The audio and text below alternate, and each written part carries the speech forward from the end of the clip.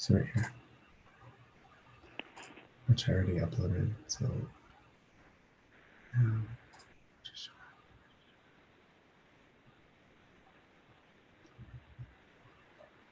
now the second thing is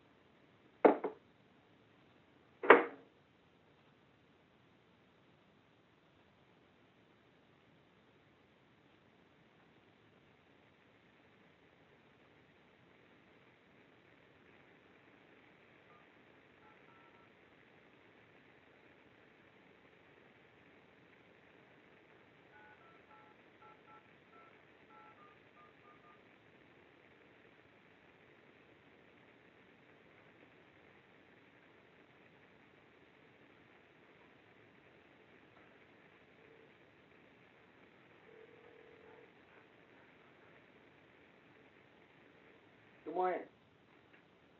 Andy, I'm here at the house. Getting ready to leave. What's up?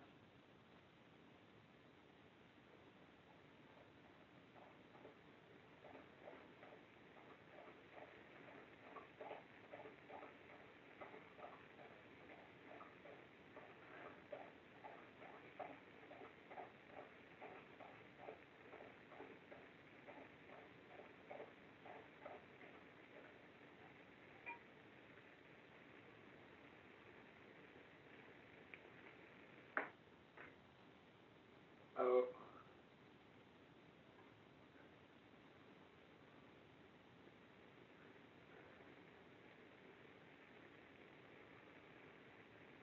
I guess we could. Are you there at Winter Rock? Can you go over there and see what they're talking about? I'm getting messages from Brent James about State Hospital.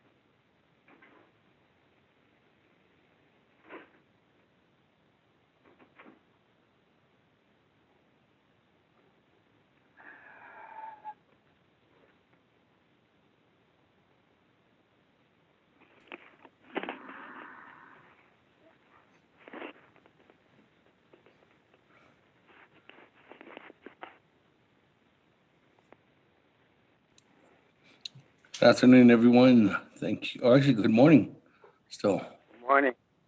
Morning, Malona. Good morning. Morning, Vice Chair Walker. Let's, right now, 1, 2, 3, 4, 5, 6, 7, 8. I have 8 delegates, 9 plus myself on the line. Let's wait a little bit longer so we can go ahead and get that roll call going, and then we can go ahead and continue. We are having some issues with the way that Zoom is working here in Winter Rock, just because of how slow it is, or the internet might be going in and out. So bear with us, colleagues.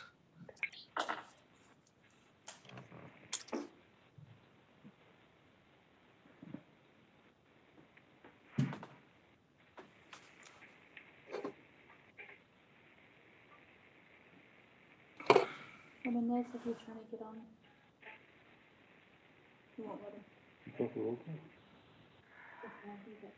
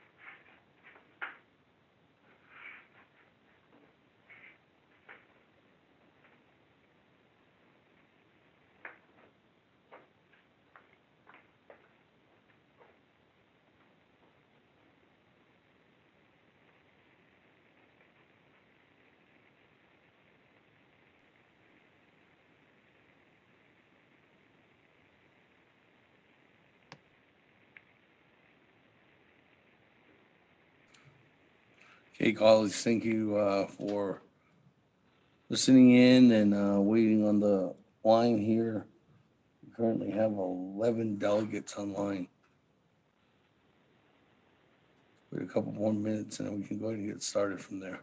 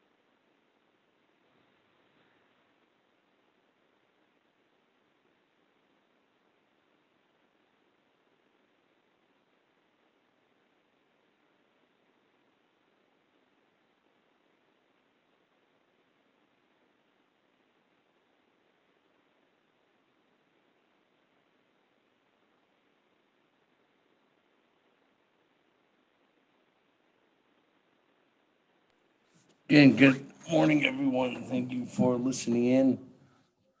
Thank you for calling in. It looks like we have 11 delegates on the line right now. We're waiting for a couple more so we can go ahead and call this meeting to order. It's a special Navajo Nation Council session. We did have a petition for legislation 0216-20 for us to consider that legislation.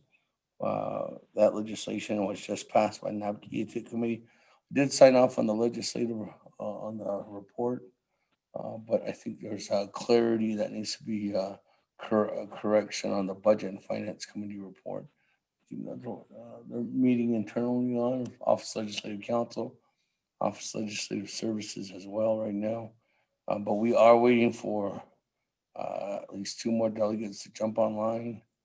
Then we can go ahead and go from there to make sure we got a roll call and continue on down. Good morning to everyone that's listening in on the World Wide Web, through YouTube, Vimeo, or Facebook. Thank you for being with us this morning. Thank you for being part of this discussion too as well. Most importantly, thank you to all the listeners listening in on Navajo Nation Council and us and moving a lot of these different policies, issues, and appropriations in this case, or a not a carryover, but actually an extension, lapse extension on today's agenda for the Veterans Trust Fund dollars for our Navajo Nation veterans. Looks like we got a couple more individuals on the line. Let's try to see if we got a roll call right now. So we'll go ahead and call this meeting to order. This is a proposed. Are we good on the? We're recording, right? We good with that? Let's go ahead. We have a proposed agenda, the 24th Navajo Nation Council special session via teleconference. Today's date is September 30th, 2020. The time now is 10:32 a.m. I'm here in Window Rock, Arizona on the Navajo Nation. I have my colleagues, the 24th Navajo Nation Council here across the Navajo Nation. Thank you for being here with us. Presiding is by myself, Seth David Speaker, 24th Navajo Nation Council. Let me go ahead and go over to Ms. Marine and get this roll call. Sorry, or to do a roll call. Okay. First roll. Honorable Elmer Begay. Honorable Keon Begay Jr. Delegate Callen is present. Thank you. Honorable Keon Begay Jr. is present. Honorable Paul Begay. Delegate Paul Begay is present. Honorable Paul Begay is present. Honorable Nathaniel Brown. Honorable Eugenia Charles Newton. Charles Newton is present from Shiprock, New Mexico. Honorable Eugenia Charles Newton is present. Honorable Amber Canalsbach Crotty. Yat Ashad. Delegate Amber Camasbach Crotty is calling in from Sheep Springs, Navajo Nation. Thank you. Honorable Amber Canalsbach Crotty is present. Honorable Seth Thaman. Present. Honorable Seth Thaman is present. Honorable Herman M. Daniels Jr.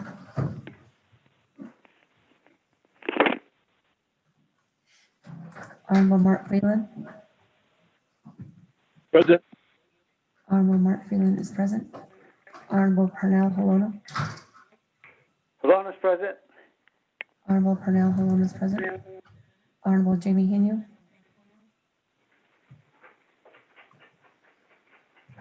Honorable Vince James. Delegate James present. Thank you. Honorable Vince James is present. Honorable Rick Nez. Delegate Rick Nez is present. Honorable Rick Nez is present. Honorable Carl Slater.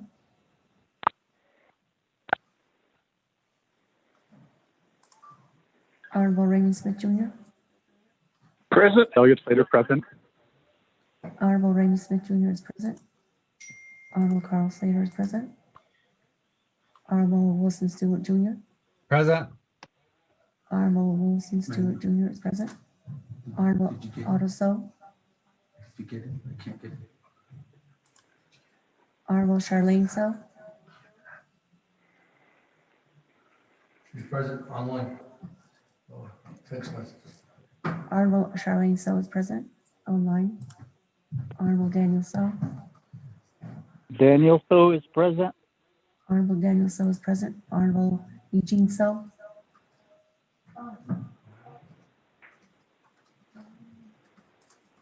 Honorable Thomas Walker Jr. Thomas Walker is present. Honorable Thomas Walker Jr. is present. Honorable Edison Winica. Here. Honorable Edison Winica is present. Honorable Edwin Yazzie. Honorable Jimmy Yellowhair. Yellowhair is present. Good morning.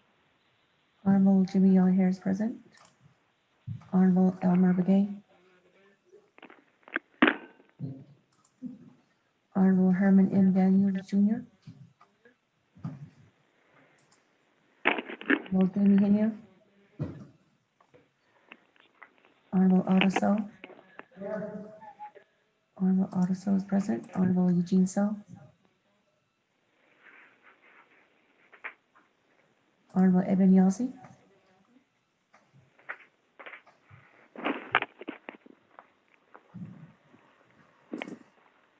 Mr. Speaker, with 19 members present.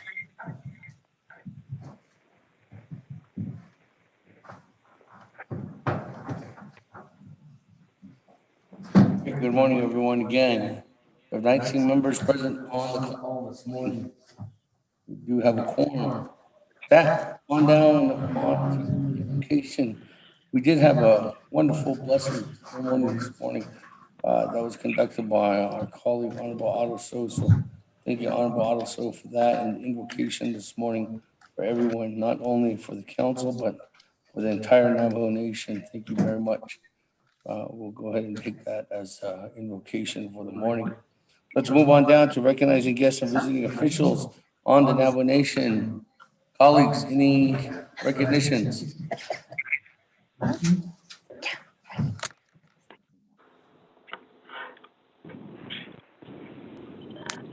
Speaker Freeland. Honorable Freeland, good morning. Good morning, Speaker. I just want to say good morning to all of my chapters in Eastern Navajo Agency as well, and all of our people, our beloved Navajo people listening in this morning. Good morning, and God bless each and every one of you, and stay safe, Shanta, your families as well, and everyone that's listening. Good morning, Crown Point, Nandishkir, Te Ai, Vicente, White Rock, Lake Valley, Herfino, Naiza. Good morning. Thank you, Chair. Speaker. Speaker Damon, this is Delicate. Good morning, Madam Chair. Amber Crotty, go ahead. Yes, thank you, Speaker. Good morning, Ahia, for the prayer. And to my colleagues, all of the relatives on the line, I would like to recognize our veterans who are calling in and providing valuable insight. I want to appreciate their time and dedication for their Navajo Nation Trust Fund dollars. Thank you, Speaker. And one more thing, Speaker, if staff can help the council, it sounds like we lost the head of the EMS. If we can reach out to the program and see how the council can be part of that comfort and healing. Thank you, Speaker. Okay, thank you. Chair Amber Crotty. Staff, look into that. Moving on down. The other recognized Speaker, this is guests, Elmer. visiting officials. Speaker. Honorable Elmer Brigay, good morning. Hi, good morning, Speaker. Around also the Yat Engitation, the rest of the Navajo Nation Council. I just wanted to know that I have a grazing official here at Dalcon listening in, and then also the Tisto chapter president is Elmer Clark, and the other one is Mini Goats. So they're listening in too. Area, just want to recognize them. All right, good morning, everyone. Yeah. All right, moving on down. Any other recognized guests or visiting officials? This is Inyo. Chile. Oh, good morning, Chairman Hino. Good morning, it's Chile, Speaker Damon. Ashland Dot, 24th Navajo Nation Council. Are we making announcements or just recognizing? Just recognizing guests and visiting officials. Announcements are at the end of the meeting, Chairman Hino. Okay, I'll wait till at the end to make the announcement. I can't announce it today. Thank you for the time. All right. Moving on down, colleagues, to item number. There's no other recognizing guests or visiting officials. We can move on to item number 3, review and adopt the agenda. That, colleagues, is, Mr. Platero, if you could read into the record. Mr. Speaker, members of the council, proposed agenda 24th Navajo Nation Council special session via teleconference, September 30, 2020, Window Rock, Navajo Nation, Arizona. Presiding Honorable Seth Damon, Speaker, 24th Navajo Nation Council. 1, call meeting to order, roll call, invocation. 2, recognize guests and visiting officials of the Navajo Nation. Hold on. Ms. Khan, you're on the line. Can you please mute your phone? Thank you.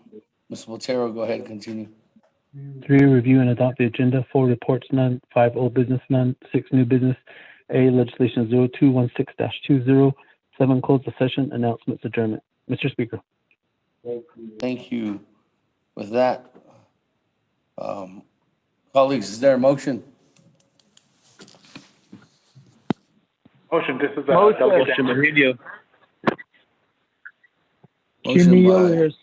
by Chairman Hinu. Second, Honorable Jimmy Yellen.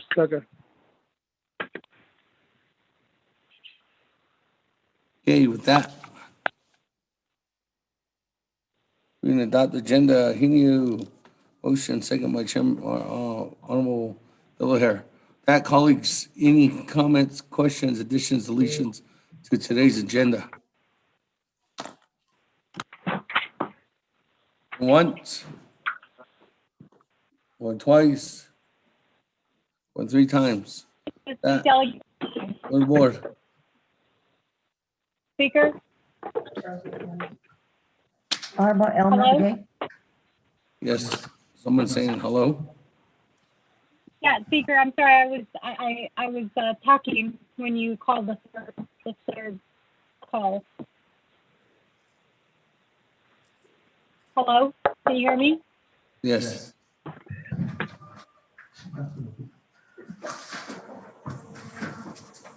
You have Speaker, a I question? just want to verify. Privilege? Yeah, I do have a question about the agenda, Speaker. Okay. I just want to verify, we do have legislation 0216-20 as being the only legislation on the point. I know that we just got done with the vote at Nalbekia to get everything is set ready to go for this legislation to be heard today. Is that correct? Yes.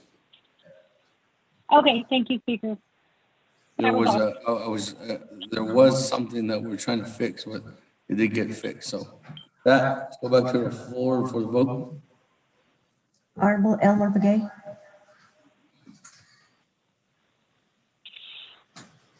Honorable K. Allen Begay Jr. Delegate Calvin votes green. Honorable K. Allen Begay Jr. votes green. Honorable Paul Begay. Delegate Paul Begay votes green. Honorable Paul Begay votes green. Honorable Nathaniel Brown. Delegate Brown votes green. Yeah. Honorable Nathaniel Brown votes green. Honorable Eugenia Charles Newton. Charles Newton votes green. Honorable Eugenia Charles Newton votes green. Honorable Amber Canals Crotty.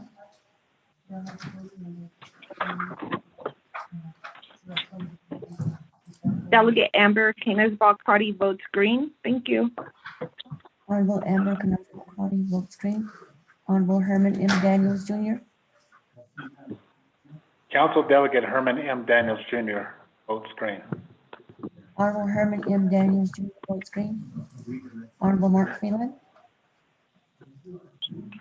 Freeland votes green. Thank you. So Honorable you're here. Mark Phelan votes green. Honorable Pernell So you're here. Malora. We're doing a roll call. Here, Eugene, so, thank you. Honorable Pernell Malora. Honorable Jamie. Amy votes green. Honorable Jamie Henry votes green. Honorable Vince James. They're voting for. Sanders, I see. Delegate James votes green. Thank you. Honorable Vince James votes green. Honorable Rick Nez. Delegate Rick Nez votes green. Honorable Rick Nez votes green. Honorable Carl Slater. Delegate Slater green. Honorable Carl Slater votes green. Honorable Raymond Smith Jr. Green. Honorable Raymond Smith Jr. votes green. Honorable Wilson Stewart Jr. Green. Honorable Wilson Stewart Jr. votes green. Honorable Otto So. Honorable Otto So votes green. Honorable Charlene So.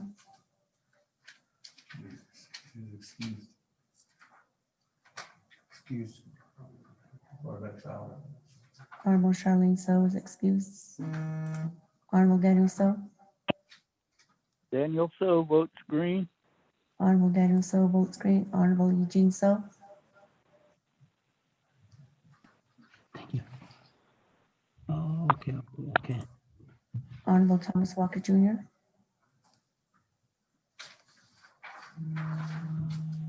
Honorable Edison Winica. Here. Honorable Edison Winica votes green. Honorable Edwin Yazzie.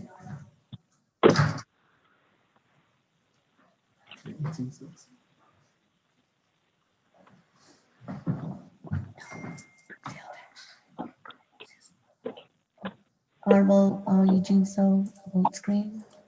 Honorable Edwin Yazzie. Honorable Jimmy O'Hare. Good morning. Yep. Delegate Yellow here votes green. Honorable Jimmy O'Hare votes green. Honorable Elmer Begay. Elmer Begay votes green. Honorable Elmer Begay votes green. Honorable Pernell Halona. Honorable Thomas Walker Jr. Honorable Evan Yazzie.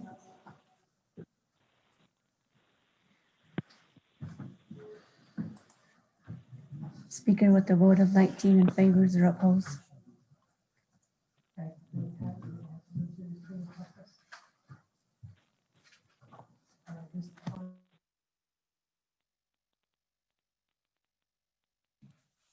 That 19 in favor, 0 opposed.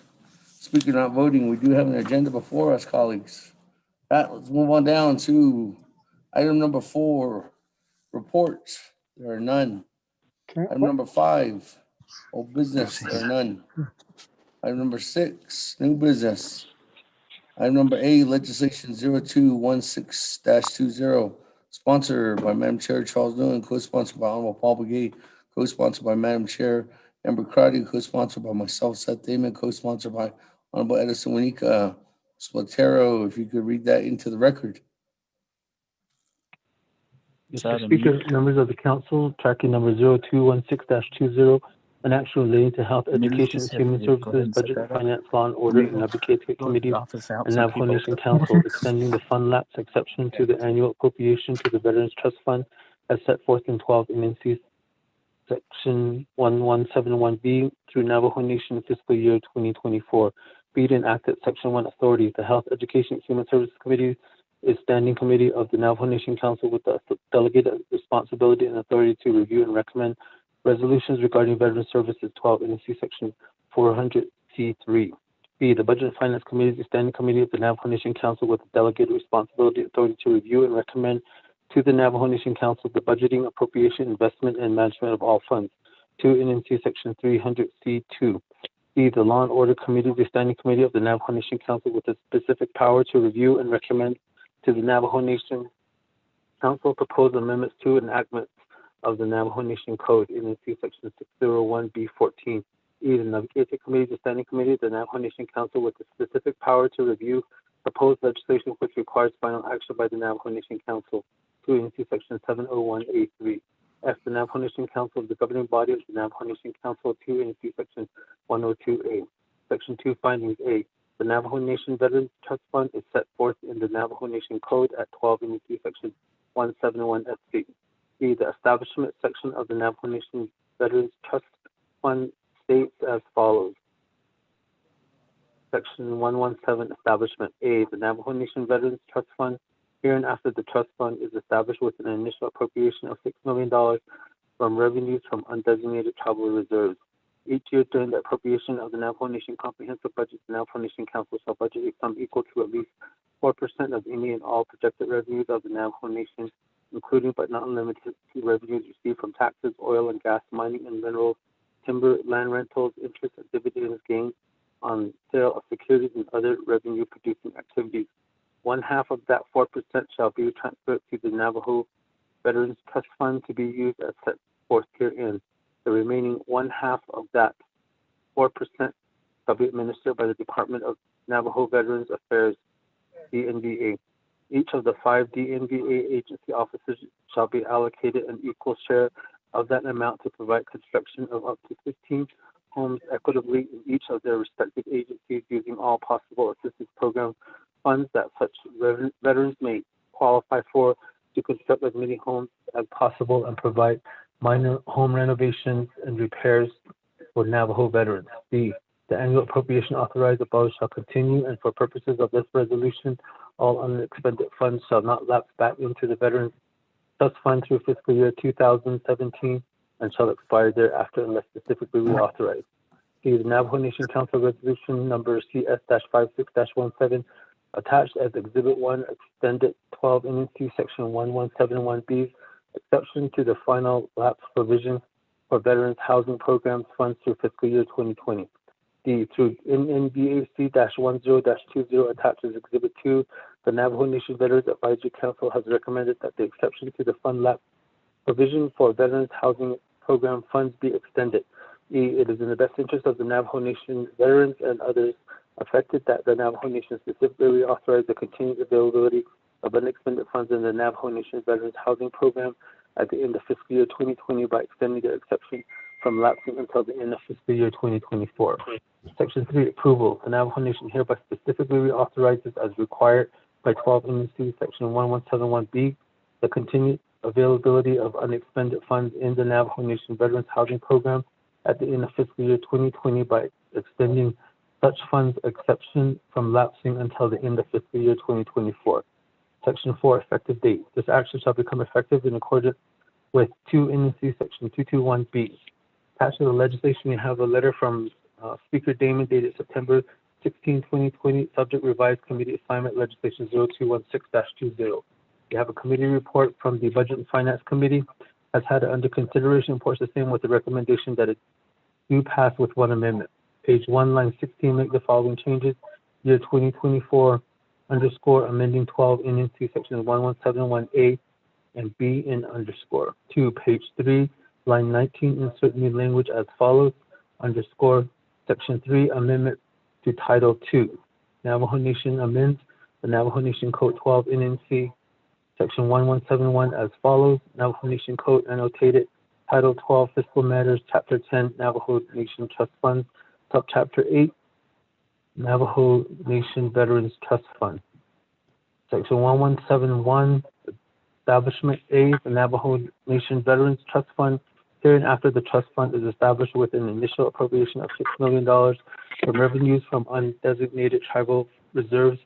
Each year during the appropriation of the Navajo Nation Comprehensive Budget, the Navajo Nation Council shall budget a sum equal to at least 4% of any and all projected revenues of the Navajo Nation, including but not limited to revenues received from taxes, oil and gas, mining and minerals, timber, land rentals, interest and dividends, gain on sale of securities and other revenue-producing activities. 1/2 of that 4% shall be transferred to the Navajo Veterans Trust Fund to be used as set forth herein. The remaining 1/2 of that 4% shall be administered by the Department of Navajo Veterans Affairs, DNVA. Each of the 5 DNVA agency offices shall be allocated equal share of that amount to provide construction of up to 15 homes equitably in each of their respective agencies, using all possible assistance program funds that such veterans may qualify for to construct as many homes as possible and provide minor home renovations and repairs for Navajo veterans. Navajo veterans may be eligible to use veteran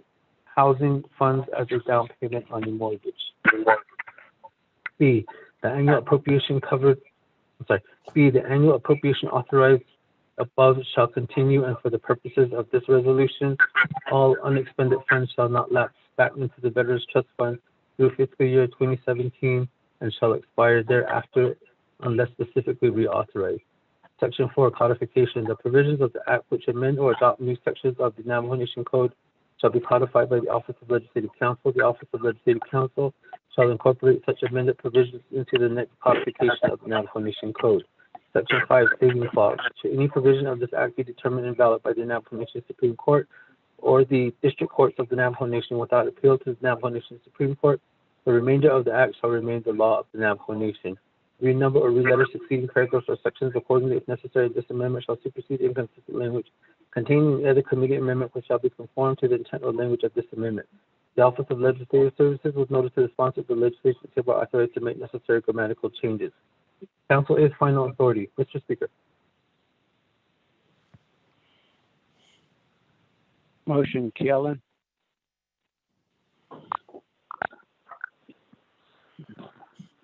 Second, that was Second, across.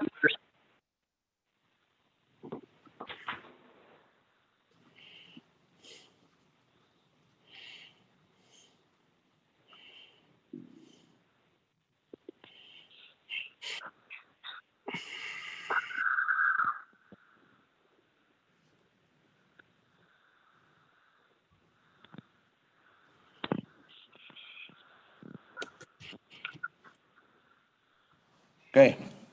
That motion by Honorable Keon Begay, second, Honorable Paul Begay. That, colleagues, any comments, questions? So we have some on the board and to go over to Madam Chair Charles Newman. 20 minutes. Thank you, Speaker Damish, Toledo, colleagues.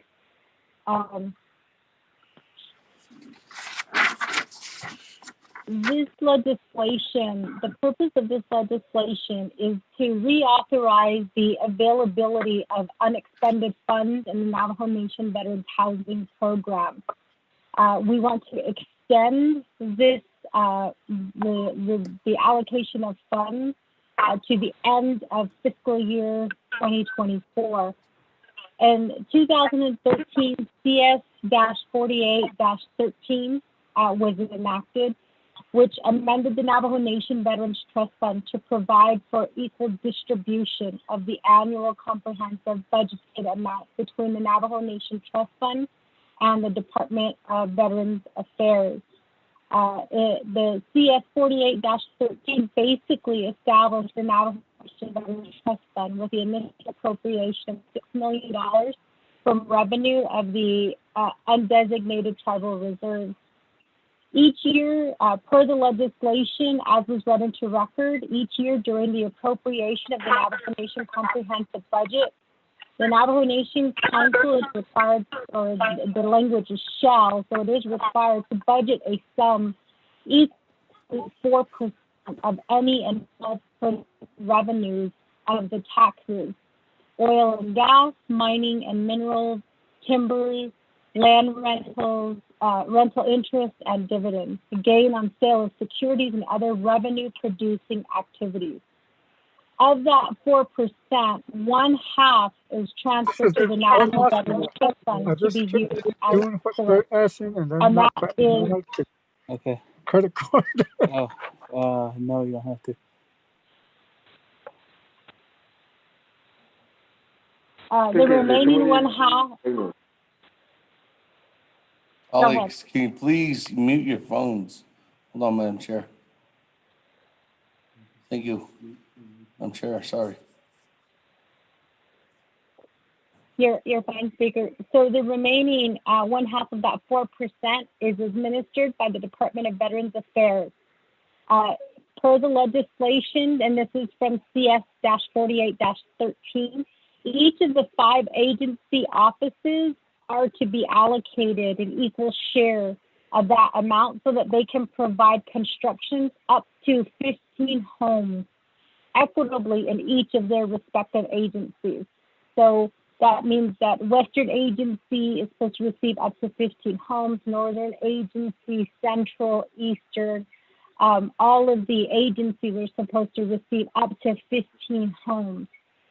In addition to that, that money could also be used to not only construct homes, but also assist with minor home renovations and repairs for Navajo veterans. So that was the CS-48-13. And then in 2017, CS-56-17 reauthorized the continued availability of the expended funds in the Navajo Nation Veterans Housing Program, and it didn't lapse. So the deadline for this legislation is September 30th, which is today. So it does have to be sent over.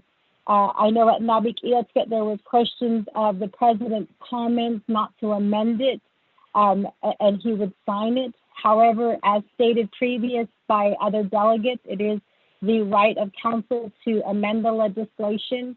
And there were some really good questions that came up at Nabikiatsket, and I'm expecting that there will be some amendments to this reauthorization if it does proceed forward.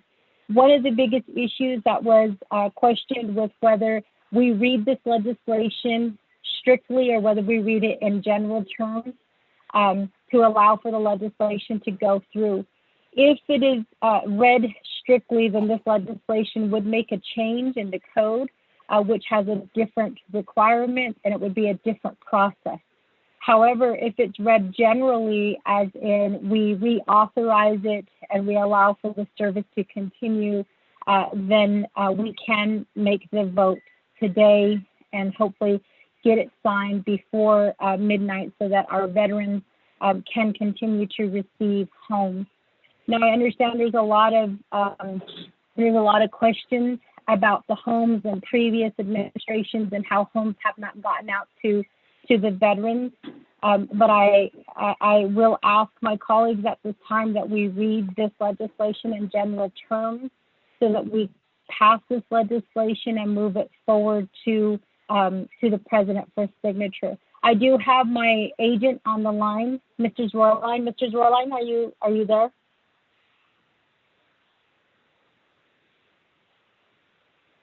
Mr. Zwerlein, to unmute yourself, you do *6.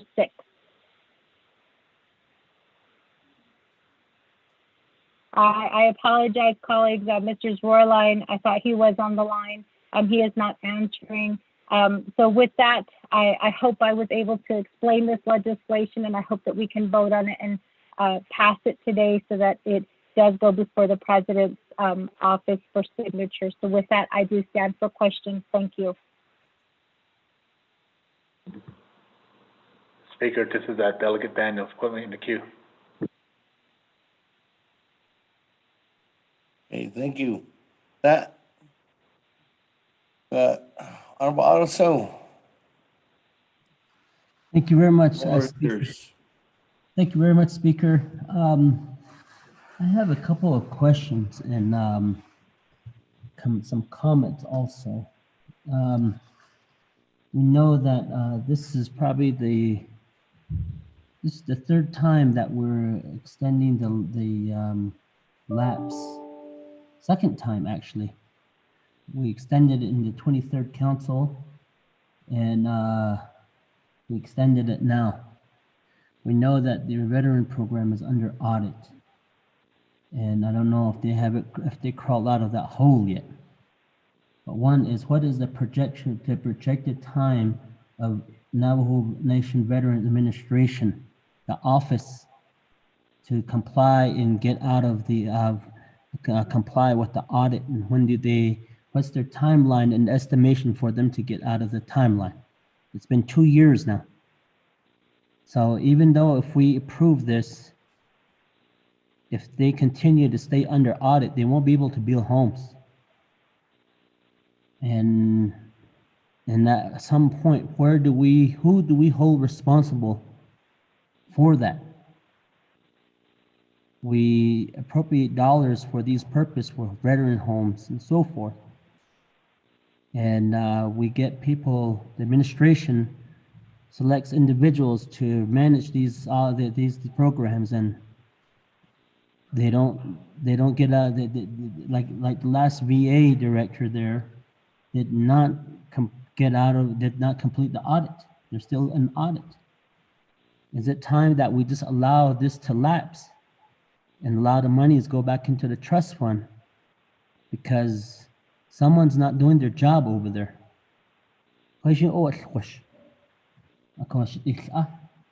Maybe it's a good thing that we go ahead and just allow it to lapse and make it a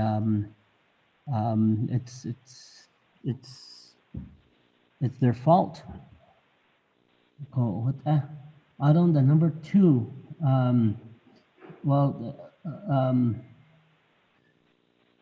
What about contracting?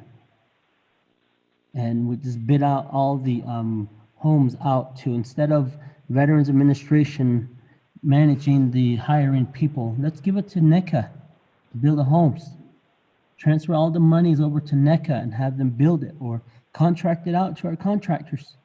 That way, Navajo Veterans Administration will not be able to be part of the of slowing the process down of building these homes for the veterans. Related to this issue, we do support housing for veterans, but right now that these funds are poorly managed, and this management is done under the executive branch, and it really baffles me that they continue to do this. Okay, reserve my time.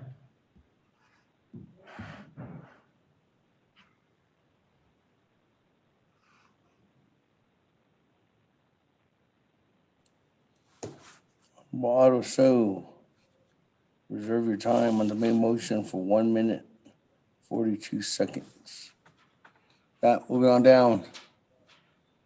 Chairman Yazzie.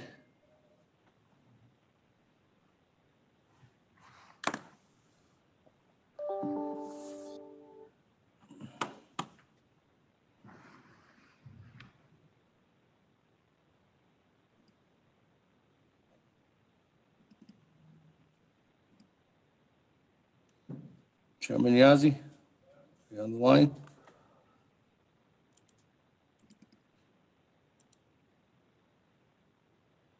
Chairman Yazzie, if you're on mute, *6.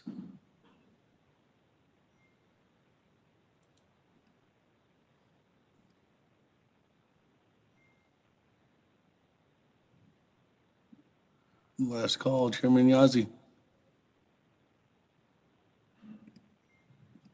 Okay, with that, moving on down.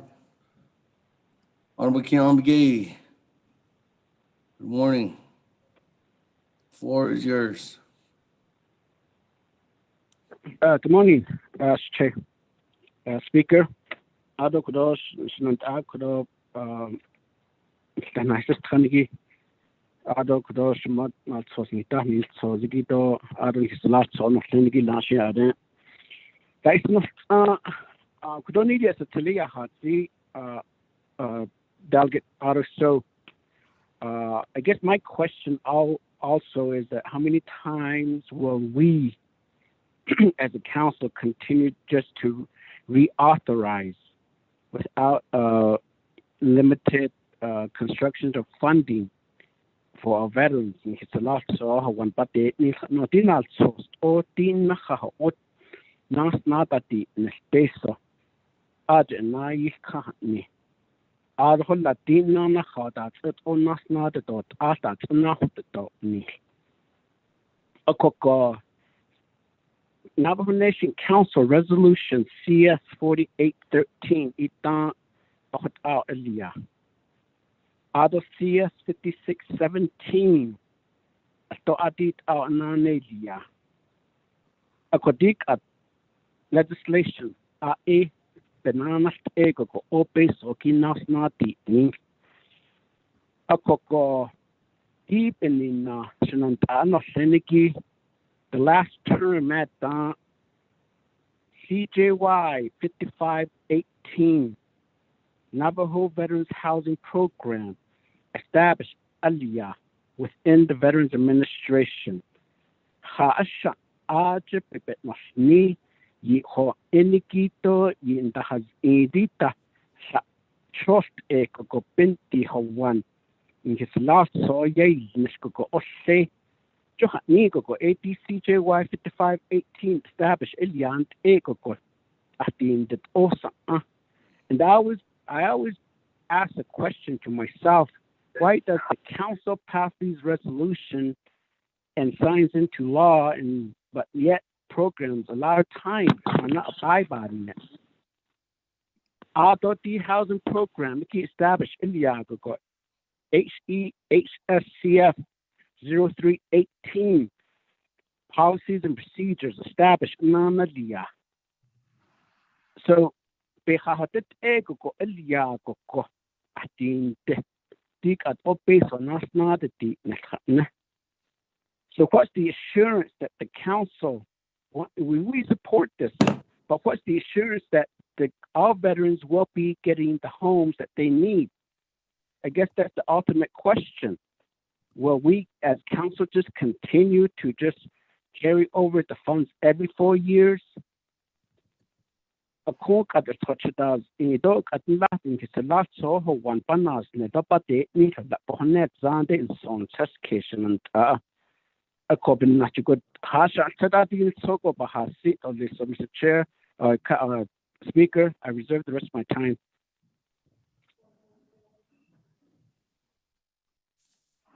That, I'm beginning 1 minute, 44 seconds.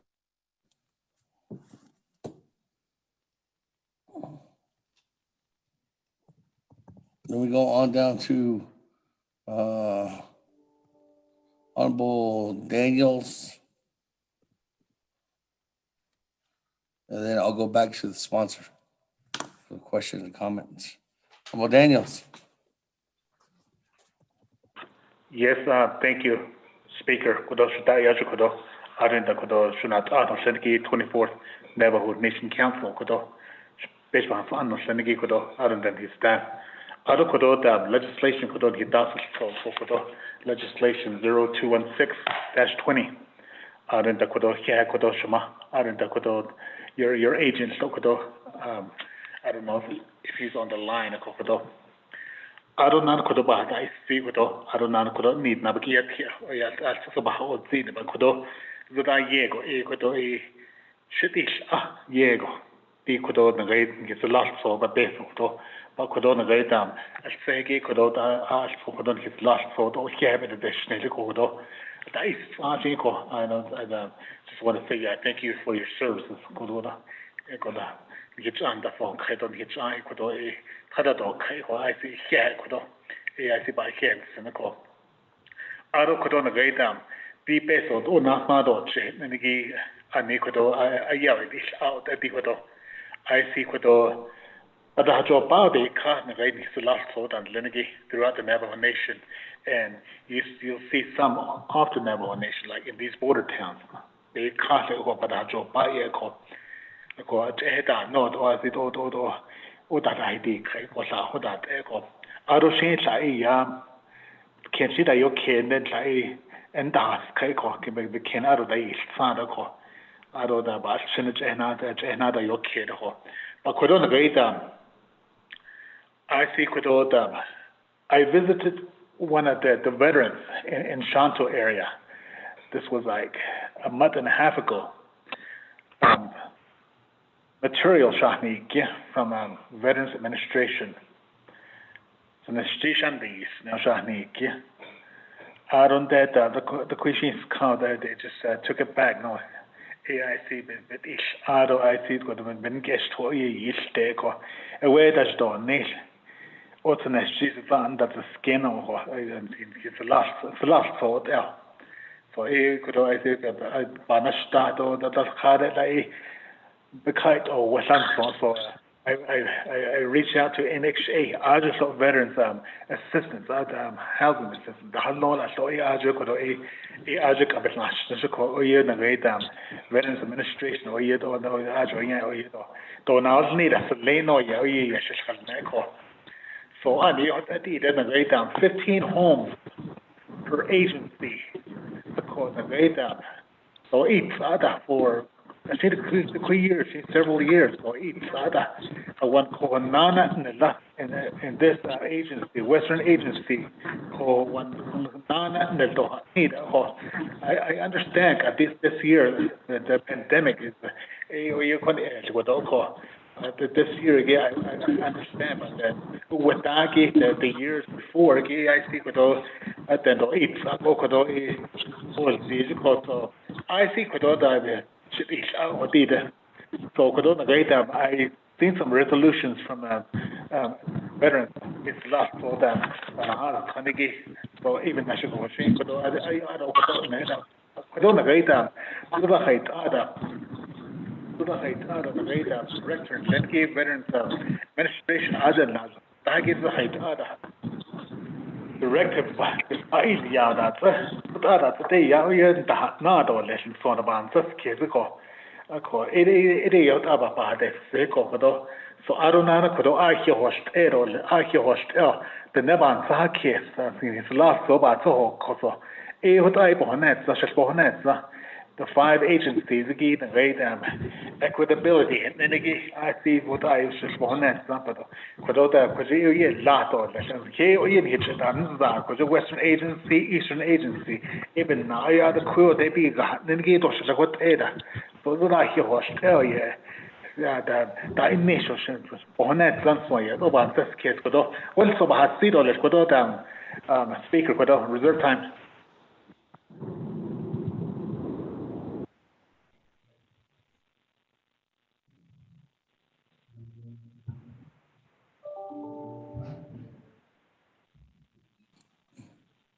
Honorable Daniels, 30 seconds.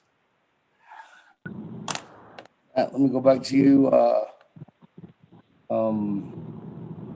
The sponsor. Questions. Thank you, fellow Chair. Speaker Damon. Yes, so I do have my agent on the line. He was having some difficulties getting on the line when I had called him previously. As far as the questions posed by Honorable Otto, so I really like when he uses the expression, someone is asleep at the wheel, and that's what I wrote down here when he was talking, although he didn't say that. But with, I guess, extending this legislation, I did ask those same questions as well as a delegate, and what I came up with is, why punish our veterans when the administration is not doing the job? And I know that this council on several occasions has talked about putting Veterans Administration under legislative branch, under Nabi-Kiyetske, and I did drop legislation for that a few months back.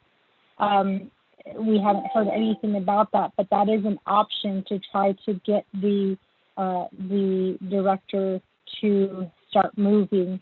But a lot of the information, it seems, is kind of falling back on the previous administration. I'm not making excuses, but it sounds like the director does have a plan in place. And I like the idea of why not just contract the work outside instead of having the Veterans Administration doing the work. I believe Mr. Warline did talk about that, and I'll turn the floor over to him. And I think that also hopefully answers the question posed by Shatsui Honorable Kialan Bigay in asking the question, why continue, what assurances does the Veterans Administration with regards to the housing, how will they get homes out to the veterans? I think that really is a primary concern for all of us delegates asking that same question, how do we get our directors to move? How do we get them to address the issues that are happening? And I think it all goes back to the director. And it goes back to all of our directors with all of the programs. Like when we start posing that questions as delegates, we start getting accused of micromanaging. We start getting accused of, going into personnel issues. So our government has become kind of stagnant in the sense that we all have notions how we should address those issues, but we're we really need to start looking at the 24th Council is to look at all of our programs and ask that question. Are things really getting done? And if they're not, I would be the first to say, then maybe we should consider finding somebody else who can do the job. So I hope that we can all work together to do that, because our Navajo people are suffering as a result of us not moving forward with trying to address these issues. And veterans is a really classic case of those questions that are coming out. So I do have Mr. Zwerline, who is on the line, who has provided some information, who has opened that door of communication, I believe, with myself and other delegates as well. So I'm going to go ahead and turn the floor over to him so he can answer this question specifically. Mr. Zwerline, are you on the line? Yes, ma'am, I am. Can you hear me? Yes, I can hear you. I'm going to go ahead and go back on mute if you want to go ahead and address the questions posed by Honorable Otto, Honorable Kialan Bigay, and also the concerns posed by Honorable Herman Daniel. Thank you. Thank you, ma'am. Good morning, Speaker and honorable delegates of the 24th Navajo Nation Council. So with the first question, the Veterans Housing Program legislation, all relevant pieces of legislation. I had spent the first couple of weeks and months occupying this seat, working on the housing program. In February, I presented options, requested amendments to the Office of Legislative Counsel. Ms. Lowell and I were working on that legislation before COVID hit. And I don't like using COVID as a scapegoat, but the fact of the matter is COVID hit and it refocused the priorities of the Navajo Nation. Again, in May, I re-engaged Office of Legislative Counsel on that legislation. Recently, July, August, September, I've been working more closely now with specifically Ms. Barbroff. So as I mentioned at the committee session earlier, she and I have revisions both for the code and the applicable programs guiding policies that if we are able to get those through in the next couple of days, they will start making their way through the various committees. I've been telling everybody, the delegates, executive branch, veterans alike, that this is imminent. That once Legislative Council and I are on the same page on the legislation, the ball goes into the court of the legislative branch. And I continue to say, I will sit down, I will come to meetings, I will do teleconferences to provide you the information necessary to be able to make informed decisions on these various pieces of legislation.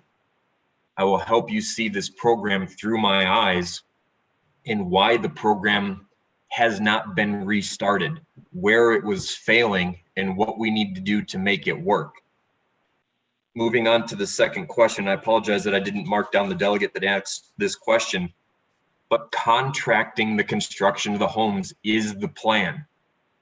But it is the interpretation of existing law that we cannot contract out the construction of the homes. We want to do that. We do not want the Veterans Administration to be doing self-performance on these homes. I believe the question was from Delegate Kealan Begay. How many times is this funding going to be authorized? I would answer that question with maybe a rhetorical question. Do we have a requirement to put a deadline on the funding? Instead of saying this fund expires again in 4 years, can we say that this fund shall not lapse, period? And then that eliminates the requirement of having to worry about the fund lapsing. When we get hung up on things like this, I mean, granted, we're good for the next 4 years, but right now we're hung up on the funding extension when we should be worrying about the legislation to actually fix the program. But this part right here, the funding extension, is step one. Without the extension of the funding, there is no program. So then we move on. And if we don't ever have to worry about it again, all the more better. But in 4 years, the money that's sitting in these accounts should be dwindled down to what is allocated at the beginning of each fiscal year. We should be on top of an operational program that will not have us trying to carry over tens of millions of dollars, but just millions. That is the initial appropriation at the beginning of a fiscal year. The new program guidelines, modifications to CS 4813, that's coming down the line. Additional modifications.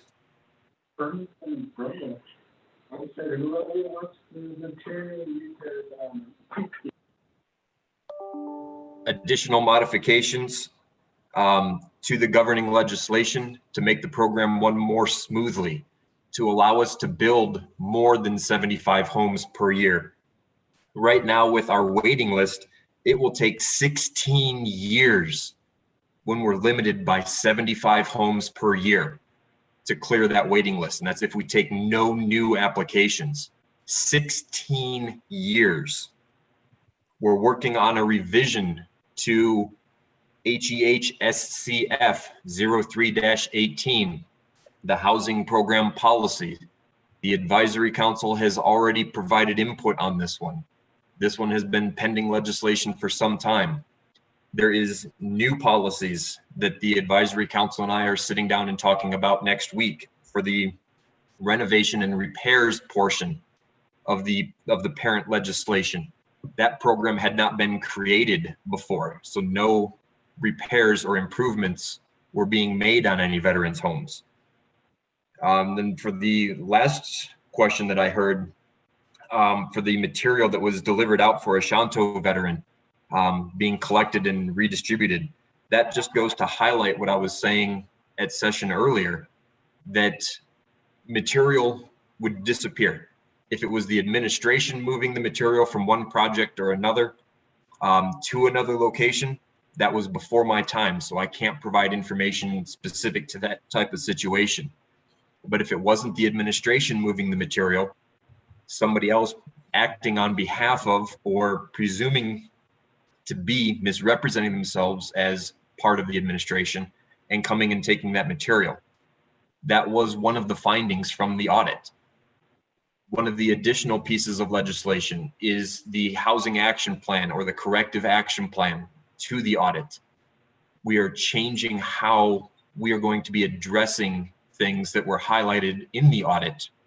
We're doing it through the legislation so that when we implement a plan that is different than what was submitted in response to the Auditor General's report, then it doesn't come back as a finding on us for not following that corrective action plan. So there's a lot of items that you should be seeing come across your various committees. Hopefully, and I'm crossing my fingers, and hopefully Dana's listening to me, that I'm going to be meeting with her tomorrow for schedule permits, and there will be no fewer than 5 different pieces of legislation for the Veterans Housing Program coming down the line, hopefully in the next week or two. So imminently, we are about to fix this program. And then as far as the consistency, the responsible individual for this program, since this auditor's report, there have been 5 different directors, including myself. So that's in the last 3 years, 5 different individuals, some of whom had an idea what to do with this program, others who didn't. And the lack of consistency means that there's no single person that's driving this bus. And every time it changed over, the new bus driver decides we're going to go in a different direction. So hopefully now with this, with the amount of visibility that this has, with the amount of education we're trying to put out there, we get everybody on the same page between the legislative, the executive, and the veteran population so that we can get this thing moving. Everybody wants this moving, myself included. And I think we're all on the same page in that as soon as we can get these legislations done, we expect to be able to start breaking ground on these veterans' homes. So that's all that I had on my list for questions. Mr. Speaker, Madam Chair, I will remain on the line for more questions. Thank you. Thank you. That, let me go back. Is Chairman Yazzie back on the line?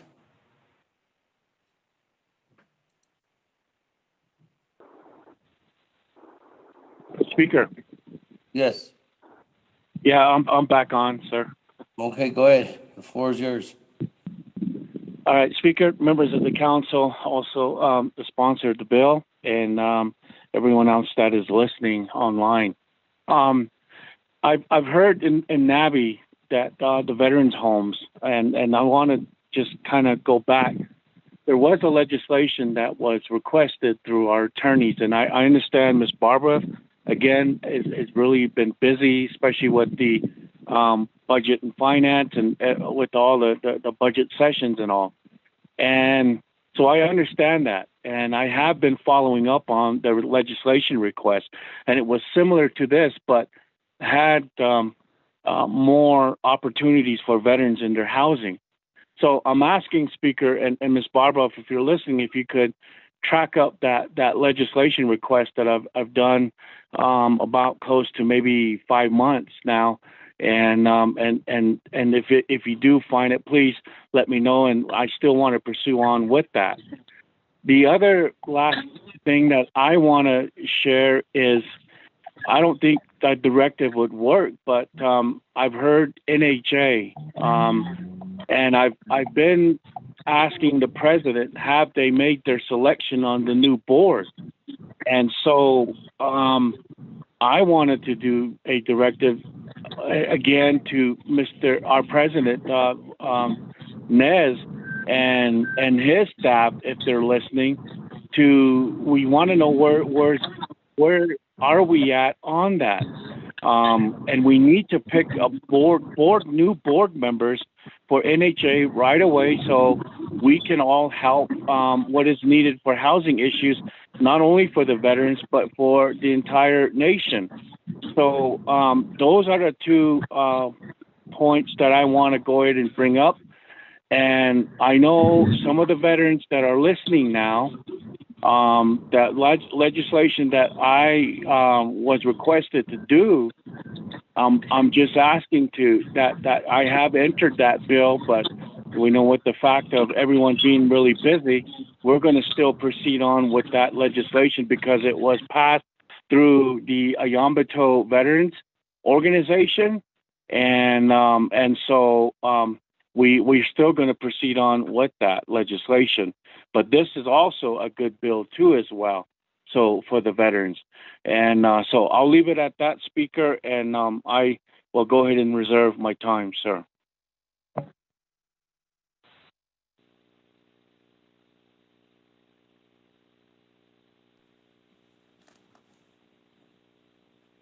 Hazi, 2 minutes and 20 seconds. Move on down. Honorable Elmer Begay.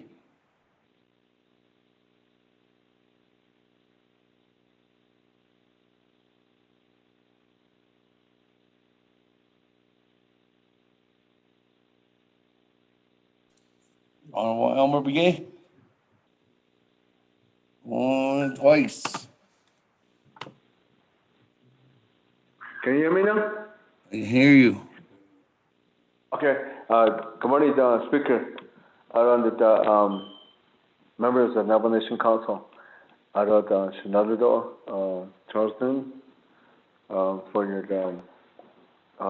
legislation, Kiado, Shinalado. Around people that are on the line listening to Yat conditions, and then all the veterans are on the line. So Yat conditions. Around my question here is that I know that veterans funding for so many years that I could remember it's always people promising with homes that they can be built, and before that I used to know that there will be no fundings. It's really hard to get fundings, but today, for the past 2 years, there's fundings available, but no homes are being built. Today, I was listening again to how we can these homes should be built, and I'm here. That I have some relatives that are contractors outside the reservation, and some of them are back on the reservation. They're home builders. They're contractors. They became the general contractors too. So as far as I know, that they can build homes, 2 to 3 bedrooms, within about over a month. They can build it. And right now, that I was wondering why we don't utilize the Navajo business owners, contractors, to build these homes for these people. I think if you have a plan right now, I'm waiting to see in this legislation is that how many people are being selected and how many bedroom homes are they listed, and how long is it going to take? And by 2 months, 3 months, 6 months, half a year, I wanted to see how many homes is going to be built. And that's what you call, I would see that's what you call a plan. And how much money is going to be spent, how much it's going to cost to do that. So I never seen these kind of plans from even the Division of Community Development, how many homes are going to be built. And what phase are they going to be going by? What's the first phase, second phase? I mean, these contractors that I know, they're bidding out, and then they already say that that once once they got selected for being a contractor, they started. I already seen that they're getting these things in line, and they go by schedules, and they have to meet those, and then to do that they have to go by schedules. So it seems like right now, that I haven't seen that in this legislation. So people, ever since I got understand veterans, what would be the most priority for these veterans is they want homes, and also that they want today understanding that they want medical attention. So I wanted to see a schedule if there's anything available. It is what I'll be asking for that, requesting that. Reserve my time, Speaker.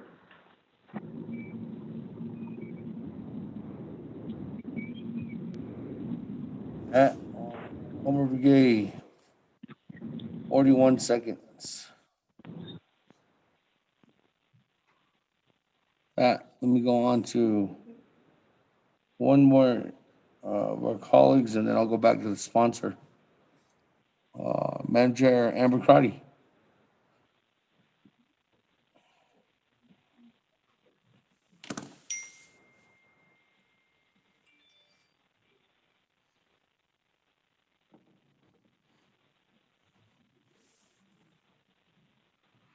Chair Amber Crotty.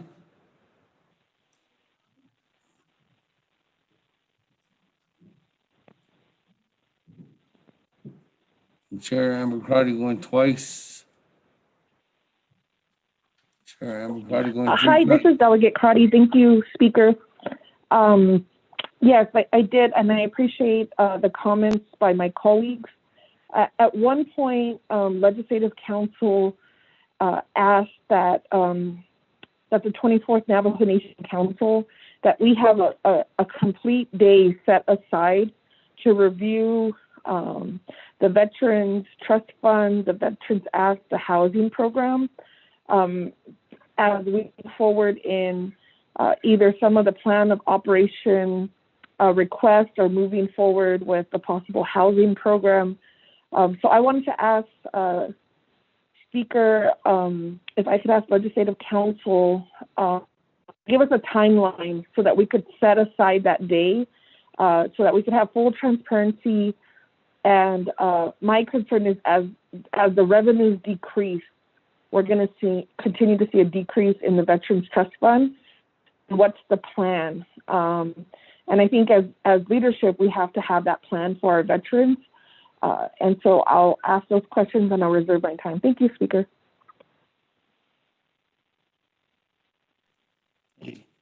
Every time at 3 minutes, 55 seconds. Go back to the sponsor. Chair Charles Newton. Thank you, Speaker Damon. I really appreciate all of the concerns raised regarding the homes that have not been built, and also, what to do about, about this situation. It's good to hear that these concerns are there, and I know that we have many veterans who are currently on the line listening because they do have a stake in the outcome of this legislation. At this point, I think that there was a lot more concerns than there were questions.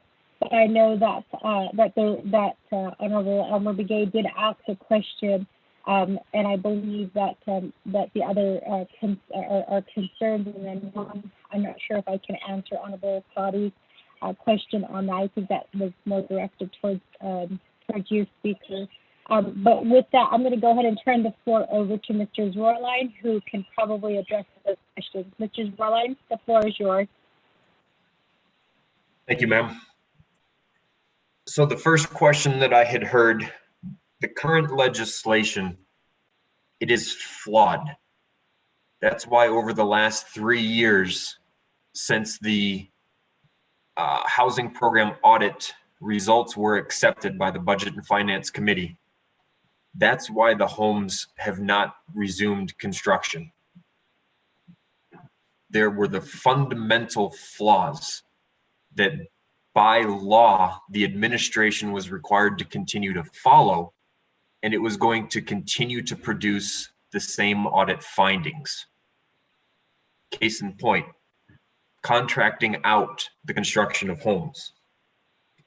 It is my understanding that it was at the end of 2018 that the Veterans Administration and the Navajo Nation entered into a 10-home construction contract with the Southwest Indian Foundation.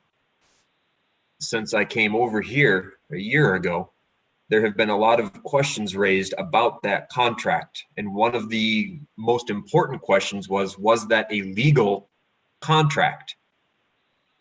And the question was answered, no, it was not. And for several reasons. It did not go through the 164 process, and it was in violation of the original legislation saying that the Veterans Administration must self-perform the work.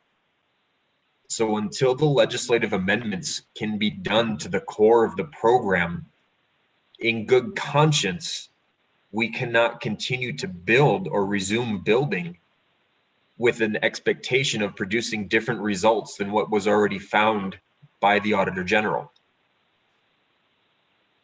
And I think it's the definition of insanity is doing the same thing over and over again, expecting different results. If we want the veterans' homes to be quality homes, we should not be self-performing. We need to contract out. If we want the veterans to have the homes repaired to a point where they are now living in safe conditions, we need to contract that out. And to be able to contract out all that work, we need the core legislation changed. As far as schedules, yes, contractors live and die by the schedule. It has been my experience as a program manager that when you accept a contractor's schedule, that you hold them to that schedule. And in most circumstances, there are provisions in that contract that they have to pay liquidated damages if they go beyond the terms outlined in that schedule, unless there are extenuating circumstances, unforeseen weather conditions. In this case right now, public health emergencies, where essential travel and essential activities would be halted or limited. We can't unfairly punish a contractor for non-performance because they had to shut down work because of COVID. To complement that, there would be bonuses that if the contractor is able to finish ahead of schedule, there would be financial incentives. But the schedules are generally developed by the contractor. They are accepted by the client. In this case, it would be by the Veterans Administration. And we have put together some very rough, and I do mean very rough schedules that with our new manufacturing concept for the entire Navajo Nation, from start to finish, a veteran's home would take 60 days or less. So when we talk about how long would it take to make 75 homes, well, if those 75 homes are being built one after the other, well, it would be 75 times 60. But we know that's not the case. Depending on the size of the contracting workforce, they have the ability to build multiple homes at the same time. So it could be reasonable to assume that with a large enough workforce, we could build 75 homes in 60 days. It is possible, but it all depends on what we put in the contract and require the contractor to perform. We have the ability, if the legislation is amended, to contract with multiple contractors, that we could have a different contractor working in 5 different agencies in 8 geographical service areas. We could even go so far as to do 110 different contracts, one for each chapter. When it comes to contracting, we're only limited again by the procurement manual. So, and of course, the availability of funds. But with the amount of funds that we have, we're going to make a sizable dent in the waiting list. So it would be possible, but I will not commit to this. It would be possible to build 75 homes before the end of this calendar year.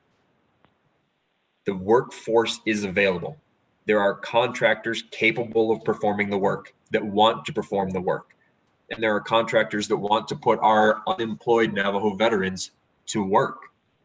And that would, I think, be the best course of action for our veterans, is to contract it out and give them job opportunities. And the last question that I had written down here was more of a comment that was made, I think it was by Madam Chair, that there were a lot of concerns expressed. And I fully agree with that. I think everybody should be concerned. Until we can actually fix this and get it running, I think we should all be very concerned, because it is the system that is failing our veterans. The system is failing our veterans. And until we can actually fix that, we will not be able to provide any of the services that our veterans deserve and that we are required to provide them. So just one more time, for everybody who is concerned, justifiably and rightly so, please be concerned. But understand that when we, from the executive branch, are coming to you in the spirit of working together to try to get things done, we do need your support.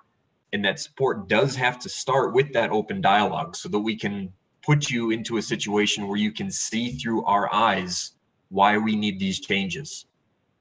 That becomes that truly collaboration. Apologize for my grammar. But that's how we get things fixed. And we're so close on this. So there's so much that could be done with just this legislation today. But as I mentioned, Dana and I are working on another legislation that will be an amendment to the code, plus amendments to other pieces of legislation and the various program policies. So there will be more opportunities to make the programs very specific towards where we want to go. But at that same time, I would also ask to keep in mind, we need to start somewhere. And if we try to make the program and the legislation the ideal, until that happens, we're still not building. So if we can pick a place to start, we can always change it and fix it and make it better as we go down the line. But we need to be able to start building. And these amendments are the way that we're going to do that. Thank you.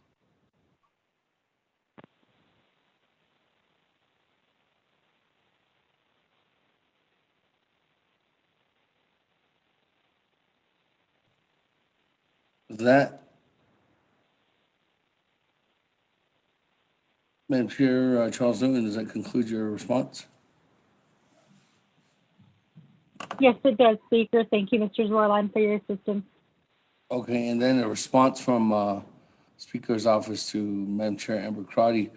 We're still gonna have to work together with Office of Legislative Services to secure a date, but we can have a work session on that for an NAPG committee within the month, within October. We're just having this, and we're having a staff meeting tomorrow morning, so we'll make sure that's on that agenda item. So with that, colleagues, I don't have anybody else on the board. Let me go back to reserve time. You are unmuted. Yeah. 1 minute and 42 seconds. Honorable Otto. Thank you very much. I guess we all support the initiative of getting housing to our veterans, and the bottleneck that the officer that happens at the office there. And I am going to vote green on this, but remember the administration has 2 years to build homes. And maybe Mr. Zurlander, if you can, let's give us some sort of goal. How many homes do you project to have completed within 1 year from this very day? Let's say September 30th, 2021. How many homes do you project to have completed? And let's hold you responsible for that. That way, as leadership delegates, we're the one that get questioned when we're out there in our constituency area. How come we haven't get my home? How come this? How come that? And a lot of these issues here rely lie within the administration to get over these hurdles that exist there. So, you know, well, how many homes do you project to complete by September 30th, 2021, even though you may not know? Give us a number so that we can hold you to that. And if you don't have those homes ready by that time, I think we need to start shopping around for another director. And how do we hold you responsible for this? Thank you. Let me go back to two individuals. Let me go have Madam Chair a response on that, and then after that, might be I want the Office of Legislative Services to also cover something too as well. So with that, Legislative Council, I mean, with that, Madam Chair. Charles Newton. Thank you, Tilla. Otto should say to Honorable Otto. So it's always good to count on your passionate arguments for the things that you advocate for. And in this case, I think that we have stated it before as delegates, and I think it is worth mentioning again that, you know, the time has come now. We are almost halfway into our 4-year term, that we need to start holding these program directors responsible. I think there's a lot of people who blame council when something is going wrong and that when things are not getting addressed. And I think now is the time that we start looking at our program directors and we ask those questions, those tough questions that have to be asked, because our people are the ones who suffer from the issues that get played out here at council. And so Mr. Zwerlein did state that the current legislation is flawed, and he stated twice that the system is failing our veterans. There are some things that council delegates can do, and I always tell people that, you know, people assume or they think that council delegates have this great big power, but we really don't. And when we try to hold our program managers responsible, again, we get accused. Even amongst ourselves, we get accused of micromanaging.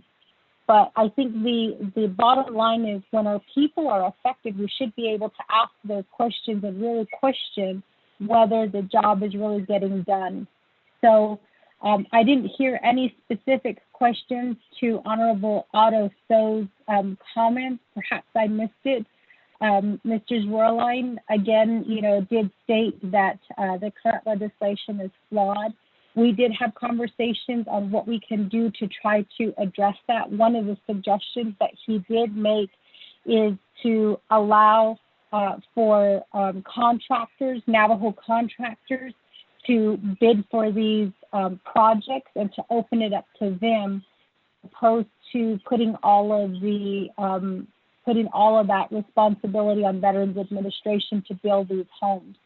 I think that is an idea that we should consider as council. It certainly would allow for Navajo people to apply for these positions, especially the veterans who do need jobs at this time. So he did offer some suggestions on where he thinks that the legislation, or where we can fix this legislation. Mr. Zwerlein, do you have anything to add to my comments? And also, if I misstated anything on your behalf, I'd like to ask you to correct me at this time, Mr. Zwerlein. Ma'am, your statements are correct. What I would like to answer to the delegate's question was, under existing law, if the system is working, I am capped at 75 homes per year. I cannot build more than that. If we take our track record on the average time it's taken us to build the homes, in the next 12 months, we would complete roughly 36 homes. It's been taking 18 months to build 75 homes. and some of those homes were not even completed to an acceptable standard. If, and let's say ideal world here, that a law were to be passed that turned the Veterans Administration loose, where you said all applicable Navajo Nation laws are waived that are placing restrictions, and I get to go hog wild, we could build 400 homes next year. That is only limited based on our funding. That's the 22.5 that we have had saved in the accounts. That's the 3 million that we're getting for FY21, and that's the 13.5 million that we're getting from NHA. We have the potential to build 400 homes in the next 12 months, but I will not promise you that I'm going to build 400. There have been conversations within the executive branch with me and a few other individuals that the perception is sometimes the Navajo Nation gets in its own way, that our laws are written with the best intent, but then they have the unintended consequences. And when it comes to the Veterans Housing Program, that's precisely what has happened to us. There are restrictions placed into those laws. When those restrictions, if removed, it makes for the freedom of action so much easier. So we have the ability to build up to 400.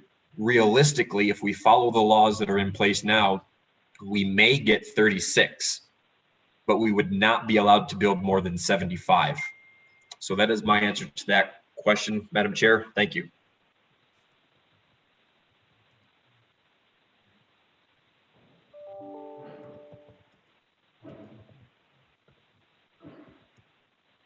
Speaker Damon? Yes, Madam Chair.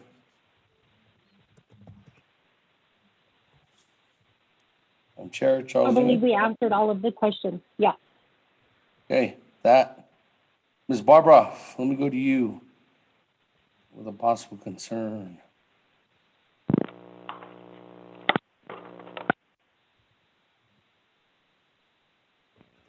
Before I go back to reserve time again. Speaker, this is Ms. Bob Roth.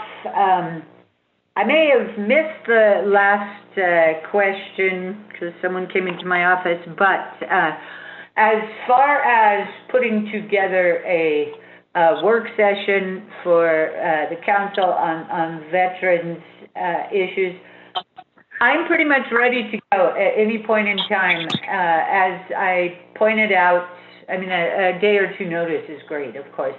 But as I suggested, I would like to structure the work session so at least the morning part of it is in executive session with just delegates and legislative staff. And so I think we can approach it that way first, and then you can, if you wish, open it up to others afterwards. So that was the first part about the work session. Can you repeat to me what the last question was? There was really no question, but it was just about the concern that was raised. I don't know if you wanted me to go over that or if you wanted yourself. Well, a concern, I'm sorry, Speaker, you're right, I should go over that. So, with further review and some questions from other delegates, there is a problem with the Budget and Finance Committee amendment. It is,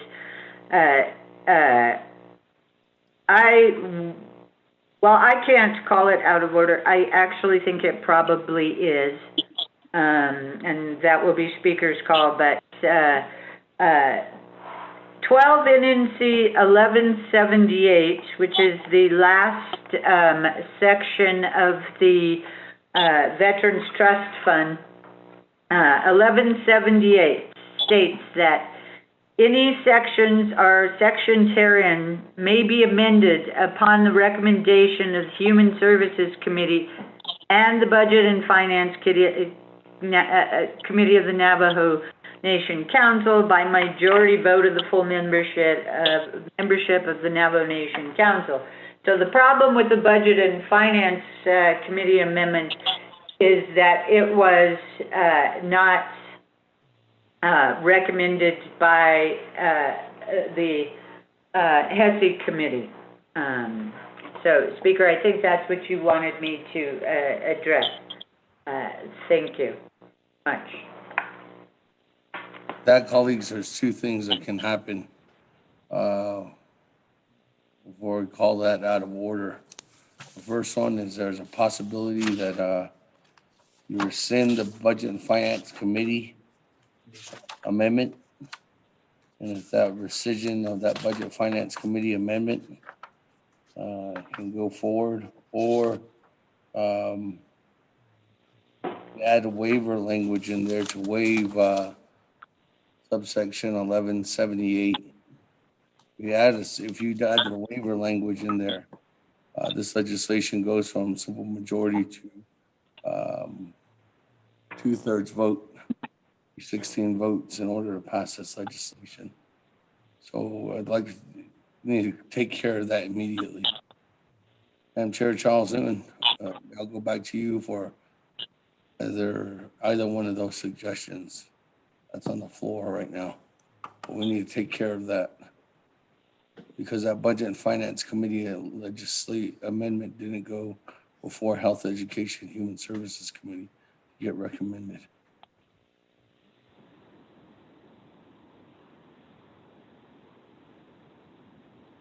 Speaker Damon, I am trying to look for the actual language on the Budget and Finance Amendment, and then also looking at 12 NNC 1178 to see what the language states there.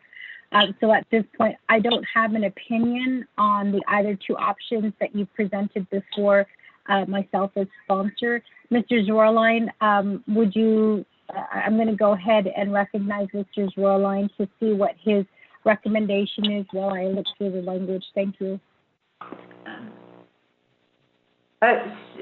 Speaker, this is Ms. Bobroff. Can I add something, please? Yeah, go ahead, Ms. Barbara. And I apologize for not mentioning this earlier, but the amendment that was made at the Budget and Finance Committee could also be made something very similar, maybe even the same, could also be made at on legislation 0225-20, which is sponsored by Delegate Halona and was posted on September 11th. So it is in the process right now. I'm just not sure if it has been assigned to a committee yet. Thank you, Speaker. Okay, great. With that, you could, Madam Chair Charles Zewin, with that information, ask for an amendment to delete the Budget and Finance Committee amendment out of there and add that on to Honorable Halona's legislation in the future as it comes down to the pipeline. Yeah, that sounds like a better option, Speaker. Thank you. The option that was just now read. There's a request to modify or a request to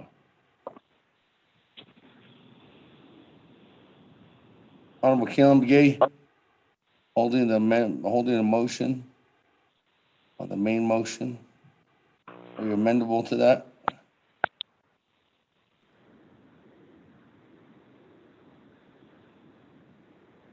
Chairman, with the motion, could that also be an amendment to the legislation? Yeah. Someone could raise it if you wanted to do that. If that's your recommendation. Chairman, if there's no objection by the council, I'm okay with it. If there is, maybe it'll be better through an amendment, Chairman. Okay, with that, Madam Chair Charles Newton, I gotta go back to you. I don't know, you're the sponsor if you want to raise that amendment. I don't have anybody else on the board.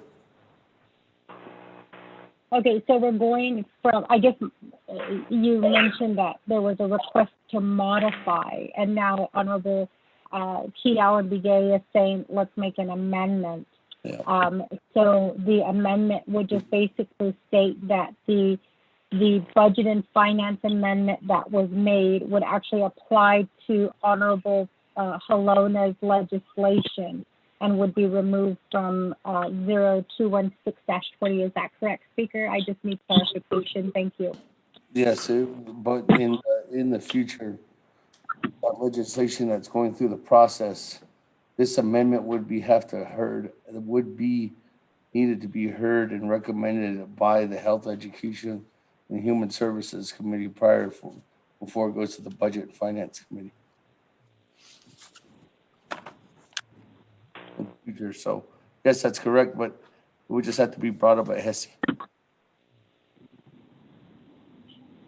Another question of clarification, Speaker. So 0216-20, that is a legislation that we will be voting on today with the amended language. Like it's not going to affect 0216-20 moving forward. Is that correct?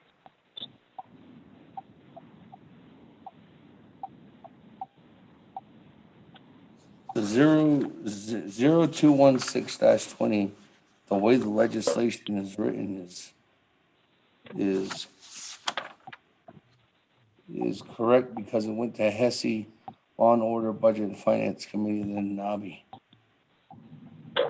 In this case, it went to HESI then.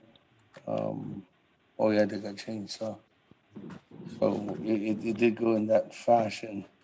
So the question then is that the only thing that's not going to be in the legislation today is that it will still be doing its job and what you're doing, but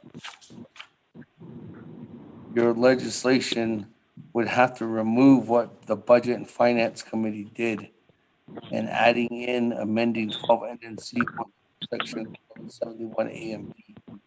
So it wouldn't have that language in there unless we send this legislation back to Health, Education, Human Services Committee. That's the only way this legislation is going to be valid, or else I'll call it out of order.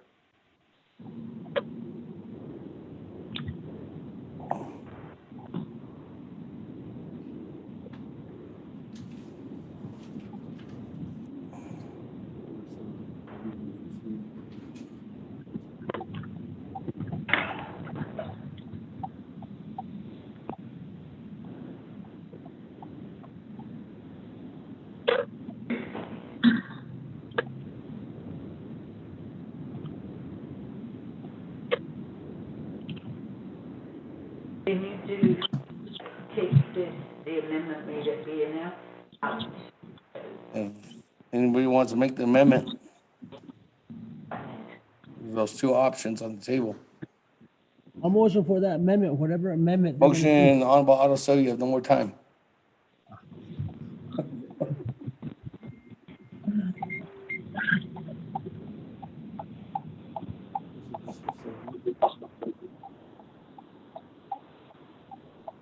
Yeah.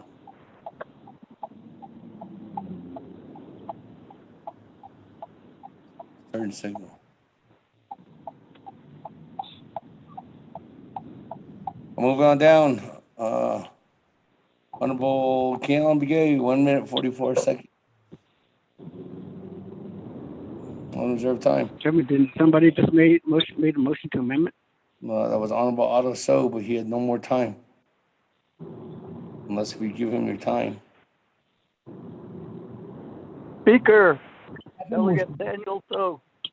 Chairman Daniel So, new player. No. Yeah, fellow Speaker, Otto, she is a sponsor of this legislation. Honorable distinguished members of the Navajo Nation Council, Mr. Squirline, Otto, all the veterans on the call. I received the text that the legislation is okay. And basically, the main aspect is Mr. Schwerlein has made some really bold and ambitious statements. And he's done that before. And I'm cautious, very cautious about all those bold statements.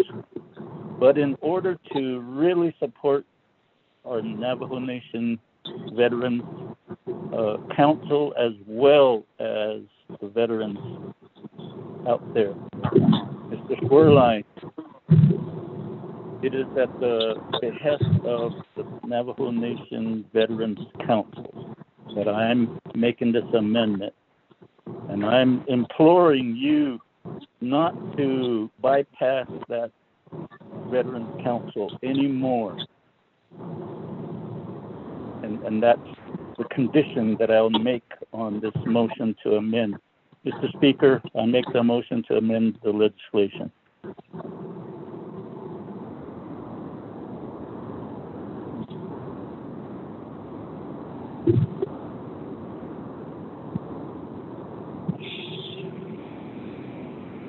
Speaker, as per the recommended language by Legislative Council.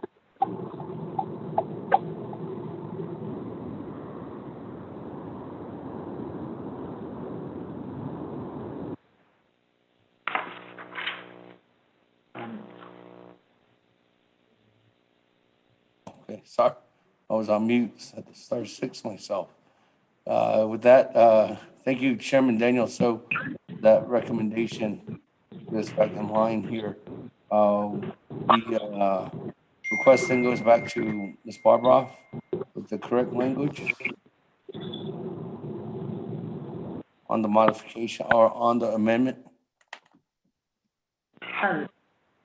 Thank you, Speaker. The amendment will be very simple. The amendment will be to delete the amendments to the legislation made by the Budget and Finance Committee on September 17th, 2020.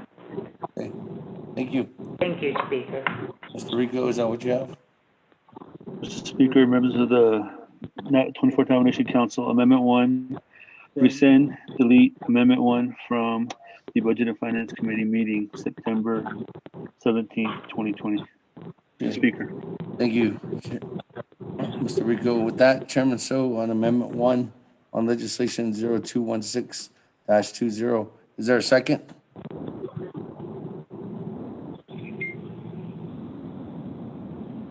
Going once.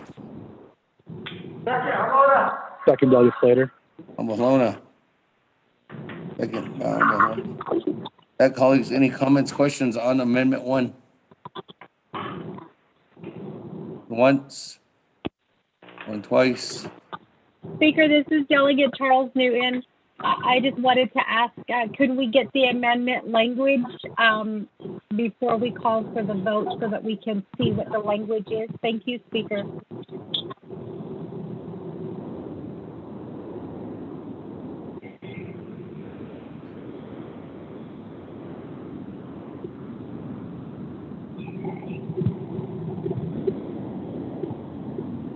Rico's emailing it out right now.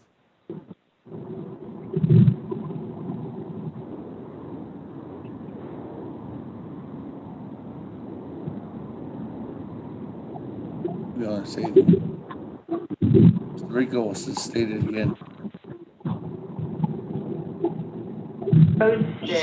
Mr. Speaker, members of the 24th Navajo Nation Council, Amendment number 1 is basically just deleting Amendment 1 from the Budget and Finance Committee. So the wording says rescind, delete Amendment 1 from the Budget and Finance Committee meeting on September 17th, 2020. Mr. Speaker.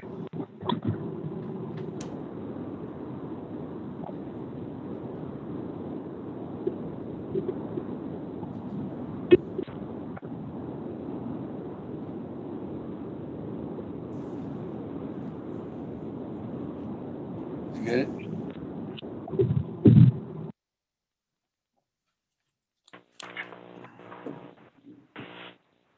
Madam Chair, have you received it?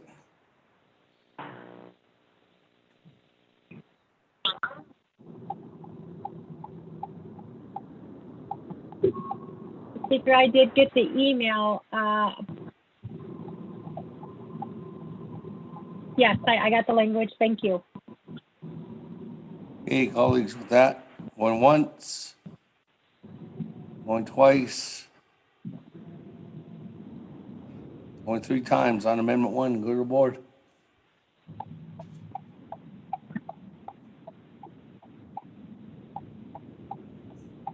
Honorable Elmer Begay.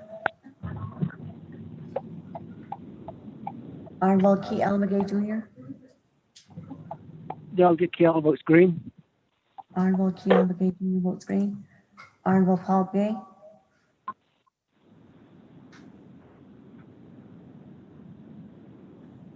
Honorable Nathaniel Brown. Honorable Eugenia Charles Newton. Charles Newton votes green. Honorable Eugenia Charles Newton votes green. Honorable Amber Knazbot Crotty. Delegate Amber Knazbot votes green. Thank you. Honorable Amber Knazbot Crotty votes green. Honorable Herman M. Daniels Jr. Green. Honorable Herman M. Daniels Jr. votes green. Honorable Mark Freeland. Green. Honorable Mark Freeland votes green. Honorable Cornell Helona. You are muted. Honorable Pernell Helona. Honorable Jamie Hinu. Hello votes green. India votes green. Honorable Jamie Hinu votes green. Honorable Vince James. Honorable Vince James votes green. Honorable Rick Ness. Delegate Rick Nez votes green. Honorable Rick Ness votes green. Honorable Carl Slater. Delegate Slater green. Honorable Carl Slater votes green. Honorable Raymond Smith Jr. Green. Honorable Raymond Smith Jr. votes green. Honorable Wilson Stewart Jr. Green.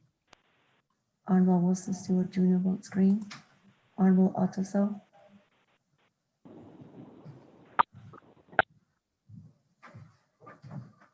Green. Honorable Ottoso votes green.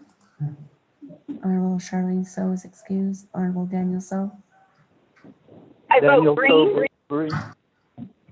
Honorable Charlene So votes green. Honorable Daniel So votes green. Honorable Eugene So is excused. Honorable Thomas Walker Jr. Thomas Walker votes green. Honorable Thomas Walker Jr. votes green. Honorable Edison Winica. Green. Honorable Edison Winica votes green. Honorable Edmund Yazzie. Green. Honorable Edmund Yazzie votes green. Honorable Jimmy Yellowhair.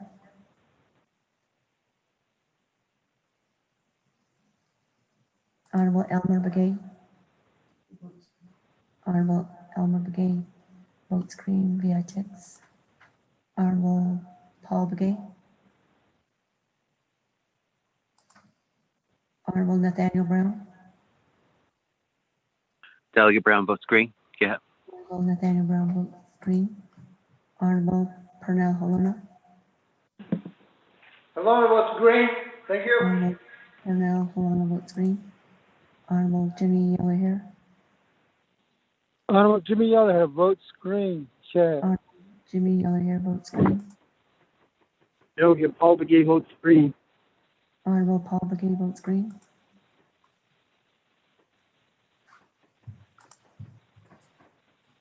Speaker with a vote of 22 in favor and 0 opposed. You, colleagues, that Amendment 1 passes 22 in favor, 0 opposed. Speaker not voting. That, back to the main motion. I don't have any new players on the board, so we go back to reserve time. Honorable Keelan Begay, 1 minute, 44 seconds. Speaker, put me on time. Vice Chair Smith.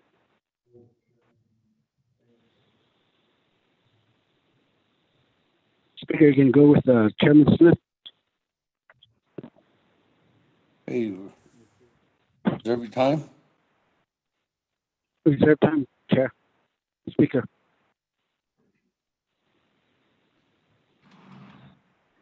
(142) reserve time. Moving on down, Honorable Daniels, 30 seconds.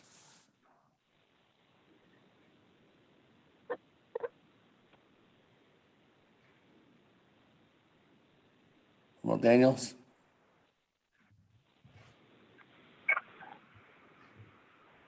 And once. Honorable Daniels. And twice.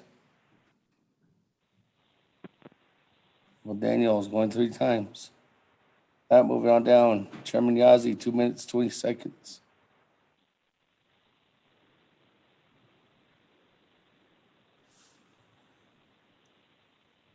Chairman Yazzie,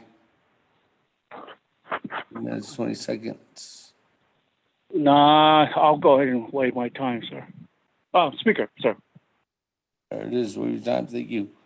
Chairman Yazzie, moving on down. Honorable Elmer Brigade, 41 seconds.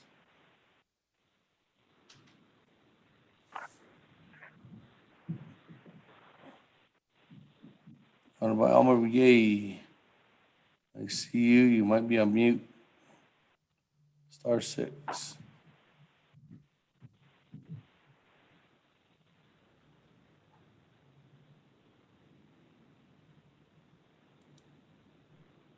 Honorable Elmer Brigade, going twice. Elmer Brigade, going 3 times. Moving on down, Madam Chair. Amber Crotty, 3 minutes, 55 seconds.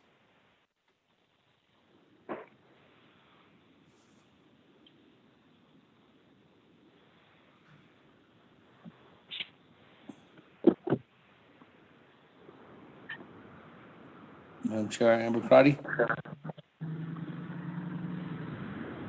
Speaker, my colleagues, thank you. What I don't want is to vote on this and then we're not able to deal with the chronic issues. I know Delegate Halona has a plan of operation, but that just goes to the standing committee. Speaker, if I'm in order, do I make a directive that these issues be addressed, or did you schedule a work session for the council to deal with the veterans issues as it affects all of us? And I'll reserve my time. Thank you. As indicated, Madam Chair, we're going to be talking about that, the scheduling process tomorrow, the next, at our staff meeting. And we can give dates out. We're just trying to line up the rest of the month specifically on 3 factors. Those 3 factors are: 1, the deadline that's coming up for CARES funding. 2, when are we going to set that? When are we going to set that up?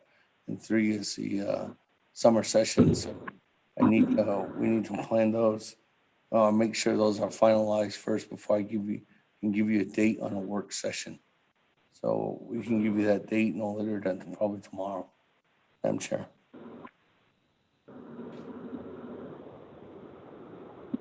Speaker Freeland.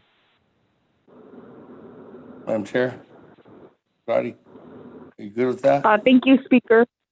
I'm good with that as long as we have accountability so I can yield the rest of my time. Thank you, Speaker. Okay. Honorable Freeland. Oh, was that Main Honorable motion? Freeland? Yes, sir. Did you want me to put you in the queue? Yes, Speaker, thank you. Okay. That, moving on down. Chairman Daniel So, 2 minutes, 50 seconds.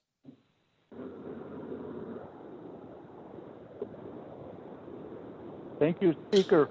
I guess regarding this work session, I really want to address the work session, the contents. We realize that this Veterans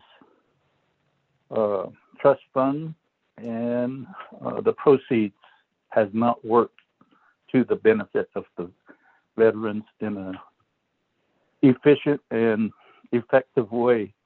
And I'd like to see that the work session be conducted before Hess addresses the proposed amendments to the plan of operations. Thank you, Mr. Speaker. I'll waive the rest of my time. Thank you, Chairman.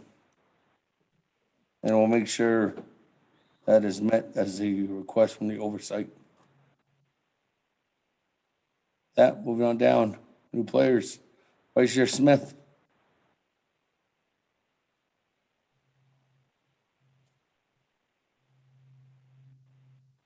Thank you, Speaker. Good afternoon, committee members, council delegates, 24th Council, and those that are listening. My question is to the director, Mr. Zerline. Could you use the same distribution for this year and then change it next year on the number of homes and the homes that can be provided for the veterans? They need homes.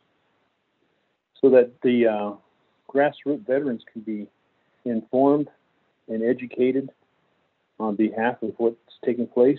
It takes time to get out there to the chapter level, and this COVID-19 does make it kind of impossible to actually get every veteran to understand what is happening. And I'm invited to the Klagetoh meeting coming this Sunday. We're going to be outdoors and try to articulate this. The other one is in this legislation, I'm hoping that there's housing repair. I mentioned that earlier. And we did delete the Budget and Finance Committee's Amendment 1. But in there, it talked about, I think we need to include housing repairs, renovation. The other one is women's veterans. I understand that there's only one woman veteran that received a house. We need to also ensure that it's equal. I always hear equality.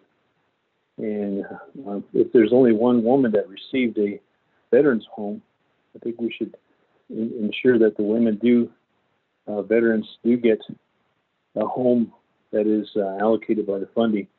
And then also, I'd like to request that the Navajo Nation Advisory Council be aware of this and also can work with the 5 agencies on any type of proposal to amend or change or make things improve for the veterans.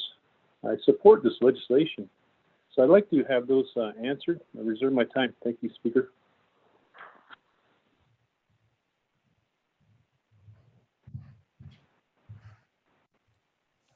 Reserve your time at 2:40. That, moving on down. Honorable Freeland. Thank you, Speaker. Good afternoon, 24th Now Nation Council members. I have a question for Mr. Zwerlein. Thank you for the report as well, and our sister for sponsoring the legislation. Mr. Zwerlein, I know you had talked about the program not being where you want it to be. And, what do we need to do to get you or help you get you to where you want this program to be? As far as construction is concerned, have you thought about reaching out to DCD or even NHA to help get some feedback from them on how they can help you build homes? Just a thought, just something to think about, to consider. So, and then the other question really, pertains to, I have a veteran. He's actually our veterans commander at Vicente. He's been trying to get a home for the longest time, and he's about to give up.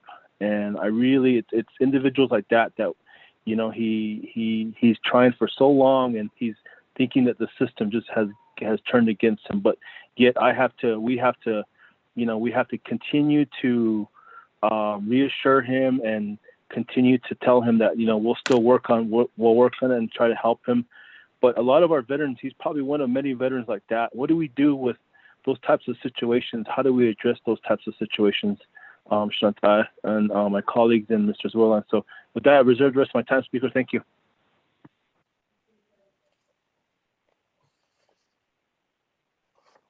Time at 3 minutes, 27 seconds. Pat, moving on down, new player, Honorable Stewart. Good afternoon, Speaker. Oh.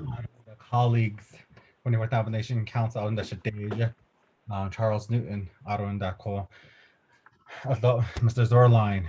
My questions are related to what Mr. Freeland, as far as looking at DCD and NHA for assistance, as well as building.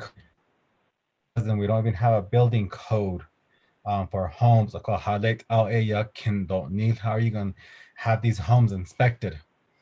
We have all concerns related to homes for our veterans. Our lady veterans out there that need homes. I talked to you about it before.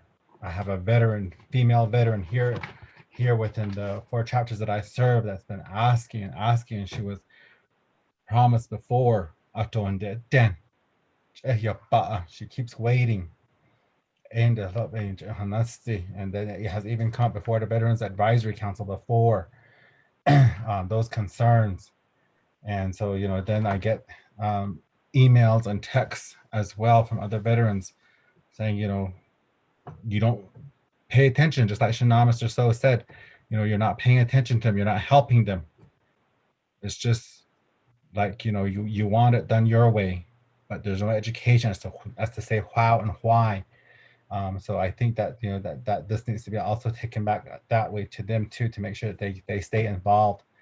The other one is that, the homes that are going to be built, as soon as it was mentioned, just even though it was just out of, I don't know how you want to say it, an example given that, if you were given authority to go do homes, 400 homes, it would be done, but we know it's not, but you're given limitations on how many homes to build or to pursue in that perspective.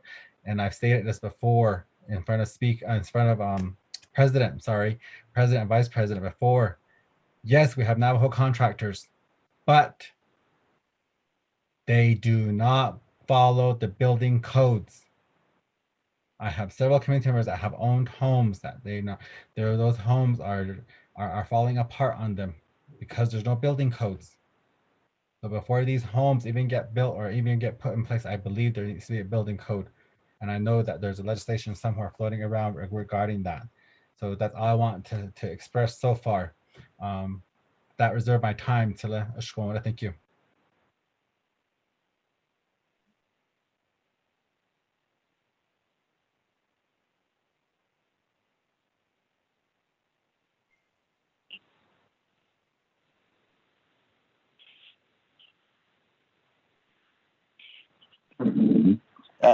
Honorable Stewart.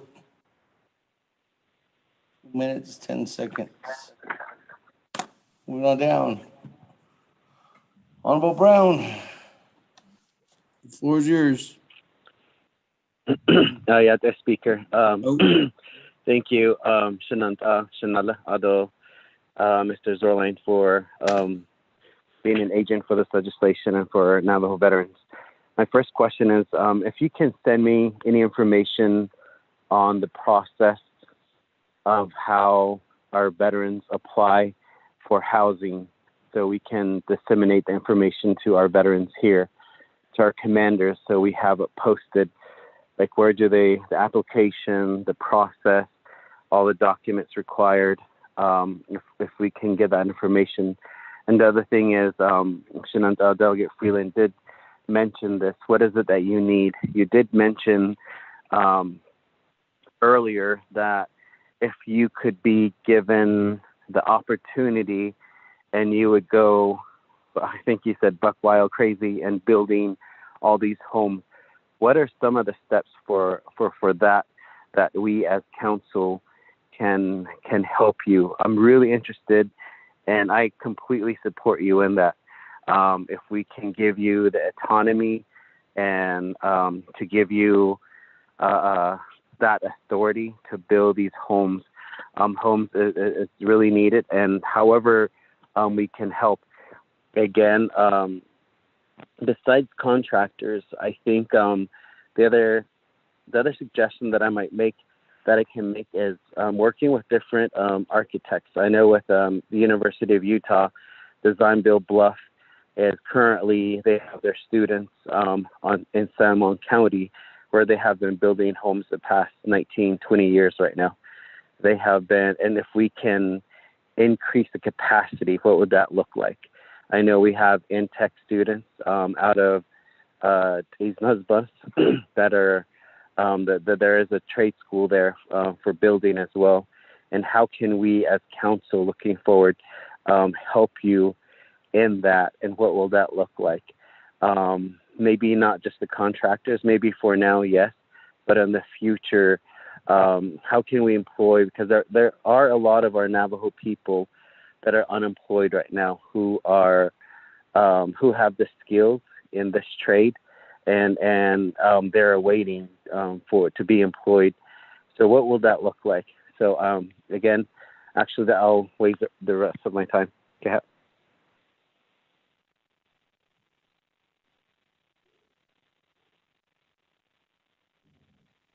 Right.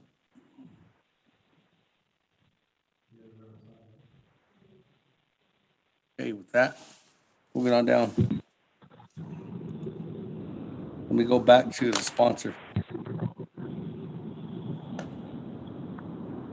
Madam Chair, Charles Newton, floor is yours.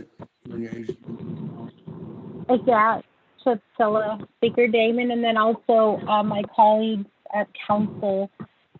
Thank you for, again, sharing the concerns. I think we all have concerns with our veterans and making sure that they do get these homes. And there has been a bottleneck in the process somewhere. So I really appreciate this conversation about what are we going to do about our veterans' homes, and then our veterans who are seeking assistance at that time. How are we helping them? We did call I do recall last year we did call, I believe it was in November or December, we did have a veterans work session, and there were only a few delegates who attended. Not all the delegates were in attendance at that time, and these were some of the questions that we had asked during that time. We discussed, the housing code, I believe, from what I recall.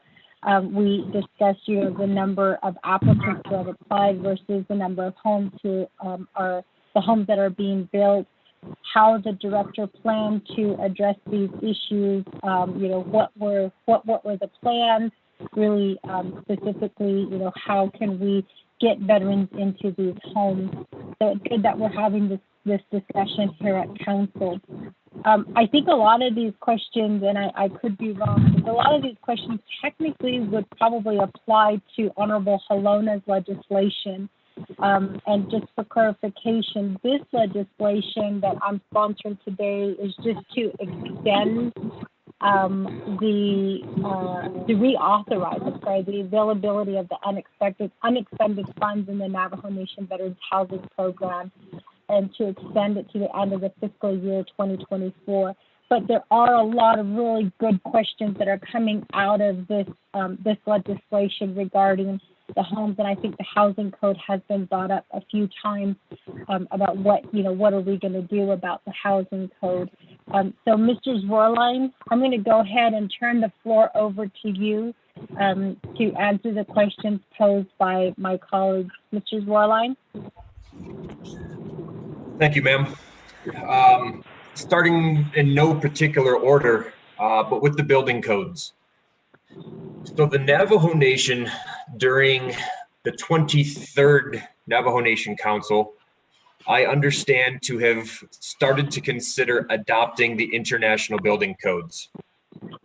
And that legislative process died on the vine with the request for a work session so that various committee members could become more versed in what that would entail.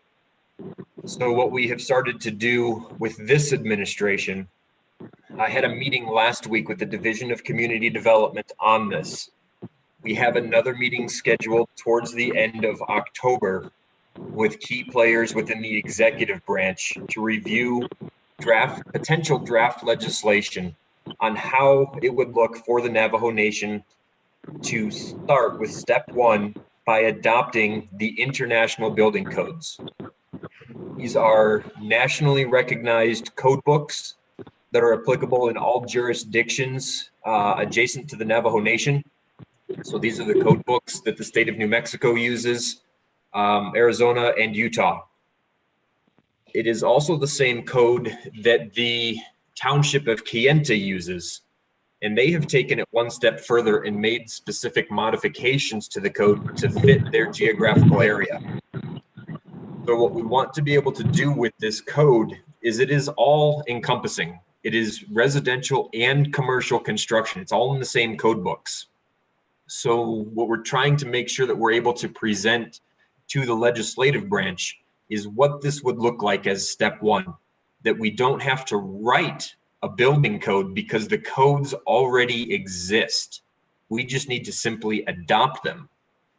When it comes to the contractors building on Navajo, we have all heard the stories that there are some contractors that say, well, the Navajo Nation as sovereign territory has not adopted building codes, so I'm going to build this building however I want to build it. And there's nothing you can do about it. You can't hold me accountable. That presents a couple unique problems. First and foremost is a contractor with a license. The licensing agency for that license has a requirement that any project undertaken by that contractor in the scope of that license is required to be built by code. It does not specifically specify which code, it simply says code. So at a minimum, that means it's the International Building Code. And then if the jurisdiction that that contractor is building in has amendments to the code, they are required to abide by those amendments. So when the Navajo Nation not having an adopted building code, we still fall under the jurisdiction of the International Building Codes. The codes can be modified, as I mentioned, like the township of Kayenta has done. The state of Arizona almost entirely has adopted the basic codes. But when you look at the city of Flagstaff, they have modified the code for that municipality. When we start including things like fire code, the Navajo Nation fire chief, hopefully it's still Mr. Larry Chi, he has pre-done the legwork to say, here's how the fire code should apply on the Navajo Nation. So we've got steps 2 and steps 3 ready to go. But as a government, we need to adopt step 1 first. And once we do that, that will be the standard to which all housing contractors will be held for the construction of homes. Moving on to the question with home improvement, the core legislation, CS 4813, it already says in there the requirement for major and minor home improvements and repairs and renovations, if I'm not mistaken. The legislation is already there. What is missing on the administration's side is the program policy for eligibility criteria. So that, Vice Chair Smith, I'll use you as an example, sir. If you wanted to have home improvements done on your home, we need that policy adopted that would guide you on how to be able to apply for that program to have those improvements done. The advisory council and I are meeting next week on Tuesday to be able to discuss that policy, and that policies should have final say by the Health, Education, and Human Services as oversight. Depending on how legislative council formats that, given that it is development, it may also go through RDC. So it would be joint oversight on that program. Let's see. Delegate Freeland, I'd like to discuss with you your concern about that one veteran out there in Eastern. I am very well aware of that situation, but it would not be appropriate to discuss it in this forum, sir. There was a question I have here about female veterans being eligible for housing. My list here does not have a complete detailed male and female. so I can't say how many have been built that were for females. But the concern that I have is that if female veterans are not homeless and we put a quota in any of the policies that a certain number of homes must be built for female veterans and they don't exist, what happens then? We are looking at putting point preferences in the rating sheets for female veterans to make them more competitive, to try and put them towards the front of the list. But we're open to ideas. I do agree that building for veterans in general is important, and we can't overlook specific genders. But like I said, I do have concerns about putting into law specific quotas for certain groups of individuals, whether that be based on gender, whether that be based on disability ratings, or age, anything along those lines. What happens when we can't meet those requirements because the homeless applicants don't exist? Brief example, with the distribution of the pending applications that we have right now, under current law, at some point, we are going to no longer have homeless veterans in Eastern Agency. Our list right now only has 107 applicants. So in a matter of, I think the math works out, 6 years, we're going to be able to have built all those homes for Eastern Agency. But under the existing law, I will still have to build 15 more homes in Eastern, even if there are no more identified homeless veterans. So it's something that will require further discussion to figure out how we want to do this. But this does tie down to one of the comments that I made. And I didn't say buck wild, it was hog wild. That if we are bound within certain criteria like this, that I'm limited to 15 homes per agency and limited by 75 homes per year, that's a restriction that will make it almost impossible to clear that list in a timely fashion. So we just need to consider things like that as we're making these amendments moving forward. The funding distribution for the housing program funds. So right now, by law, it is required to distribute those funds 5 ways, even split, which is why in the numbers that were provided earlier, there is an account that has $800,000. That's what was provided for FY20. There's another line item that'll be added to those same accounts that was $637,612. That's an even 5-way split.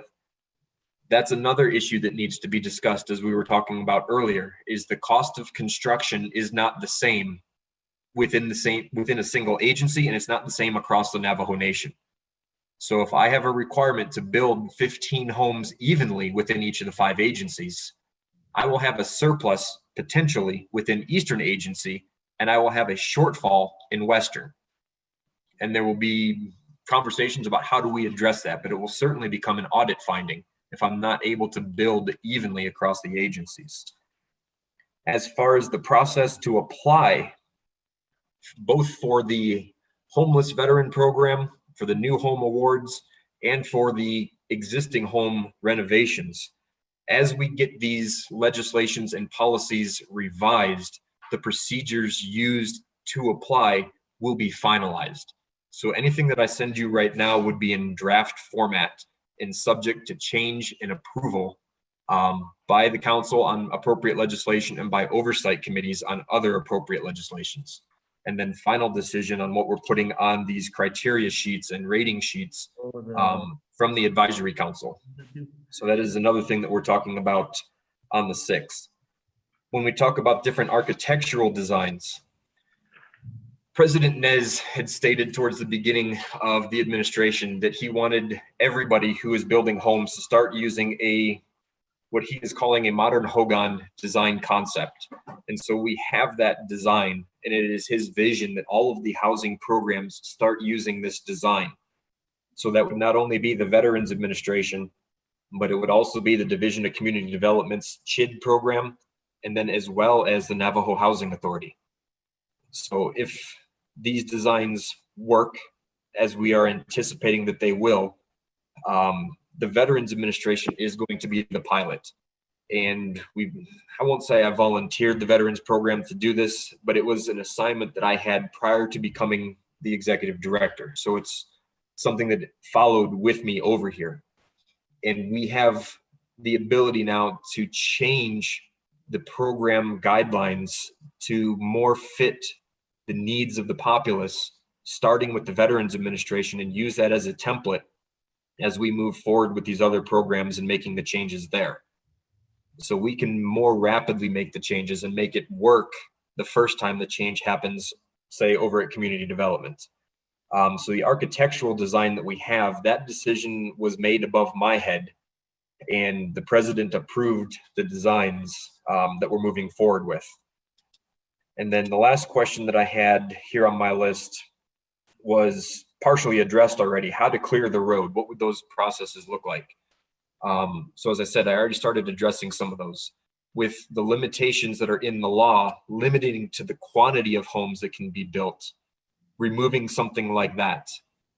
I am not suggesting removing the advisory council from making policy recommendations, but as it was already said, it takes time to get the word out there to the grassroots level. So at what point do we say, okay, as the advisory council, you guys right now today will make that final decision, so that when we go to Hess next week, they can start taking action. That line has to be drawn somewhere. Otherwise, that process does continue to take time. For example, we have the meeting with the advisory council, like I said, next week on the 6th. They take information from that meeting back to their veteran population, and then throughout the rest of the month, then the veteran population brings it back to the agency level in November. By that time, we may have already had a November advisory council meeting. So the next advisory council meeting would be in December. So the next time we talk about it is 2 months down the road. That's 2 months where a capable body of individuals could have made a recommendation that could have then been taken to oversight, and we could have already been taking action. So it's just, where do you want to draw the line? And how much involvement do you want to get at the grassroots level? And then you also need to consider that's 12,000 veterans we're talking about. If all 12,000 veterans are providing input, we have the very real possibility of getting 12,000 different opinions. Then we take it back up to the CVO level, that's 110 different opinions. The agency level with 5 different opinions. At some point, everybody needs to be on the same page and make a decision on how we move forward. So it just becomes, where do you draw the line, and when does the final decision get made on what goes to committee, what goes to council, and allow you in your capacity to make those ultimate final decisions. So that's where we are in the process. I think that answered all the questions that I heard, but I'll still be on the line if there's more questions. Thank you, Mr. Speaker and Madam Chair.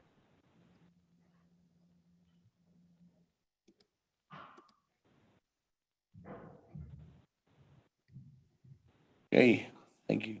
That, Madam Chair, does that conclude your response? Yes, Speaker, it does. Thank you.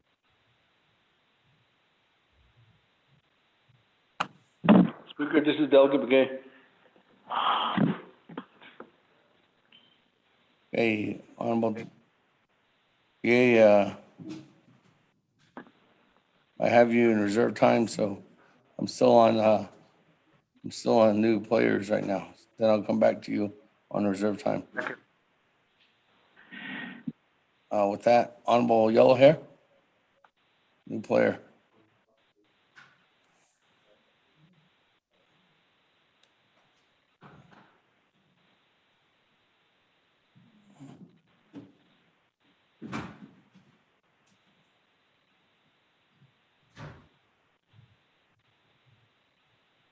Honorable Yellow Hair.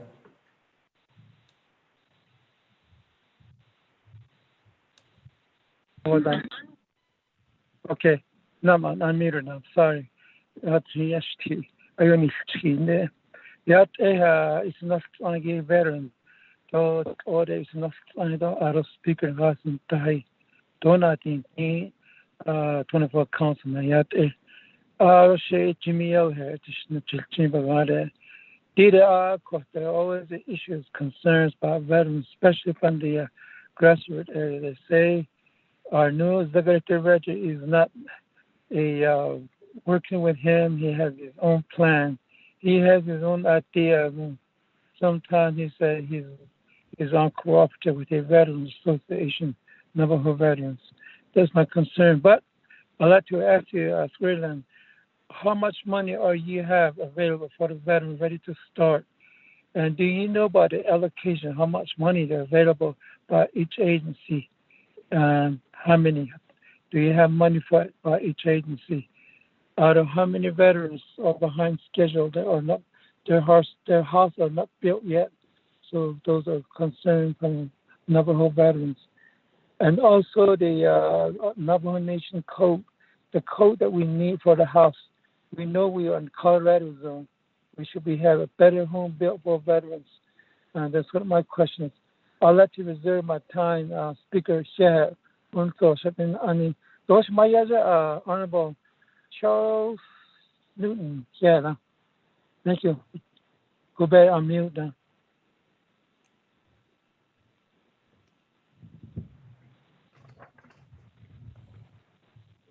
Okay, thank you, all y'all here. I don't have anybody else on, any new players. So let me go back to reserve time. Honorable Keon Begay, 1 minute, 42 seconds. Speaker, Ada Kudosh and Amklinigi, Ada Kudosh Mayaja, legislation in Sozagito, the Veterans Administration. The other area that I continue to ask, Kudoni Siche, Daniel So, Hadziit, and his brother Otter So, saying that we need to hold accountable about all of our program directors. A lot of time, it seems that the council always has to step back in to resolve a lot of these issues. The other area that I asked the Veterans Administration to continue pursue with the help by the President's Office and the Council is the establishment of the rec service. See, this is just internal funding that we're just looking at. We're not seeking or requesting for services from the federal government. Washington,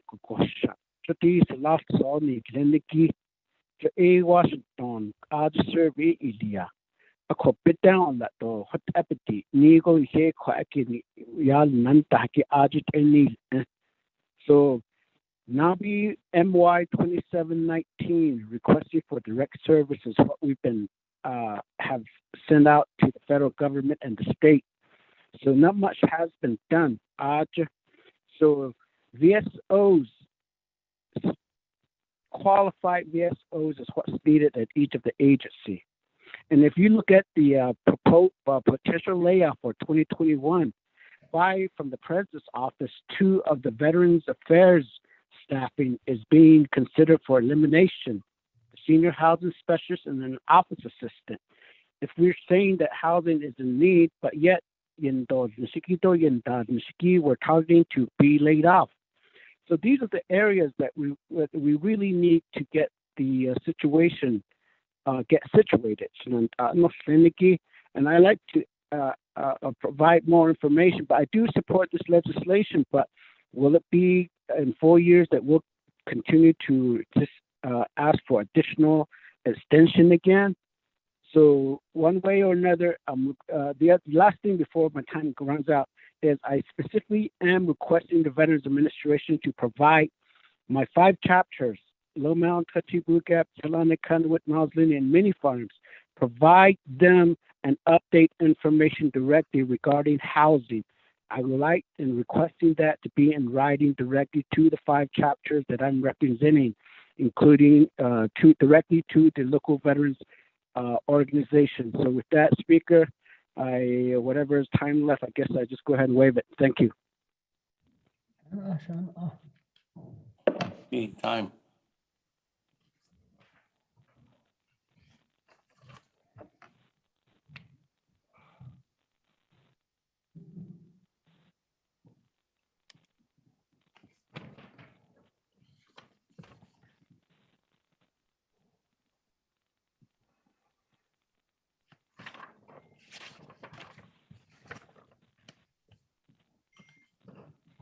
Okay, with that, moving on down, Honorable Daniels. Thank you, Speaker. I'm going to waive the rest of my time.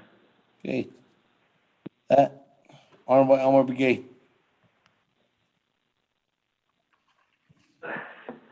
Good morning, Speaker. Can you hear me now?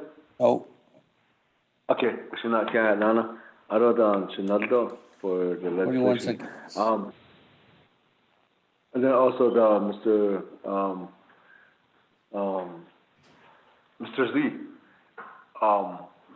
My question here is that I wanted to know that I was listening to you that I don't know how much it's going to cost for those whole gods you're talking about.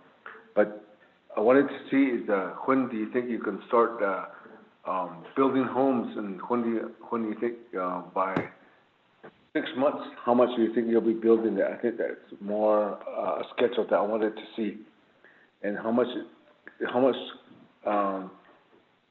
fundage you can be using within 6 months.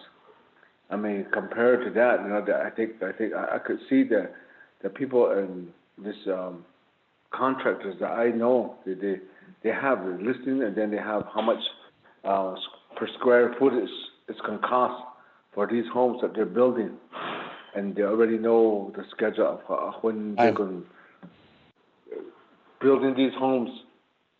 So that's what I wanted to see within this legislation. Speaker. Okay. That, let me go back to you, Madam Chair, Charles Newton. There's questions from Honorable Yellow Hair and Honorable Keon Begay and Honorable Elmer Begay. Thank you, fellow Speaker Damon and my colleagues. Mr. Zorline, those were all questions I think that you are probably in the best situation to answer. So with that, I'm going to go ahead and turn the floor over to Mr. Zorline. Thank you, ma'am. For the first question, everyone on council should have received an email. It was either forwarded from Mr. Rico or from Mr. Patero, that how the funding was broken down per agency. The 2 existing accounts plus the anticipated deposit for the FY21 funds. So that shows by agency. We do not have those funds broken down by chapter, because that's not how the legislation asks us to divide those funding levels. It says to build within the agency. So it'll all come back down to a specific chapter may not have any homeless veterans.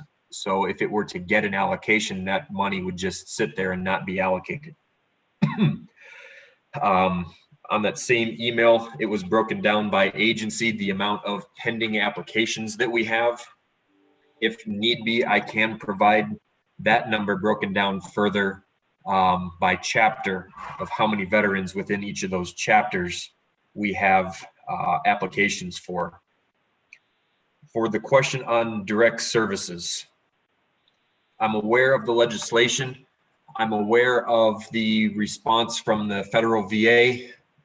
The Veterans Advisory Council advised me on how to define direct services, because the response from the federal VA said we don't have anything in our manuals that addresses anything called a direct service. So that basically came down to the services provided under Title 38, if memory is serving correct. So I am working with the federal VA office on that. During COVID, it's been difficult. And given the limited amount of hours in the day and the staff that I have to do everything that the VA is trying to do here on Navajo, it's on our radar. It's something I keep touching base with them. but it's not something that's been getting the priority yet.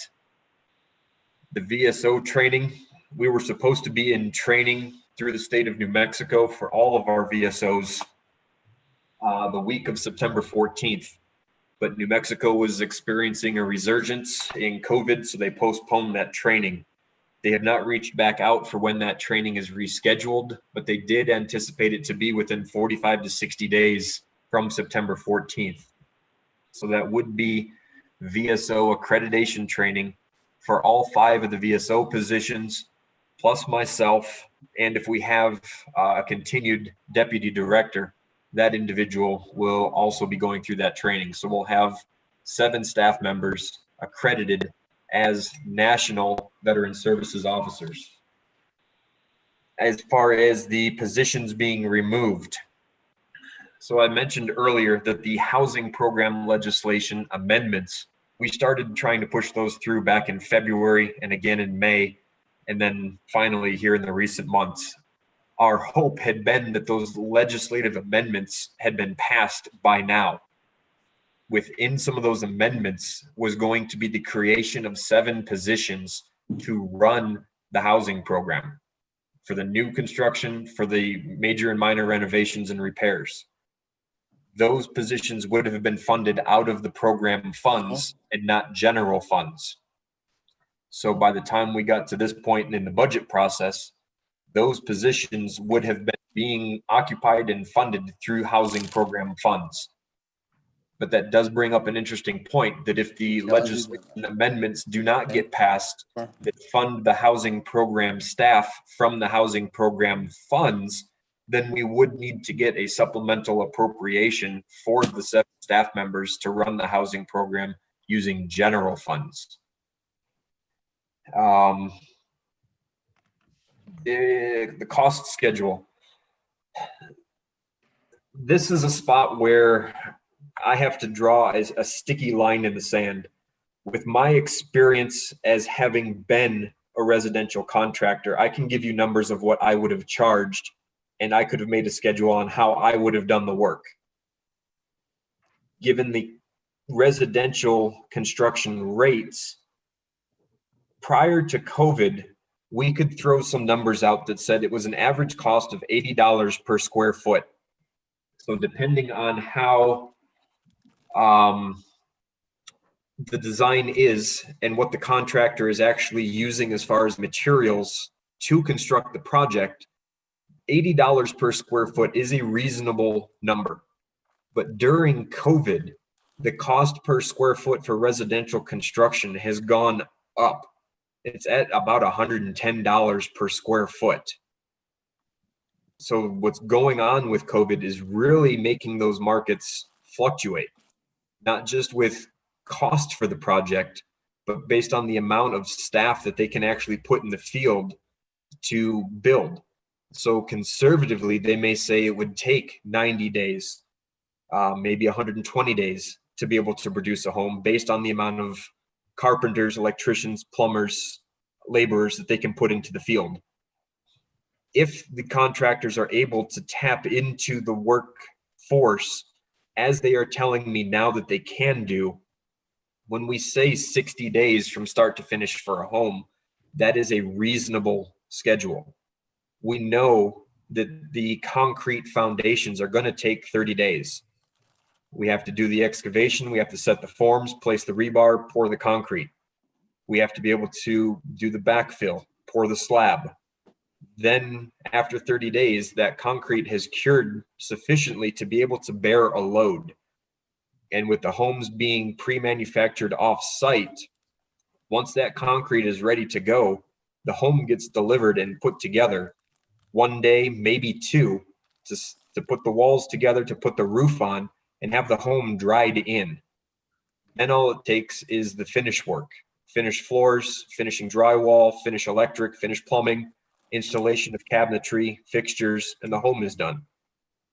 What we want to really avoid is being able to stay away from giving the keys of a home to a veteran that's not done, that they can't just move in and turn on the lights and go wash dishes. And that's one of the other glitches in the existing legislation, is we were not allowed to expend funds on infrastructure. We could wire the homes, we could plumb the homes, but even if the existing utilities were 20 feet away from the home, we could not expend the funds to connect those lines. So the veterans were moving into a home that was just a dry box. They had no ability to actually use the home. And in some cases, they didn't even have funds to pay NTUA to connect the water lines or the power. So they continued to sit without those amenities. So when it comes back to doing the schedules, it will be dependent on the contractor and their ability to get materials, source materials, produce the product, and put labor in the field to put everything together. So yes, it's a bold claim saying 60 days, but based on the contractor's information that I've been provided so far, 60 days is also realistic. But when it comes down to detailed, it will be absolutely dependent on what the contractor does as far as their order of operations. So that's all I had down for questions. Mr. Chair and Mr. Speaker and Madam Chair, I turn it back over to you. Thank you.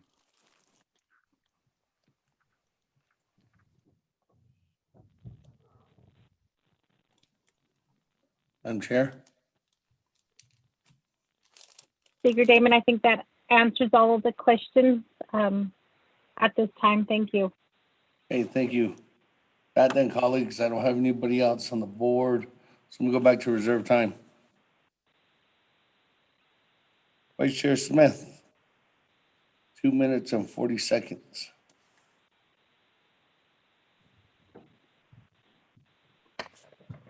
Thank you, Speaker. And based on Jananda, veterans that are listening in. The question I have is, we're going to be extended to 2024. We know the number of homes that we're trying to construct. Do you have a plan on how many homes of repairs for veterans that need a repair? For example, there was one home out in Clagato, and you saw it. I don't want to go into the details of that, but veterans that have already homes that just need minor repairs. In that legislation, it talks about it, but doesn't really specify on the number of homes to be repaired. It mainly talks about the number of construction for homes under that CS 48-13. And then 4%, half of that for homes. So do we have anything that we could have? I guess that would be a policy that you would be doing with the agency advisory. I reserve my time. Thank you.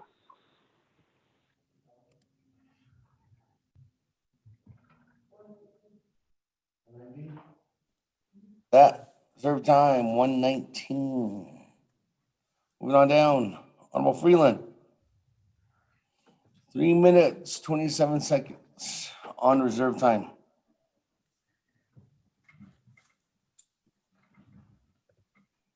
Thank you, Speaker Arashanantar. Thank you for the response, Mr. Zerlin. I do look forward to our follow-up conversation here soon. Shanantar, I do support this legislation as well. There's a real need, but I think a lot of these concerns and questions can be directed towards Delegate Halona's plan of operation legislation as well. So, Speaker, I wanted to make a motion to go ahead and cease debate, if I may, please, and go ahead and vote on this legislation if we can, Shanantar, if I'm in order, Speaker. Thank you.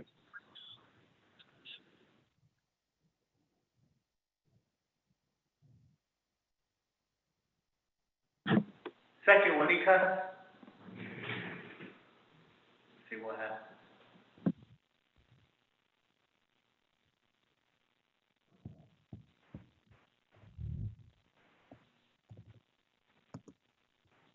Motion to cease debate.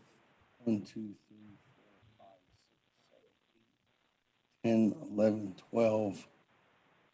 I've had 13 delegates speak on this legislation, and we've had this legislation discussed for almost 2.5 hours now.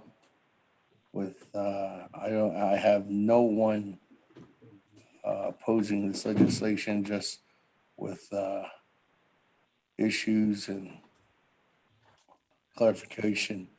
So with that motion, Honorable Freeland, at this time, I will accept your cease debate. And I heard there was a second by Honorable Edison Wanika. With that motion to cease debate, the last vote was 22. And cease debate is 2/3 of the voting membership today. So we need 15 if the vote is 22. So with that motion is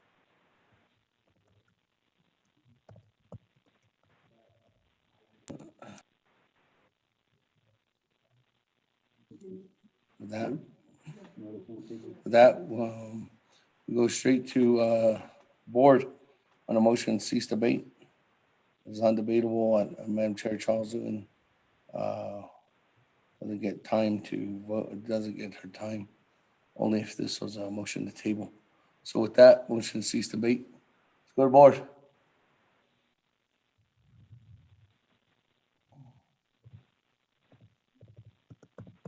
Honorable Elmer Begay. I vote green. Honorable Elmer Begay votes green. Honorable Keon Begay Jr. Delegate Callan votes green. Honorable Keon Begay Jr. votes green. Honorable Paul Begay.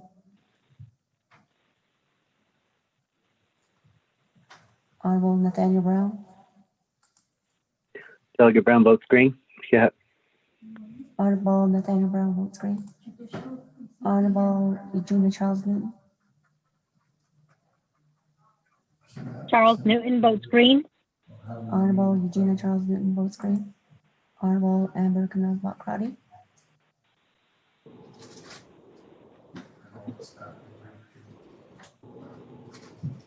Honorable Herman M. Daniels Jr. I vote green. Honorable Herman M. Daniels Jr. votes green. Honorable Mark Freeland. Green. Honorable Mark Freeland votes green. Honorable Pernell Halona.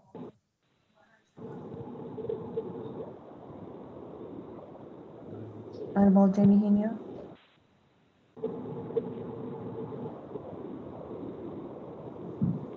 Honorable Vince James.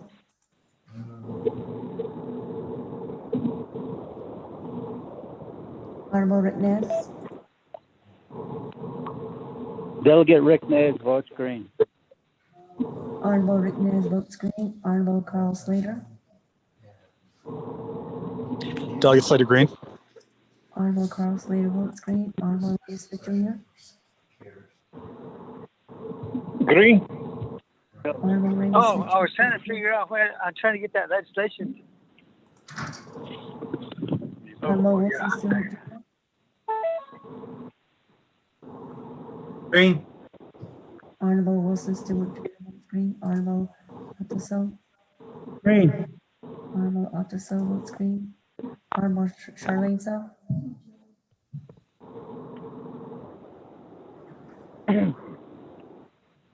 Honorable Daniel So. Daniel So votes green. Honorable Daniel So votes green. Honorable Eugene So is excused. Honorable Thomas Walker Jr.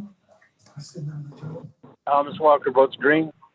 Honorable Thomas Walker Jr. votes green. Honorable Edison Winnicott. Green. Honorable Edison Winnicott votes green. Honorable Edmund Yazzie. Honorable Jimmy Yellowhair. Jimmy Yellowhair votes green. Honorable Jimmy Yellowhair votes green. Honorable Paul Edmund votes green. Delegate Paul Begay votes green. Honorable Paul Begay votes green. Honorable Amber Knobloch Crotty.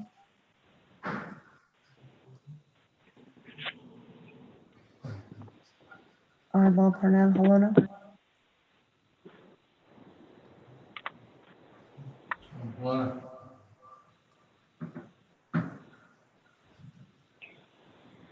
You vote? Honorable Pernell Helena votes green. Honorable Jamie Henry. Honorable Vince James.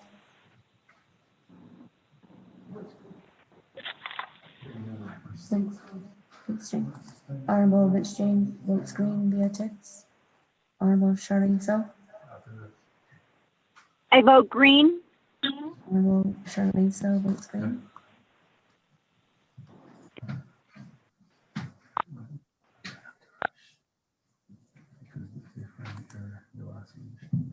Mr. Speaker, with a vote of 20 in favor and 0 opposed. Speaker, this is Edmund. I vote green, sir. With a vote of 20 in favor, 0 opposed, or 0 opposed, motion carries. Chairman Yazzie, we got you down in that vote. That, colleagues, motion carries to cease debate. With that, go to the board. Second reading, actually. Second reading, go ahead. On legislation 0216-20. Mr. Speaker, members of the 24th Navajo Nation Council, you have one amendment. Amendment 1, rescind, delete amendment number 1 from the Budget and Finance Committee meeting on September 17th, 2020. Mr. Speaker. That, go to the board. Roll call. On the main motion on 0216-20. One amendment. Honorable Elmer Begay. I vote green. Honorable Elmer Begay votes green. Honorable Keon Begay Jr. Delegate Kelly votes green. Honorable Keon Begay Jr. votes green. Honorable Paul Begay. Delegate Paul Begay votes green. Honorable Paul Begay votes green. Honorable Nathaniel Brown.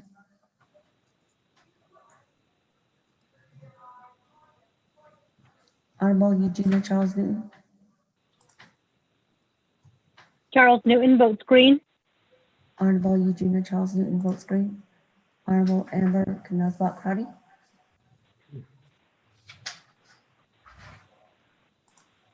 Honorable Herman M. Daniels Jr.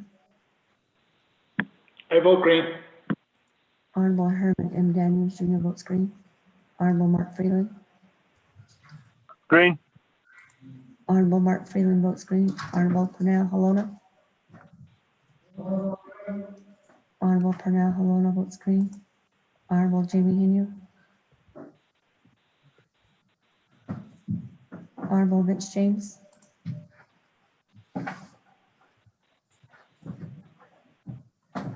Honorable Rick Ness. Delegate Rick Nez votes green. Honorable Rick Ness votes green. Honorable Vince James votes green. Honorable Carl Slater. Delegate Slater green. Honorable Carl Slater votes green. Honorable Raymond Smith Jr. Green. Honorable Raymond Smith Jr. votes green. Honorable Wilson Stewart Jr. Green. Honorable Wilson Stewart Jr. votes green. Honorable Altaso. Honorable Altaso votes green. Somebody record this. Honorable Charlene So. I vote green. Honorable Charlene So votes green. Honorable Daniel So. Daniel So votes green. Honorable Daniel So votes green. Honorable Eugene So is excused. Honorable Thomas Walker Jr. Thomas Walker votes green. Honorable Thomas Walker Jr. votes green. Honorable Edison Winica. Green. Honorable Edison Winica votes green. Honorable Eben Yazzie. Green. Honorable Eben Yazzie votes green. Honorable Jimmy Yellowhair. Delegate Yellowhair votes green. Honorable Jimmy Yellowhair votes green. Honorable Nathaniel Brown. Honorable Nathaniel Brown votes green. Honorable Amber Knazbot Crotty. Delegate Amber Knazbot Crotty votes green. Honorable Amber Knazbot Crotty votes green. Honorable Jamie Henry.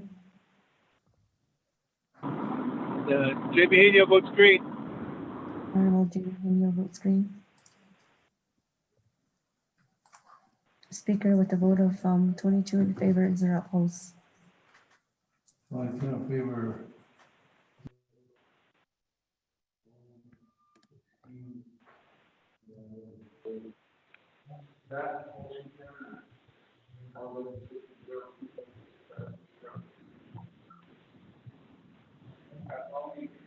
Speaker, we can't hear you. Okay, sorry. At the star 6 myself. With that, colleagues, of the vote of 22 in favor, 0 opposed, 1 excused, and speaker not voting. Motion carries on legislation 0216-20. That, colleagues, moving on down. Close the session, announcements, adjournment. Speaker, Motion Mr. Delegate adjourned. Halona, I have a request. Honorable Halona. Yes, Speaker, thank you. Members of the 24th Navajo Nation Council, good afternoon. Speaker, I'd like to suspend the full rules to add a legislation 0238-20 to be acted on today. It's for the Sage Memorial Hospital authorization. Sir.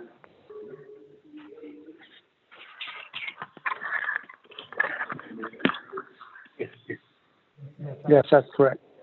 Okay, with that, colleagues, there's a motion. Second, when he comes. Suspend the floor rules, add legislation 028-20 to the agenda. Honorable Halona, because we have already passed, approved our agenda, in order for this motion to carry, we need 16 votes on the floor to make this happen. So with that, Question of privilege. the motion This is Delegate Brown. by Honorable Halona, and there's a question of privilege by, is that Honorable Brown? Honorable Brown. Oh, yes, thank you, Speaker. At the 24th Navajo Nation Council, Shinanta. My question to legal would be, this is scheduled to be heard at next Tuesday at the Budget and Finance Committee. Looking at the legislation, that's the proper order. And is this going to skip Budget and Finance Committee? So that is my question. And is that allowable? Thank you.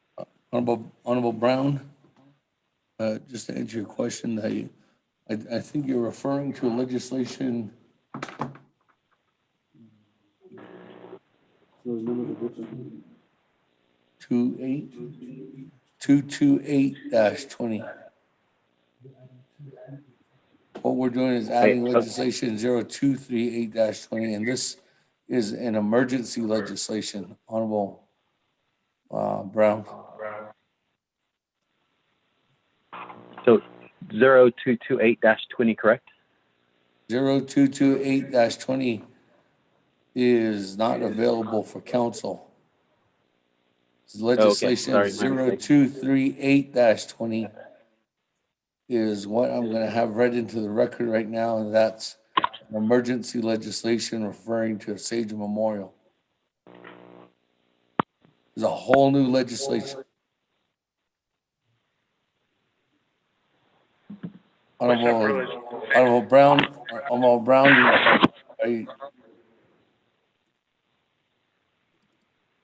you under? Brown, you okay? Yes, I'm looking up the legislation right now. Thank you. Okay, because there's two different ones. Question of privilege, as you said, Honorable Carl Slater? Daniel. Honorable Daniels. Honorable Daniels, Yes, question of privilege? Yes.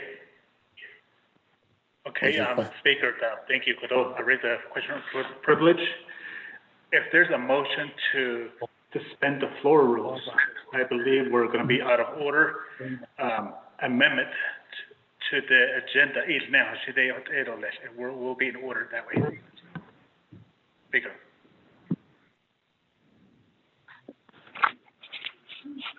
That's what we're doing.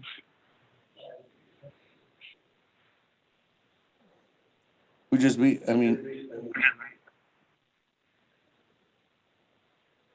it'd just be adding on to the agenda. That's the reason why I just said this motion to suspend the four rules, add legislation on, because we've already approved the agenda at this time. We would just be adding on to the agenda 0238-20 at this time. Speaker, Daniel. so we're amending the agenda? We're amending the agenda right now to add legislation 0238-20 onto the agenda. And because the agenda has already been adopted, this legislation would need 16 votes in order for it to be put onto today's agenda. And remember, colleagues, when you vote on the legislation to be put onto today's agenda, at that time, that's when council considers if this legislation is an emergency or not. With that, Mr. Platero, can you read into the record what the heading is of legislation 0238-20 is? Mr. Speaker, members of the council, tracking number 0238-20, an action relating to an emergency approving the reauthorization of the 2005 tribal designation for the Navajo Health Foundation State Memorial Hospital, Inc. as a tribal organization for purposes of contracting under Public Law 93-638 for a period of 20 years beginning October 1, 2020 and ending September 30, 2040. Mr. Speaker.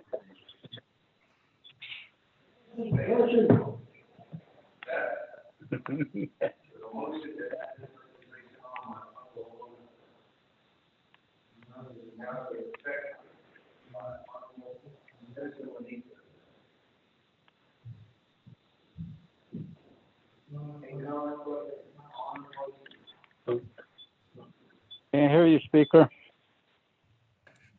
Here I am. Start fixing myself again. Hey, colleagues, there's a motion to add legislation 0238-20 on by Honorable Halona. And that's a second by Honorable Edison Wanika. That, colleagues, any comments, questions on the motion to add this onto the agenda? Speaker. Commissioner Walker, are you? Yes, Speaker. Go ahead. I'd like to ask Legislative Council how this is an emergency bill. What constitutes the emergency that's requested here? Because you indicated there's another legislation that's doing the same thing, except this one's an emergency. The other one isn't. You have a Legislative Council speak to that. How is this an emergency while the other one is? Great. Okay. Ms. Barbroff. Thank you very much, Speaker, Vice Chair Walker. The reason provided to my office as to why this is an emergency is that the federal government, the IHS, is requiring that Sage Memorial have council authorization or Navajo Nation authorization as a tribal organization by September 30th, I guess midnight, which is today. And that authorization or designation as a tribal organization is required for them to continue their 638 contracting. So that is the reason that this one is an emergency. It was hoped when the other one was dropped and put into the system that it would be through the committees, etc., by September 30th, but that did not happen. So it then becomes an emergency, meeting the emergency criteria because it puts at risk direct health services to the Navajo populace if it is not approved by today. Thank you, Speaker. Thank you, Vice Chair Walker. Speaker, this is Delegate Charles Newton.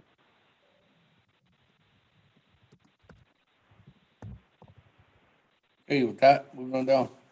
Madam Chair, Charles Newton.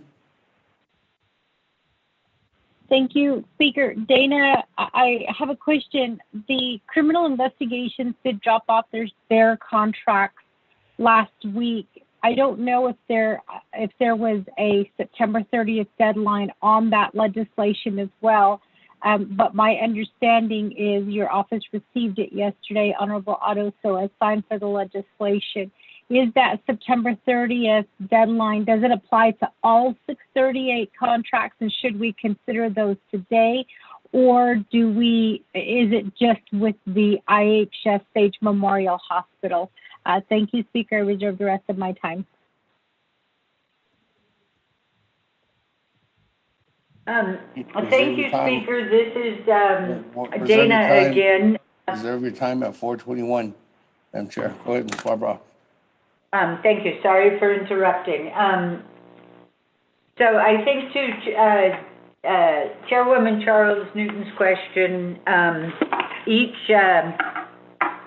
638 contract is different as far as deadlines go, but this one is the authorization of a basically outside entity as a tribal organization, which is required under the Self-Determination Act, which is, of course, the 638 statute. So under that, this contract needs to be, or this authorization needs to be approved today. As far as the criminal investigation and detention, I can't remember if it's adult or juvenile detention or both. Those are renewals of their annual funding agreements. Their contracts were already approved, so we are now looking to see if there's actually legislation needed to approve those annual funding agreements. And we will communicate with you and Delegate and Vice Chair So sometime this afternoon on that issue. So thank you for the question, and thank you, Speaker. Question of privilege, Daniel So. Question of privilege, Chairman So. Yes, thank you, Speaker, and to the Navajo Nation Council question to Legislative Council. Right now, as Delegate Honorable Nathaniel Brown basically questioned, 228 is destined to go for BNF, and then after that, NABI. And the NABI decision would then hold water. However, this emergency legislation, if adopted by the council, then would go to the president for signature. So, in effect, we are changing the process for designating tribal organizations to do 638 contracts. So does the council need to waive that particular procedure in adopting this emergency legislation? That would be my question of privilege.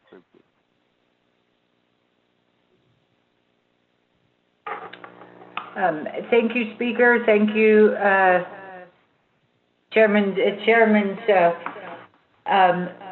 Definitely the preferred process is the one that was in 0228-20 that goes to each of the committees. That is the approved process. But our preferred process, excuse me. But in this emergency situation, you are in order to proceed with council's approval bypassing the committees. Hopefully this is not a normal occurrence, but I do believe you're in order here. Thank you, Chair and Speaker.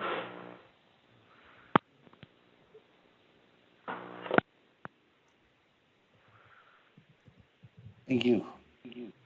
Colleagues.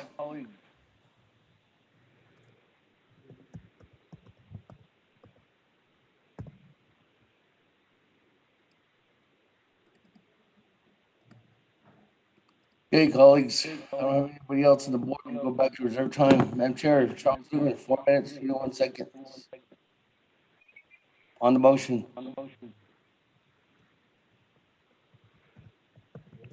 Thank you, Speaker. I'm just worried that, with the other 638 contracts that we currently have coming before council, and the question of whether council does need to review some of those contracts. I think that is a valid concern, and I do appreciate the answer that was provided, but I just need clarification that there is not a deadline date that's attached to the criminal investigation 638 contract.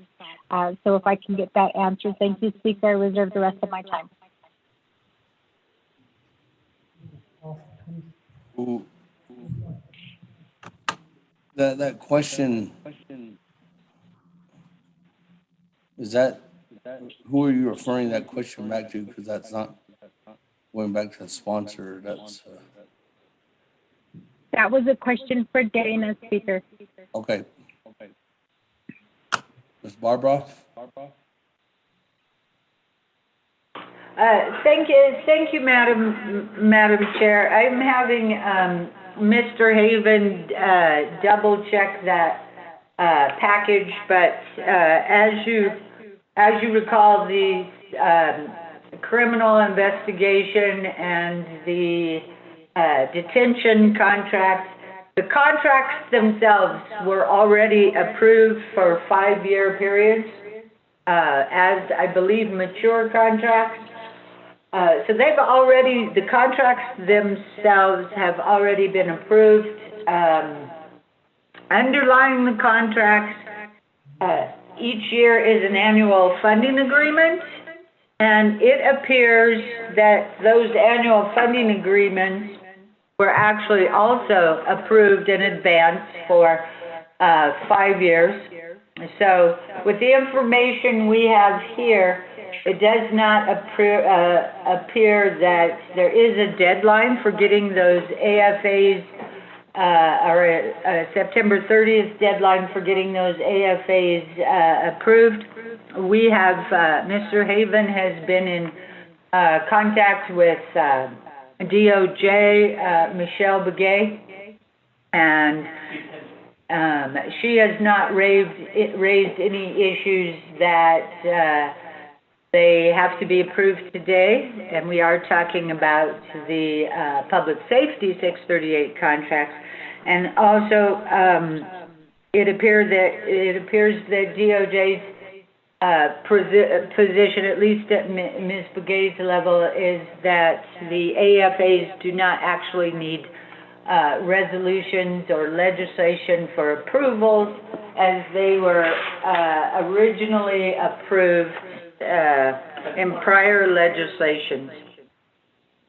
For example, I'm looking at the adult detention legislation NABID-79-17, which approves the adult detention 638 contract for the period January 1st, 2018 through December 31st, 2022. So I believe we're good.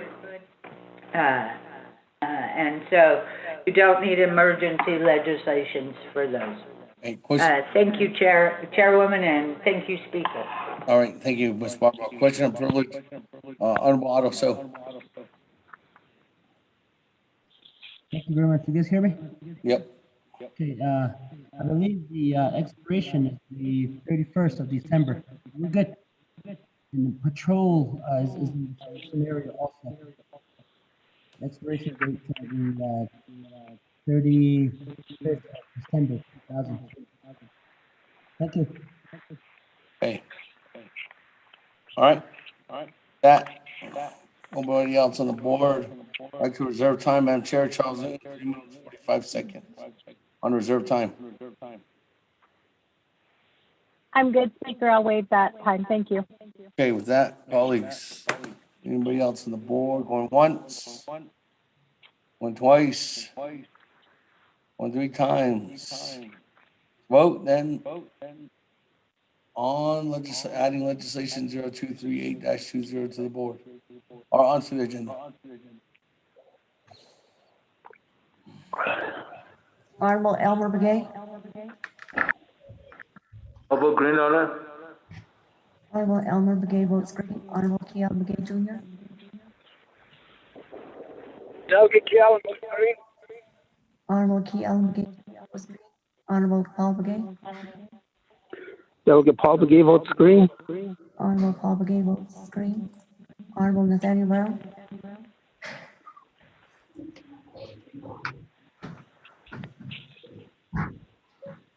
Honorable Eugenia Charles. Charles Newton votes green. Honorable Eugenia Charles votes green. Honorable Amber Knobloch Crotty.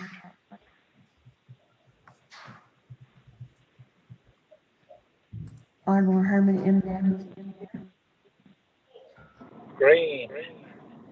Honorable Herman M. Daniels votes green. Honorable Mark Freeland. Green. Honorable Mark Freeland votes green. Honorable Purnell Hello. Lone votes green. Honorable Purnell Hello votes green. Honorable Jamie Henio. Honorable Vince James.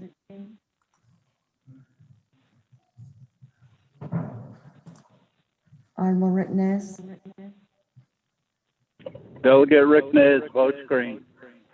Honorable Rick Nez votes green. Honorable Carl Snyder.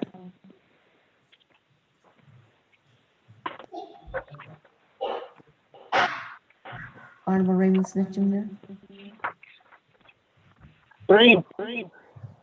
Honorable Raymond Smith Jr. votes green. Honorable Wilson Stewart Jr. Green. Honorable Wilson Stewart Jr. votes green. Honorable Otteso. Honorable Otteso votes green. Honorable Charlene So. I vote green. Honorable Charlene So votes green. Honorable Daniel So. I vote green. Honorable Daniel So. Honorable Eugene So is excused. Honorable Thomas Walker Jr. I vote green. Honorable Thomas Walker Jr. Honorable Edison Wanika. Green. Honorable Edison Wanika votes green. Honorable Edwin Yazzie. Green. Honorable Edwin Yazzie votes green. Honorable Jimmy Yellowhair. I vote green. Honorable Jimmy Yellowhair votes green. Honorable Nathaniel Brown. Delegate Brown votes green. Honorable Nathaniel Brown votes green. Honorable Amber Knobloch Crotty. Honorable Jamie Henio. Honorable Vince James. Honorable Vince James votes green via text. Honorable Carl Slater.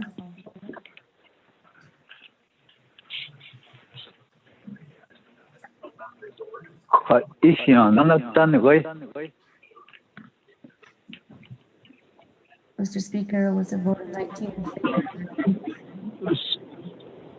Speaker David, this is Henio. I was trying to vote green. Honorable Jamie Henio votes green. With a vote of 20 in favor. Zero opposed. That with a vote of 20 in favor, 0 opposed. Speaker not voting, motion carries. Add legislation 0238-20 onto the agenda. with that, let's go on down to item number B on the agenda, 0238-20. Mr. Mateo, if you could read into the record. Mr. Speaker, members of the council, tracking number 0238-20, an action relating to an emergency approving the reauthorization of the 2005 tribal designation for the Navajo Health Foundation State Memorial Hospital Inc. as a tribal organization for purposes of contracting under Public Law 93-638 for a period of 20 years beginning October 1, 2020 and ending September 30, 2040.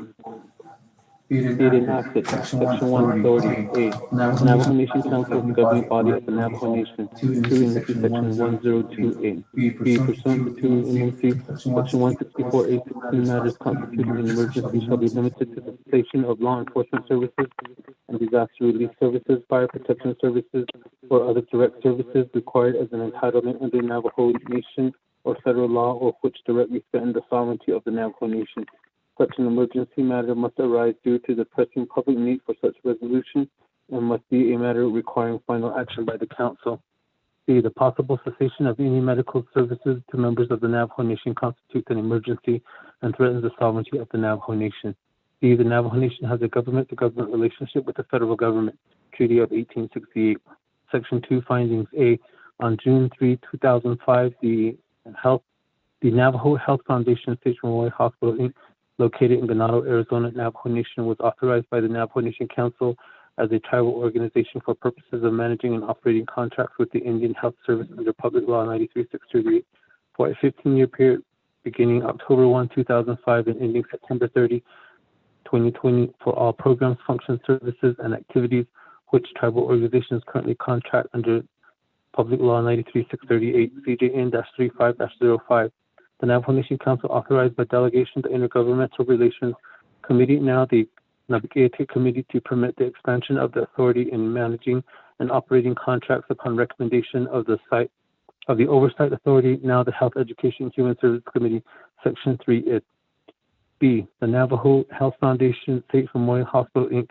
has submitted to the Navajo Nation the attached proposal for the reauthorization to obtain Navajo Nation tribal designation for the purposes of contracting under the Indian Self-Determination and Education Assistance Act, PL 93-638. The proposal is dated September 1, 2020, and is attached as Exhibit A. Generally, it states as its mission providing quality health care in a fiscally responsible manner, focusing on the patient's health, social, and spiritual well-being. Exhibit A containing credentials and qualifications. C. The Ganado, Kindachi, Wide Ruins Community, and Steamboat chapters support the request of Navajo Health Foundation State Memorial Hospital Inc. for reauthorization. See Resolution GAN-229-2020, CDLC 07-039-2020, and WDR-08-023-20 attached respectively as Exhibit A. Steamboat Chapter Resolution is marked as and dated August 17, 2020. The health and medical services provided by Navajo Health Foundation State Memorial Hospital will end September 30, 2020.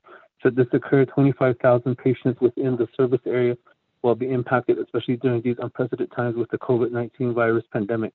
It is in the best interest of the Navajo Nation to immediately approve the reauthorization of such crucial services provided by the hospital. Section 3, approving reauthorization. A.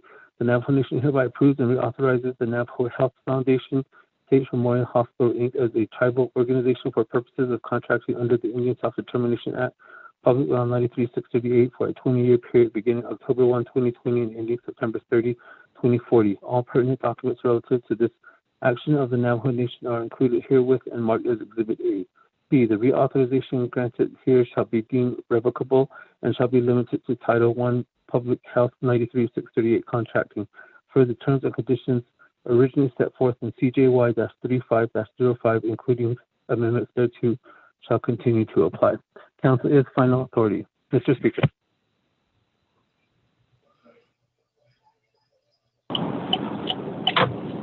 Motion. Delegate James motion. Second. Rickness.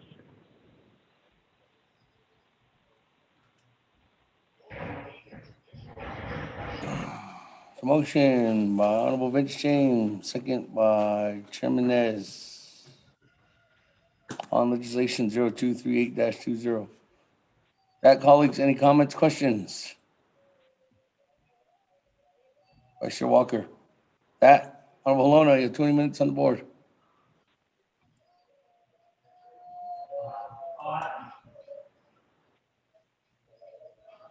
Thank you, sir.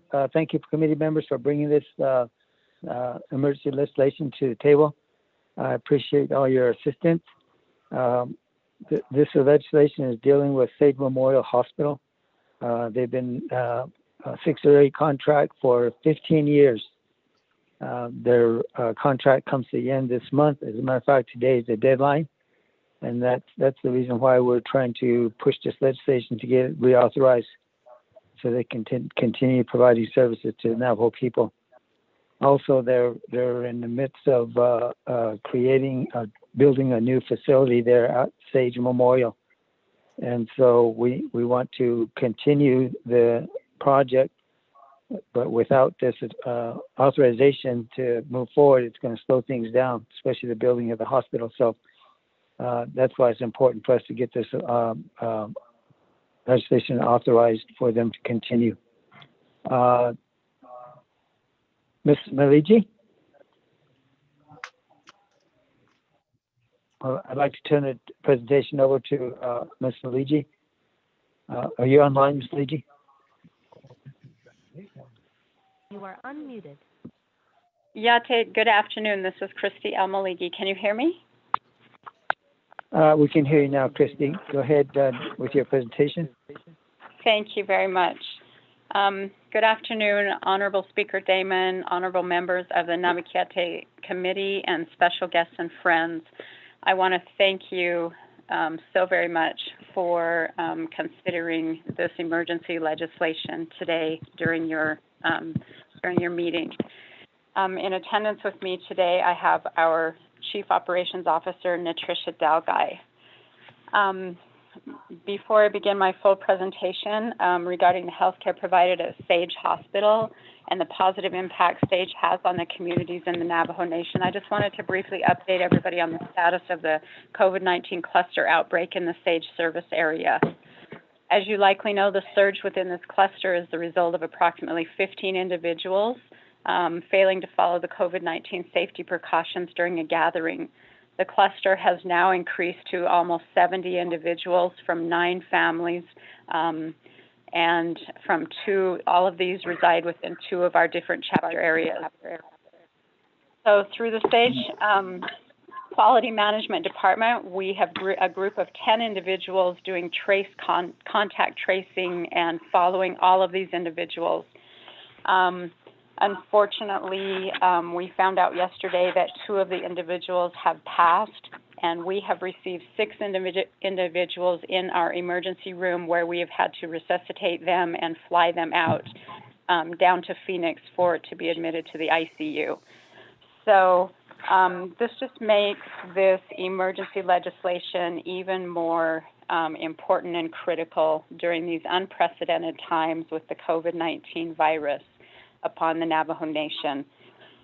Sage began its journey to obtain its tribal organization designation or reauthorization back in November. We were well on our way. We were meeting with the chapters and getting support resolutions for this tribal organization to submit to all the committees when the COVID-19 virus struck. And the government offices were closed by executive order of the Navajo Nation president.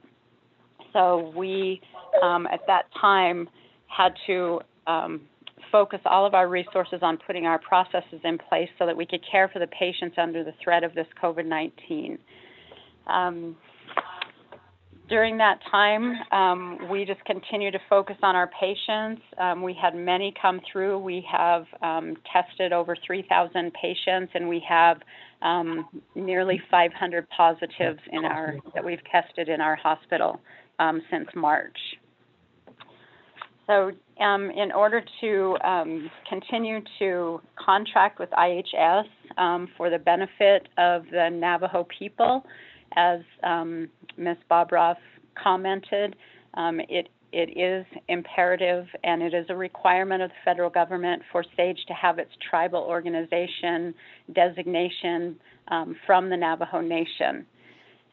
We submitted our contract proposal to them last spring with the anticipation that, that we would have the opportunity to continue to go through the normal process. We have been contacted, and we've been in contact with the Navajo Area Indian Health Services Office, and they have reiterated to us that, there is no waiver. There's no waiver period for this. So as of midnight tonight, our current contract expires, and unless we have a tribal organization designation in place beginning tomorrow, October 1st, we will not be able to contract with IHS to provide for funding to care for the Navajo people that we serve here at SAGE. We serve about 25,000 individuals, and we see about 50 people in our emergency room every day. With that, I'm open to take questions. And I want to thank you so much for your time today.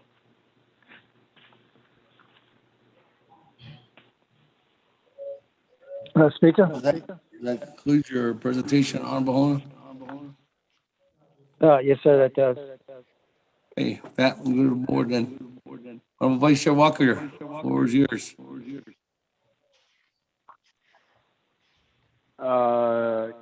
Speakers, all members of council, those the listeners out there, the listening audience, relatives that are listening to our special session today.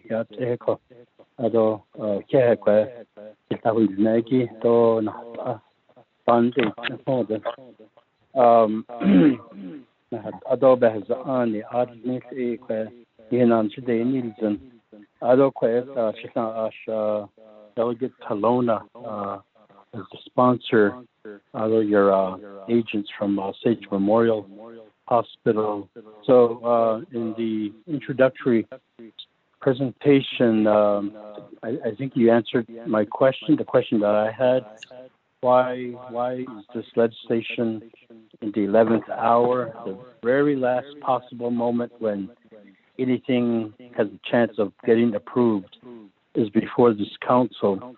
I know that other 638 hospitals have gone through this whole process of reauthorization, and I can remember that they went through plenty of scrutiny because they took their time. Being able, they were requested for more information and so forth. The whole process took several months, as I recall. This morning on to now, this is it. We're put in the position, or the council's put in the position to make a decision, very important decision, obviously. I don't discount or I don't doubt the level of importance this hospital is to the region. The people in these communities that are, users, that are the user population. And then during this pandemic, when the state of emergency, I don't say that, I don't treat that lightly.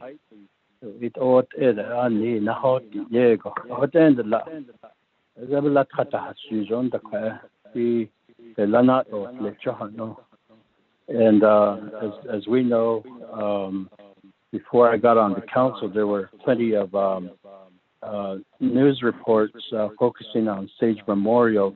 I'm not going to list what they are, but it was in the media, just too hard to ignore. But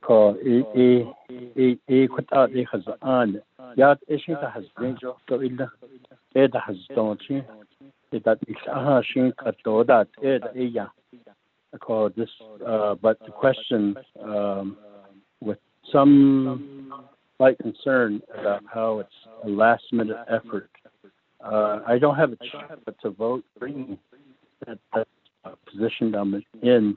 I don't even have opportunity to ask a lot of questions. So I want to say that much, Speaker and sponsor and your agents and council members. I reserve my time.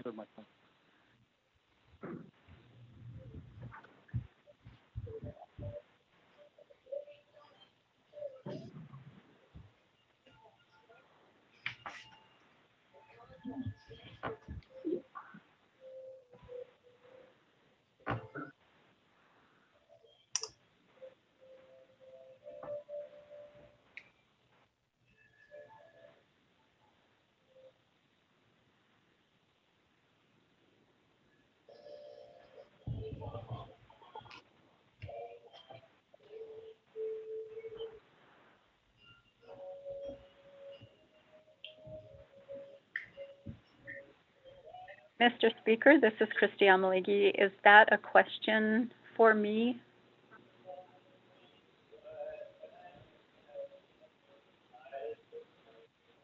No, no question.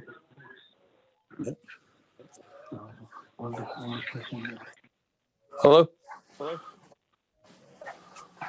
It's every time. Oh.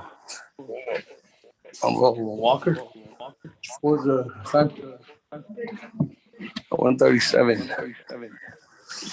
Yeah, moving on down. Chairman Daniel So, go ahead. Thank you, Speaker, so members of the Navajo Nation Council. Question to Legislative Council.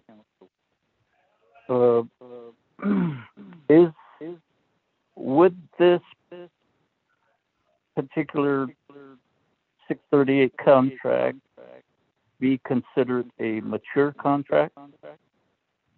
And I guess the main thing is the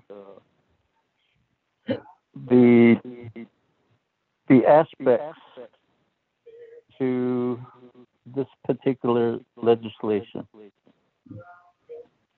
We adopt it. It'll take a few days to get it across to President Nez for signature. And as such, September 30th, we'll have bypass. Will that necessitate a new 638 contract? Whereas if we don't adopt this legislation and BNF addresses it and adopts it on Tuesday at their next meeting and say that NABI convenes on the 7th for this particular legislation. It seems like the tribal designation by NABI will be faster than what the emergency legislation will do. Because again, the emergency legislation basically changes the procedure, and is it setting bad precedent to get this thing going, or should the council stay with the procedures that are already in place? That is the I guess considerations that the council has to address in voting red or green. Again, just the aspect of a timeline. One, if the legislation isn't signed into law tonight by midnight, this emergency legislation seems, its effect does not do what the desired effect is intending. So that's the aspects that the council has to really consider. It will have expired midnight. And as such, then BNF and Nabi, their legislation 0228, I feel like has a more immediate effect than adopting this particular legislation. That is the consideration that this council has to really look at. I reserve the rest of my time.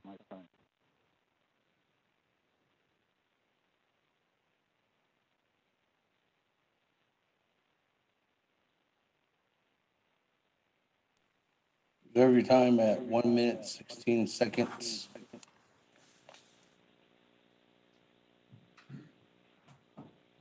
Daniel So, Chairman So.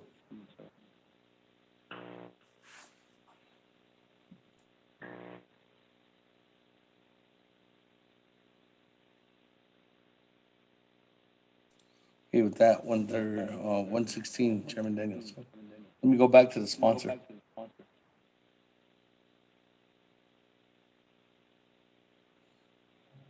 Thank you, Speaker.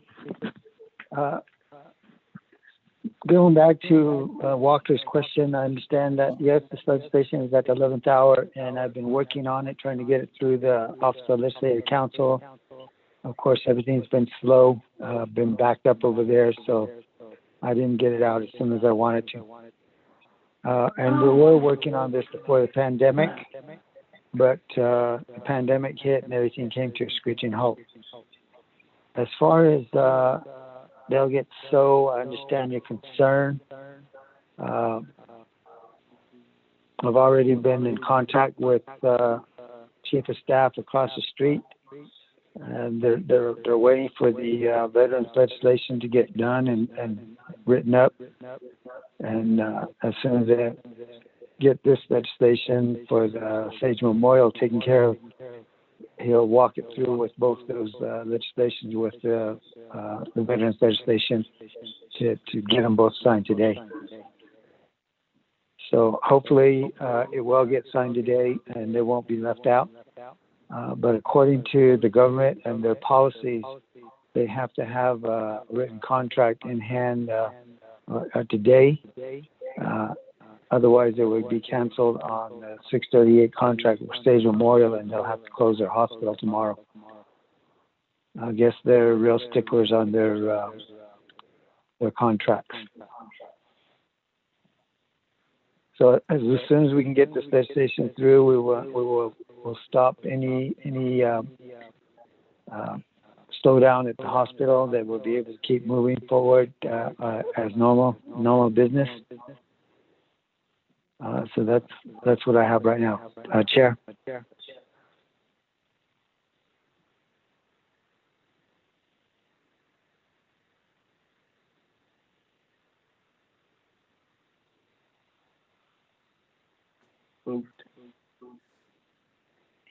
Thank you.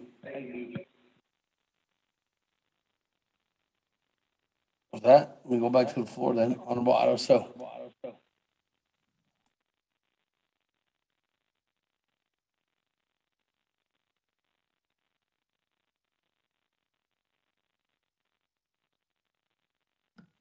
Yeah, thank you very much, Speaker, for the time. And I was looking at the document on CF, and I think we need to adopt a standard on all 638 contracts.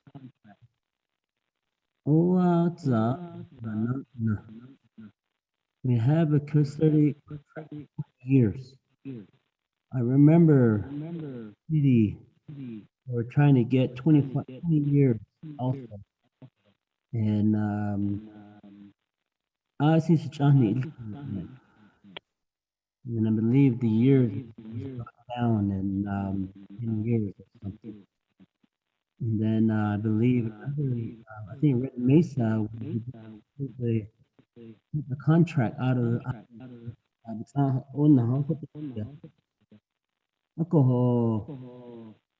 what's the reason behind 20-year contract? This 20-year contract is tied to this entity here. I believe we need to go back and amend all the contracts, all 638 contracts related to healthcare, and make them secret, 20 years. Akoi jo, we don't have to every 4 or 5 years. Number two, I was listening to this on Hess, I believe it was Hess, did a couple of days ago. And the hospital is on private land, to what I understand. And I guess, how much sales tax does the hospital contribute to the Navajo Nation? I know the sales tax related to the 638 on third-party billing, the 638 contracts out there, healthcare corporations and the health entities out there contribute to the Navajo Nation coffers in forms of sales tax, whether it's through contracting, things like that. So with the hospital being on private land, how much sales tax is anticipated to come into the nation related to these to this contractor? Because this is federal dollars. And what happened? He laid it and is what ego. What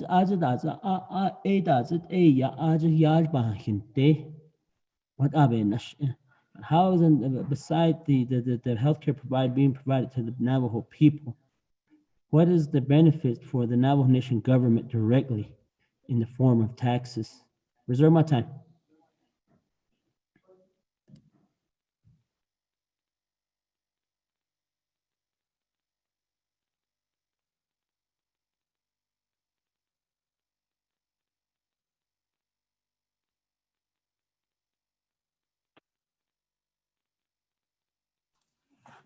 Okay, with that, Lovato, so every time at 1:57.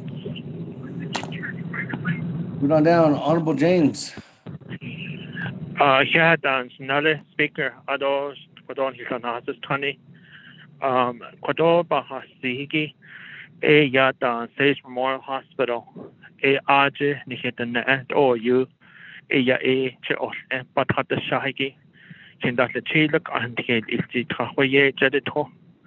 Adonana oje aje shikahodzo has anje alto shita. Honorable Elmer Begay, Greasewood Chapter, Doshanale, Honorable Raymond Smith, Wide Ruins Chapter, Adonashanale, Asto, Honorable K. Allen Begay, Nuzlini, Cottonwood, Ado Nana Dashanale, Asto, Honorable Edison Winika, St. Michael has unde, Oko Okotao, A. the Quigoshi, Baseball has unen Linigi, Nihidana, Nahada is Ned. Hiki aj os eko oko oyo beshe ha zine as ane kaho don hayat eta as alta hola doya at eta sha to no sabe yastiene dobe hata is zi oko atlat oyo honanat shilla koje Arizona shilla koje New Mexico oko yo toje shilha hodzo hosto shilha hodzo Hanesha, Kodoba Hasti, Kodoba Yashti, Anna and Letty, Jokot A. Sahas Kasigi, Erko, Hajoya, Hidden and Lenigi, as they in the Chinayo, Idolis, a Hisna and Nesh, did no, Quichin Hanoba Hanete, Jo A. Dibe Hanat Erko, Nihejane, Kaya Nahadet, Bacado, Ayazel, and Lenny Saadolis. Bacado is not nestolis. Can not go. Ada peso the net dehiki. Be is not nestolis. Is not a nestoliahiki. Adada eto be nasi zida. Is not a nashiki. Doya hajo be kentika. Ni hit the nan the need or hayucha da os. Adonanat origin his hat the hot. Origin no seniki ako. Kodobat hat the shahiki. But hato high base pass on nothing. Ni hit the net or you on that bet that is teen. Ni hit the net the quishi the Sage Memorial Hospital liki agent chita osin. Hat gita chita hitten taho agent chita osin.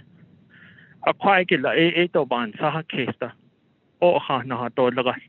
O the neba na to lagas. Alla akot aho ban saha kes. So o kodon hisens ako. Banan hoshka. Sbesh ban sa an nostenigi. I showed it obey can't dika. Hajo di kodo na jitna on the store list the na son so case the no the yale ticket ko. Shaban so case to list. Kot ebe hasti to list. Reserve my time. Thank you.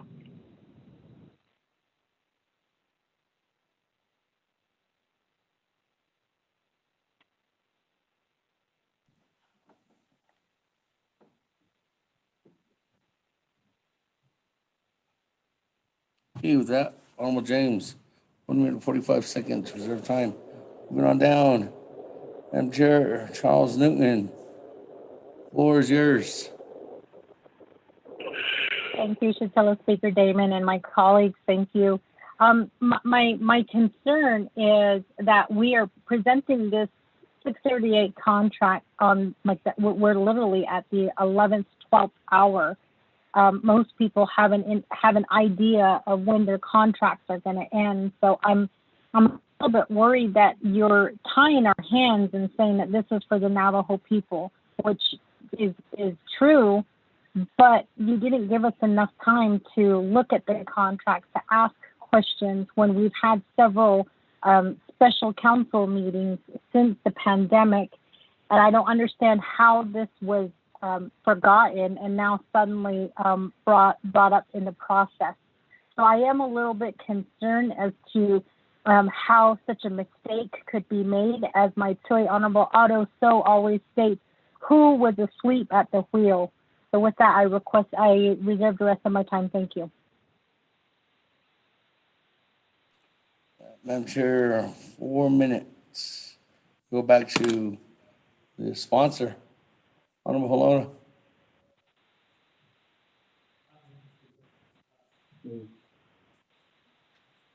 I'm still off. Okay, thank you, Speaker. Let me first go to Ms. Beligi to answer the question about the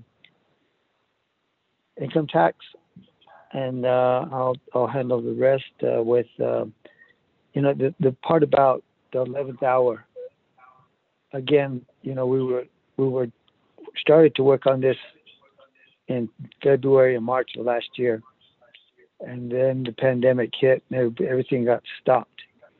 And ever since then, the chapter houses were shut down, so Sage Memorial couldn't get any of their resolutions together through the chapter house. And that just barely happened right until the last week of September. August. And so they started getting their resolutions together from the chapter house so that we could present them with the legislation. So everything just took a little bit of time, and we ran out of time getting this legislation to the table. Ms. Maligi? You are unmuted. Thank you, Honorable Helona. Honorable committee members, thank you for your questions. On the question of the taxes, SAGE is a nonprofit organization. It does pay taxes on some of our for-profit services. It will pay some significant building taxes with the building of this new facility. I'm told that those taxes could be in the range of $7 million to the Navajo Nation.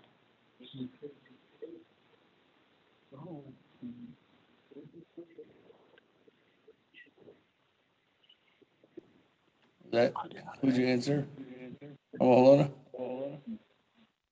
Yes, sir. That concludes our presentation, our answer.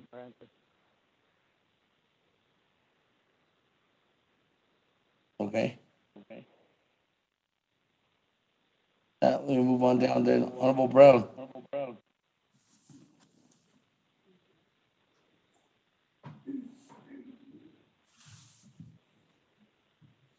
Honorable Brown?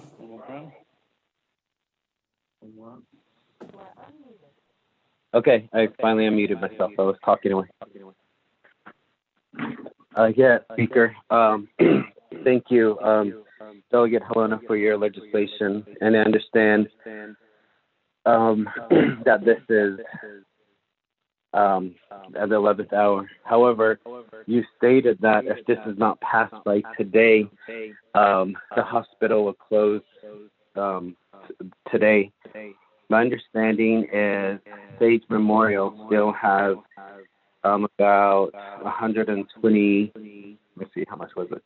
120 million to continue its operation. So that's my first question to you. How much money do they have set aside to continue their operation? Will they close if we do not, as council, today pass this? What kind of document do you have in that? And there's some red flags coming up. In the 23rd Navajo Nation Council, Sage did go through a number of findings, audit findings, and I was wondering if all of those were corrected. If the financial statements were shared with Health and Education and Human Services, can that be sent to the rest of council also? If I can have that information. And the other thing would be, the other big concern is a reauthorization for 20 years. That gives a lot of authority over a long period of time to Sage Memorial with its history. It's kind of concerning to me. The other 638, I think that there's a council approve about 4 years or 5 years at max. And that was because of their previous audit findings and some of the other findings that were concerning. And I understand that before, Ahmad Ringazi made millions of dollars off of Navajo People's Sage Memorial. I support this legislation. I support for Navajo people that receive services from Sage Memorial. But I think it is our fiduciary duty as council to make sure that this hospital, because of its previous finding, does not close permanently, and we need to do this right. That is, and I reserve the rest of my time if I can get those responses. Thank you. Reserve your time at 2 minutes, 34 seconds. Move on down. Honorable Keelan Begay.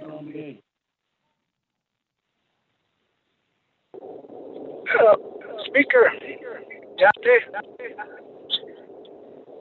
Kro Keelan, legislation, I'm in support of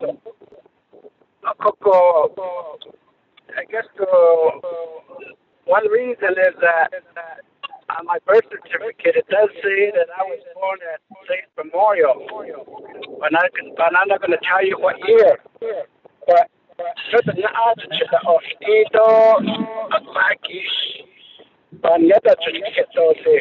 we don't know what's ahead of us.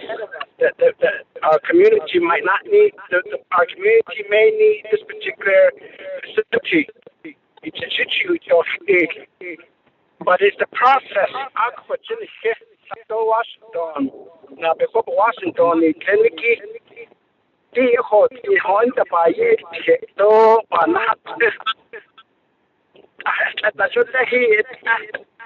I think this is the reason why, early last year, I proposed legislation to review the 638 contracts, not just only the hospitals, the public safety, the schools, any 638 contracts that we have. And there should be a policy that any 638 contract should have sufficient time within the eternal government, the Navajo Nation.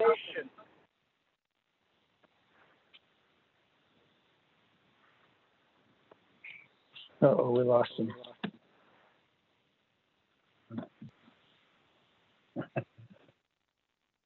Honorable Keelan Begay.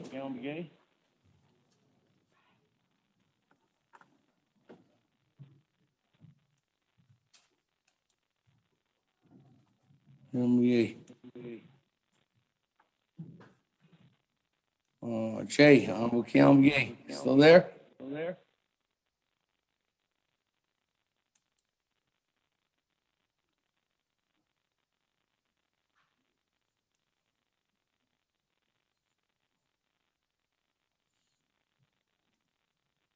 What's his time? 21?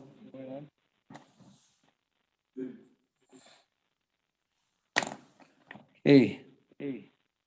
Honorable Keon Begay, you get there? Going once. Honorable Keon Begay going twice. Honorable Keon Begay going 3 times. Let's go back to the sponsor.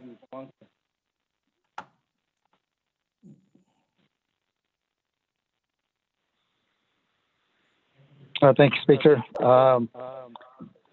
I didn't hear any questions there that wouldn't need to be addressed. Let me see if Mrs. Maligi caught any of that. Ms. Maligi? Thank you, Honorable Halona. Honorable Brown, thank you for your questions. I appreciate them. You asked about the audit findings. Yes, prior to the board terminating the management contract with Razagi Healthcare, there were audit findings. Since the board terminated its contract with Razagi Healthcare, those audit we've been able to decrease those audit findings by more than half. The remaining audit findings are due to our antiquated system. We don't have an EHR system, and SAGE is all paper. Right now, we're in the process of implementing a brand new EHR, electronic medical records, electronic health records system, which is due to go live November 1st, which will clear up all of those deficiencies. The deficiencies are mainly due to parts of the systems not talking to one another, which require a manual process of creating Excel spreadsheets and sending emails in order to reconcile receivables on reimbursements. So I would be happy. We do have our 2019 financial audited statements. I would be happy to forward that on. It was presented to the Health Education Human Services Committee along with our packet, and today is the last day of our fiscal year, and we will be beginning. I believe our field audit will begin November 1st, so that will be for year 2020. But I can definitely share with the committee the fiscal year 2019 financial audit.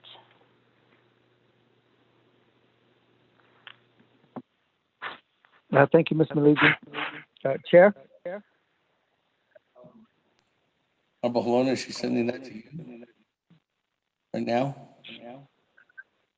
The 2019 She'll be sending audit. out Ms. Maligi? Yes, sir. How soon can you send that audit report out? I can send it. I know Ms. Martinez has a copy of that in our packet, but I think it might be faster for us to, I think we can just send it to all of the, who should we send it to? Do we send it individually to all of the members, or do we send it to the speaker? You can send it. You can send it to. Do you have Honorable Halona's email? Yes. Yes, I do. Honorable Halona, and then you can send it to Melinda. We'll send it out. Thank you very much. Send it to me, Ms. Maligi, and I'll send it out. All right. Thank you, Honorable. That, moving on. Honorable Elmer Begay, declare.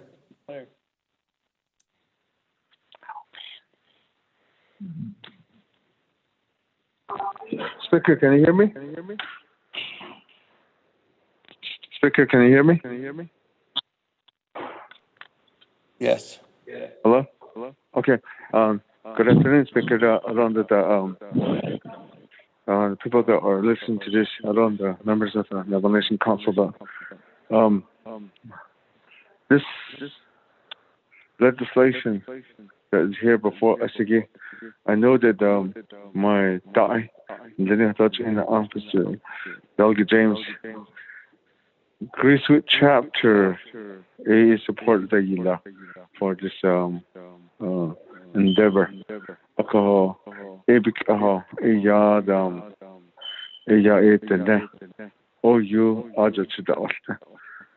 and from Winston Healthcare Center, the service area, it covers most of the people community in the Greasewood area. And then the Greasewood area community, some of them go to Chahotso Medical Center there. Some of them, they go to Sage. A majority of time, they say that they go to Sage Memorial Hospital. So, but my question was there that I know that when IHS gets involved in it, regarding power line, not power line, but the water line, cistern tank, septic tank, I don't think Sage Memorial covers that. So I think it goes back to Tehoto Medical Center and Winslow Indian Healthcare Center to get their IHS project going. So, but with that resolution, so that I just wanted to say that speaking for Greasewood chapter, so they supported that. So then reserve my time. Every time at 2 minutes, 57 seconds. We're on down. Honorable Yellow Hair. New player.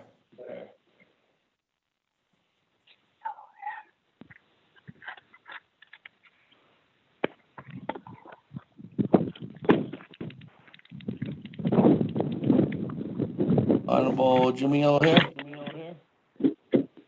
There?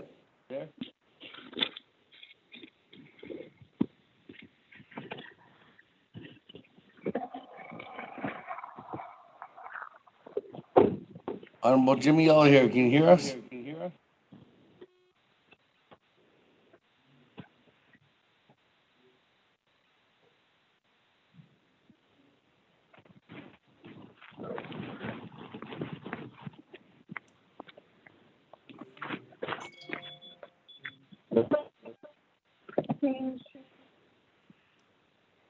Do you have disposable masks? There's the Honorable Jimmy Yellow Hair going twice. Jimmy Yellow Hair going 3 times. With that, we'll go back to reserve time. Vice Chair Walker, 1 minute, 37 seconds. I reserve my time. Reserve time. 136. Honorable Chairman So, 1 minute, 16 seconds.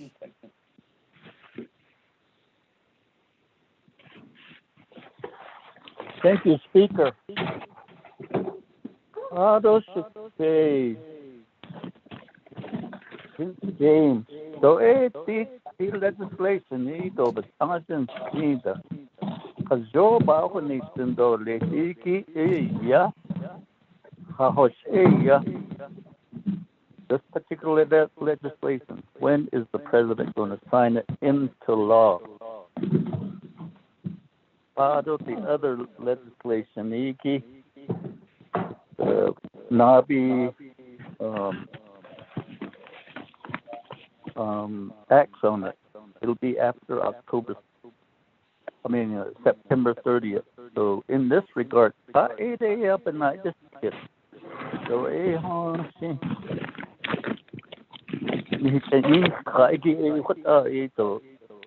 what Ada? It is Hazor Shabahun to say. Ada Yasato, I want Zo Ebahun Zendorle.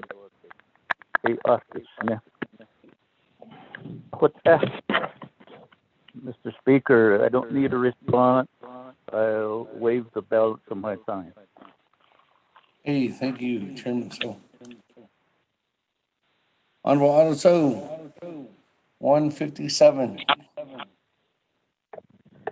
Thank you very much, Speaker. with this contract here, we do support the 638 contract and the health care that they provide to the Navajo people in general. And but what I'm alluding to is I think we need to have a standard of 638 contract for all of our 638 entities across Navajo. My eyes are considered to fluorescent, so if that's better for you. Mute your Madam phone, Chair, please. McCarty, put your phone Oh, on I'm mute. sorry. I'm sorry, Chef. And I just would like to say that we need to have a standard on the 638 contract so that we can have a standard format for all 638 contract in the time length. Because right now, if you put all our 638 contracts together, they're all different. Thank you very much. Wait my time.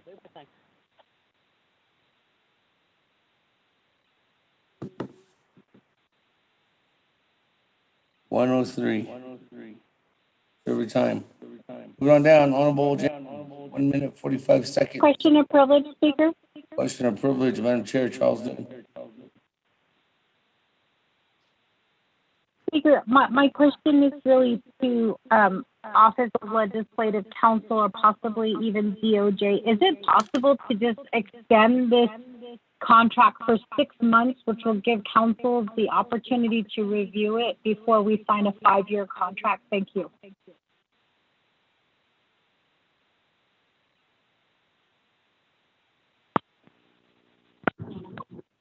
Question of privilege to Office of Legislative Counsel or Department of Justice, if there's anybody on the line.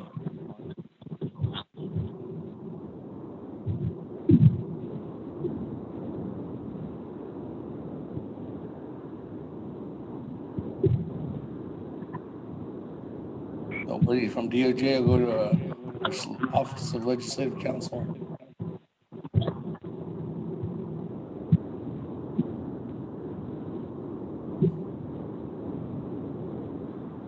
Office of Legislative Counsel. Speaker, this is Kristen. Okay, so go ahead. Speaker, there's nothing that would preclude a shorter time frame from being authorized by council. In fact, I think previously Sage Memorial did have a shorter time frame. I don't have the information right in front of me, but that is certainly something that is a possibility, Speaker. Thank you. This is Dana, and what I will add, I couldn't get unmuted for some reason, and what I will add is that they are annual contracts, so 6 months is probably too short of a time period, but a year would indeed be possible.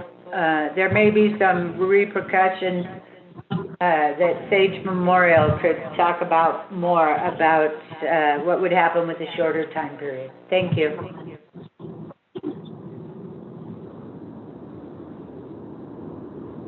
Okay, thank you. That answers your question of privilege. Chair Charles Newton. Moving on down, Honorable James. 1 minute, 45 seconds.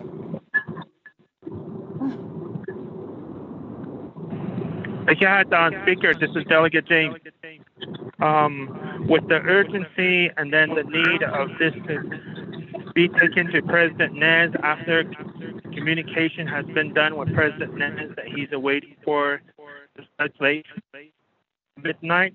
With the urgency of that, I'd like to make a motion to cease debate, reserve my time. Thank you. Neil Harris, second.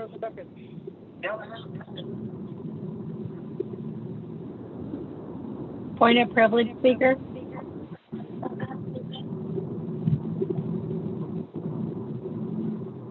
With the reserve time at 1:23, we'll go to point of privilege first, and I'm looking to recognize the cease debate. Point of privilege, Madam Chair, Charles Newton. Speaker, just so you know, I did send an email to Office of Legislative Counsel asking them to prepare amendment language to allow for the 1 year contract approval. So I don't know how that will affect the fees debate since we are still discussing this item. Thank you. I just want to make my colleagues aware. Right. As of right now, there's 10 individuals that have voiced their concern on there. There's been nobody opposing this, so we've been debating this legislation for almost actually 52 minutes now. With that, there's been a debate on this legislation. I'll recognize your cease debate, Honorable James. With that, Honorable James, on the cease debate motion, what was the last vote? 21. Recognizing that the last vote was 20. What is if it's the same individuals that are voting cease debate on the motion is I do is 14. 14 individuals if there's 20. That in the recognizing cease debate motion. There's a motion. Is there a second? Yellow hair. Honorable Jamil here. Second on the cease debate. With that, colleagues, no debate on cease debate. Motion party doesn't have the 3 minutes like it normally does on a 2-minute motion. So with that, go to the board on legislation 0238-202. Cease debate. Honorable Elmer McGay. Vote green.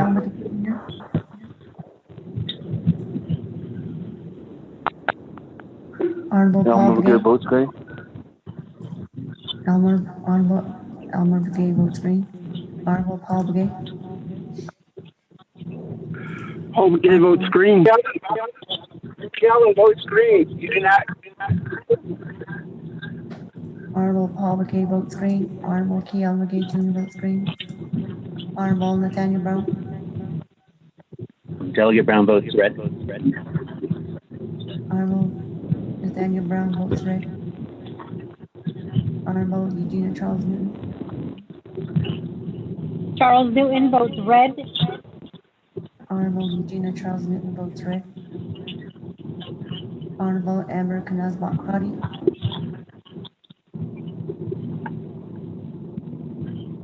Delegate Amber Knazbach Crotty will vote red. Thank you. Honorable Amber Knazbach Crotty votes red. Honorable Herman M. Daniels Jr.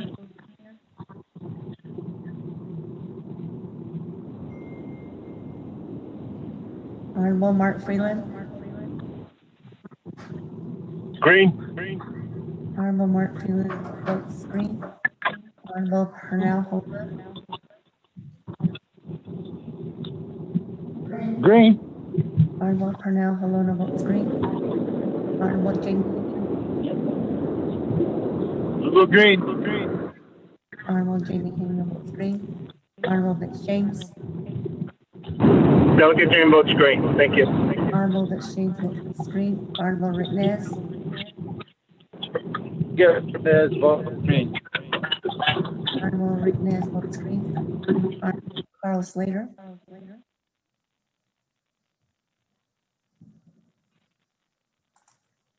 Honorable Raymond Smith Jr. Green. Honorable Raymond Smith Jr. votes green. Honorable Wilson Stewart Jr. Green. Honorable Wilson Stewart Jr. votes green. Honorable Otto.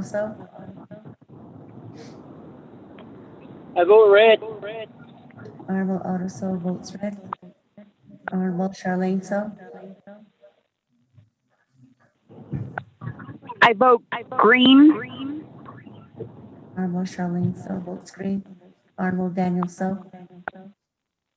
I vote red. Honorable Daniel So votes red. Honorable Eugene So is excused. Honorable Thomas Walker Jr. I vote red. Honorable Honorable Thomas Walker Jr. votes red. Honorable Edison Green. Honorable Edison Unica votes green. Honorable Eben Yazzie. Green. Honorable Edwin Yazzie votes green. Honorable Jimmy Yellowhair. Yellowhair votes green. Honorable Jimmy Yellowhair votes green. Honorable Daniels Jr. I vote red. Honorable Herb M. Daniels Jr. votes red. Honorable Carl Slater.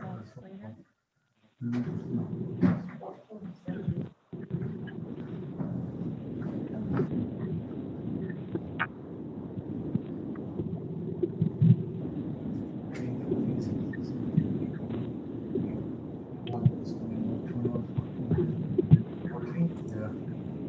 14, are you sure? Yeah. Speaker, with a vote of 14 in favor, 7 opposed. Yes.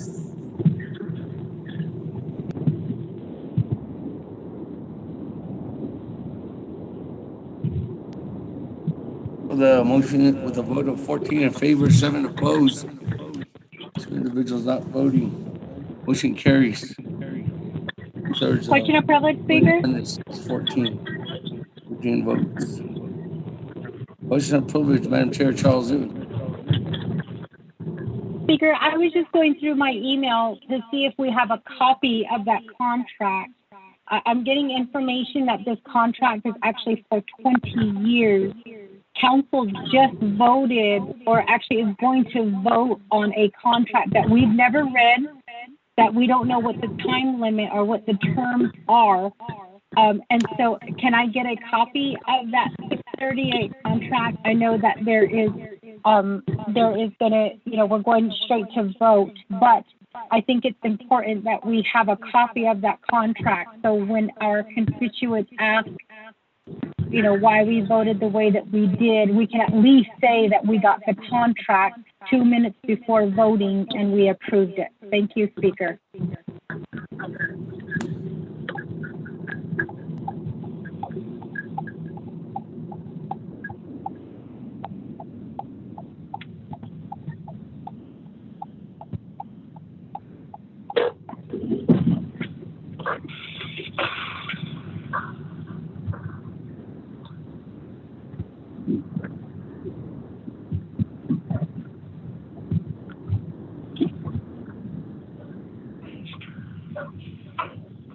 Had not come through, no.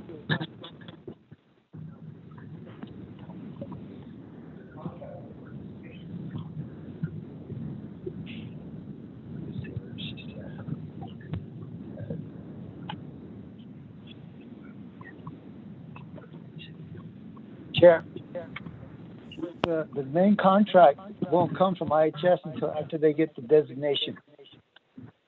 Let me go back to Legislative Council.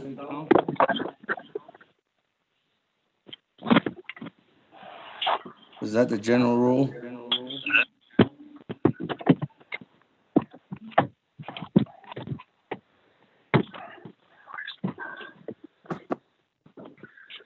Office Legislative Council, do you guys have a copy of that contract? There's no contract yet. Only the one from 15 years ago. Speaker, this is Kristen. Oh, yes, Ms. Hall. Everything that the Office of Legislative Counsel would have would be the contract, in the actual resolution. So the exhibits to the resolution would be what was presented to the Office of Legislative Counsel for drafting. If there are any other documents that would support the resolution, those would need to be obtained from the sponsor or the agent, Speaker.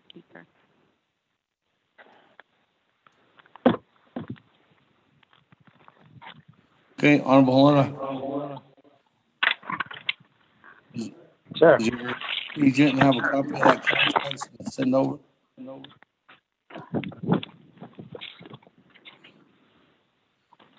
Ms. Maliki, are you on still? Yes, I am. Yes, I am, sir. Did you hear that question?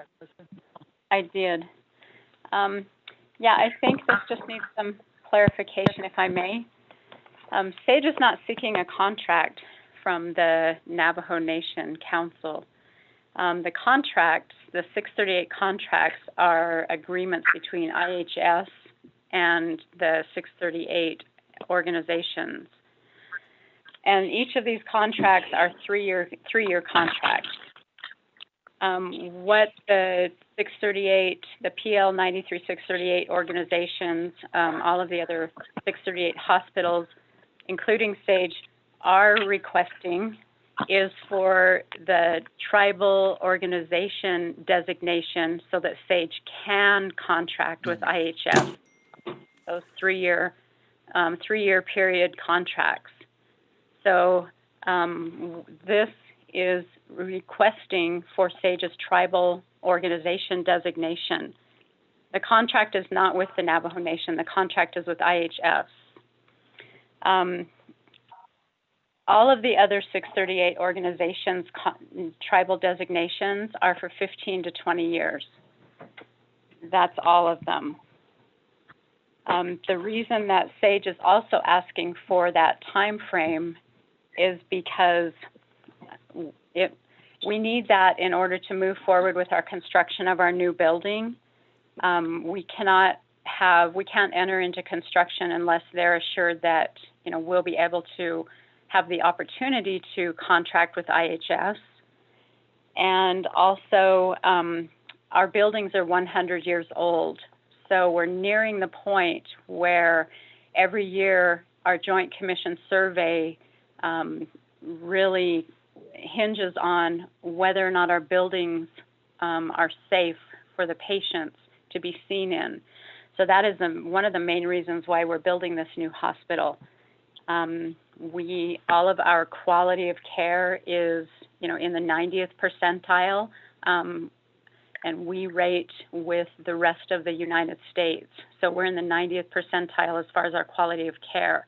It is our structural issues with our buildings that will cause us to lose that accreditation. But once again, the contracts are not with the Navajo Nation, they're with the IHS, and IHS requires that in order to contract with them, the 638 entities have to receive tribal organization designation from the tribe. So that's what we're asking from the Navajo Nation, is that tribal organization designation. Right now there is really, other than knowing which committees that you need to present to, the Navajo Nation doesn't have a process, and that's why all of those contracts are different. There's no process to follow.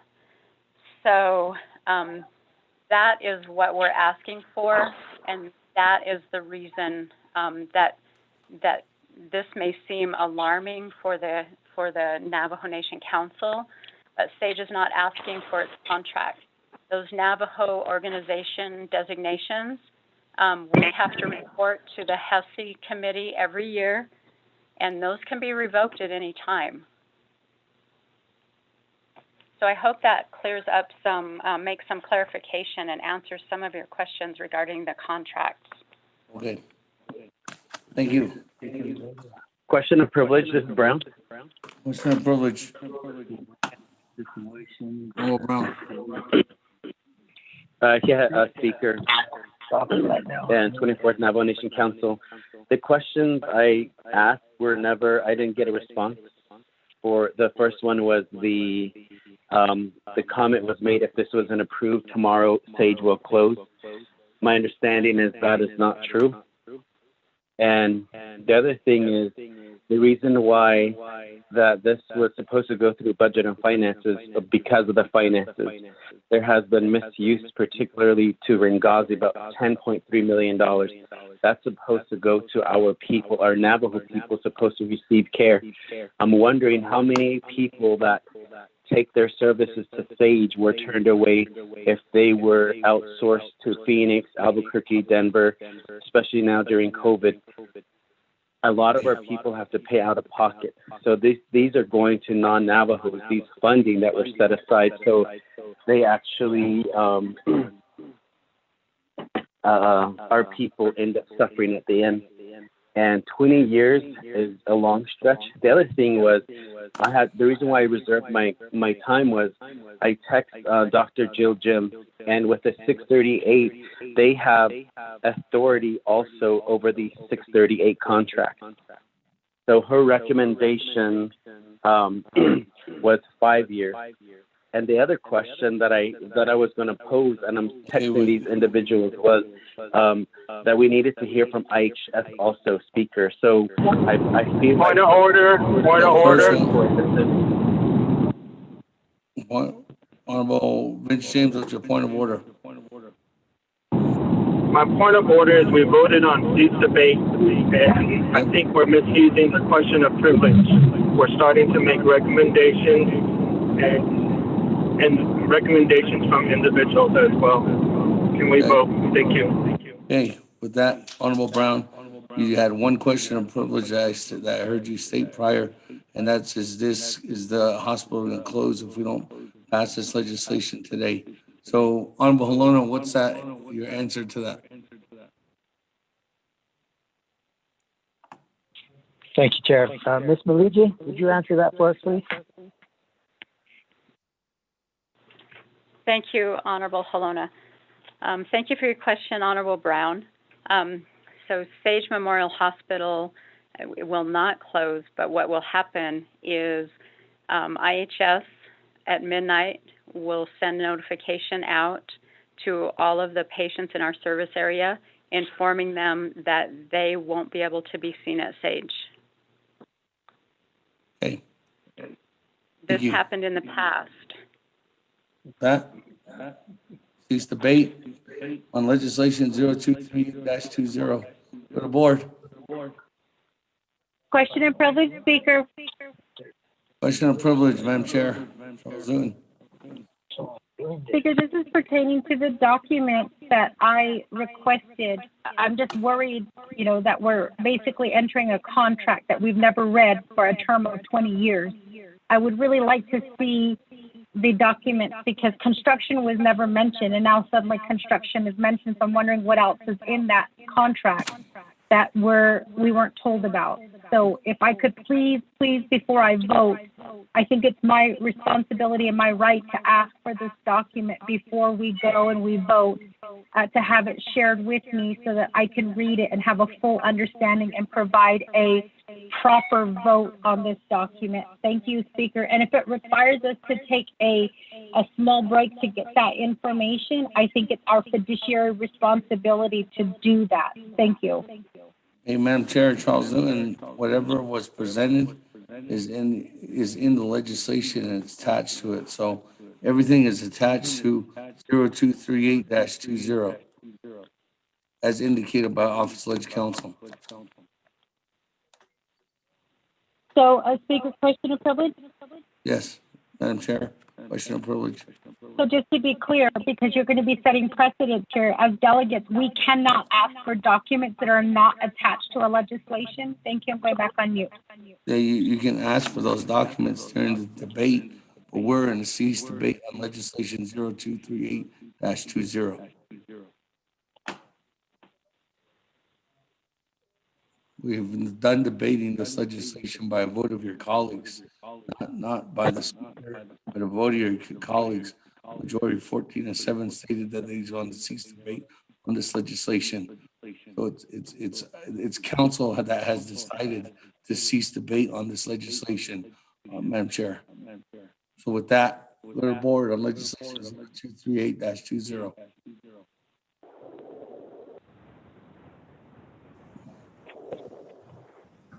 Honorable Elmer Brigade.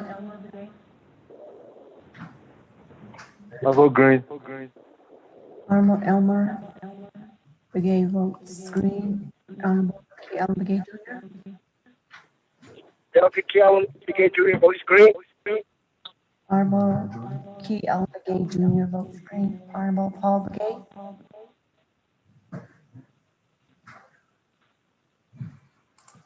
Honorable Nathaniel Brown.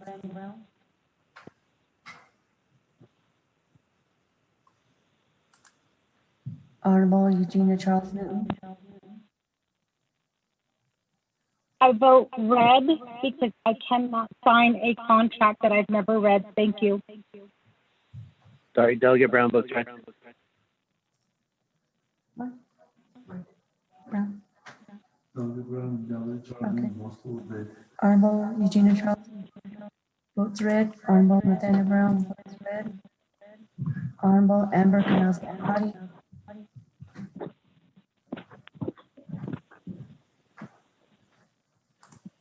Honorable Herman M. Daniels Jr. I vote green. Honorable Herman M. Daniels Jr. votes green. Honorable Mark Freeland. Green for Itulka. Honorable Mark Freeland votes green. Honorable Pernell Lona. Honorable Pernell votes green. Honorable Jamie Hinu.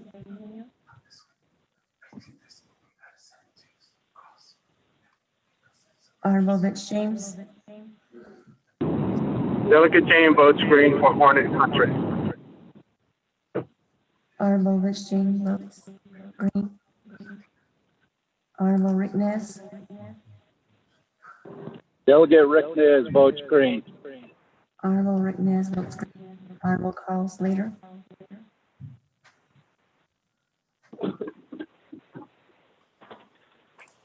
Honorable Raymond Smith Jr. Green. Honorable Raymond Smith Jr. votes green. Honorable Wilson Stewart Jr. Green. Honorable Wilson Stewart Jr. votes green. Honorable Otto So.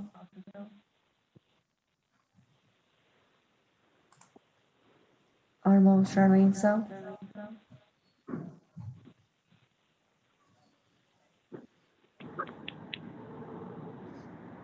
Honorable Daniel So. Green. Honorable Daniel So votes green. Honorable Eugene So is excused. Honorable Thomas Walker Jr.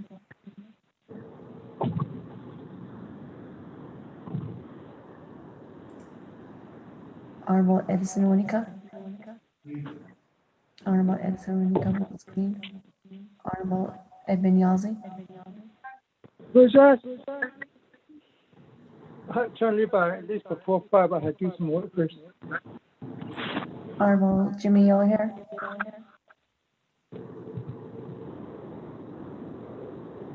Honorable Paul Begay. I'm green. Honorable Jimmy Yellowhair votes green. Honorable Paul Begay. Delegate Paul Begay votes green. Honorable Paul Begay votes green. Honorable Amber Canals-Bocati.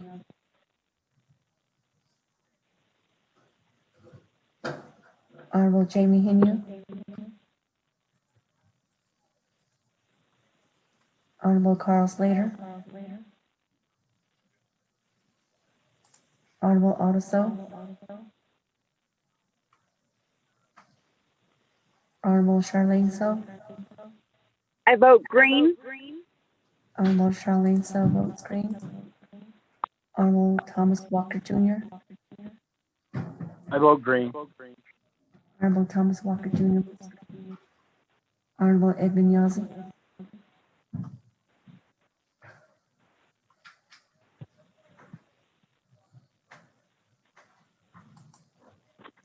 Mr. Speaker, with a vote of 15 in favor, 2 opposed. Thank you, colleagues. With a vote of, on the main motion of 0238-20, 15 in favor, 2 opposed. Speaker, vote carries. Speaker, this is Haney. I've been trying to vote green here.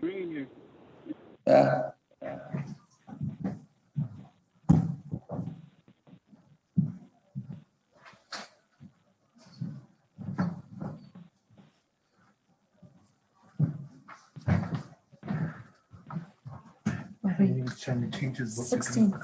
Will be 16.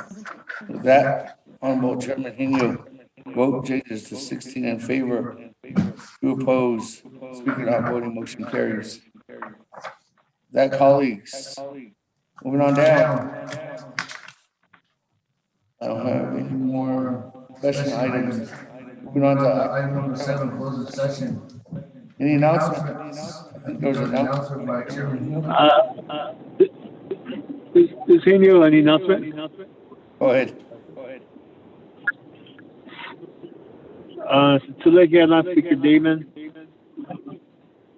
Ados and the 24th Navajo Nation Council. This is an announcement that we had a person that became the first attorney for the Rama Pine Hill community. And he worked with the Navajo Nation government in the early years, developing policies, and he's also a Navajo medicine man. And so he just passed on this past Monday, and his name was Samson Martinez. And so just wanted to make that announcement. Keep his family in your prayers, and for healing. Cool. And still, I believe his family, he was married to a family within your district, the Speaker name himself. Just wanted to make that announcement. He was from Rama, New Mexico. Thank you. That announcement, Honorable Chairman Henio. That, colleagues, any other announcements? Speaker, Doug Begay. Honorable Elmer Begay, go ahead. Chair Speaker, and I don't the members of the Navajo Nation Council, the response on the Senate, each and every one of you. I don't people that are on the phone line, so that is not I don't that we got share though.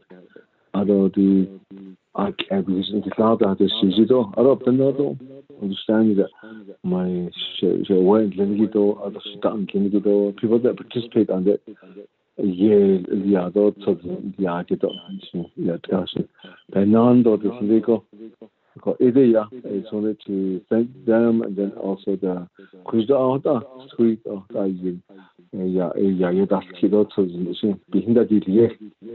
whenever they're doing ceremonies, then they say that, okay, we're doing a ceremony over there, we're doing it over here. So it's not big deal. Thank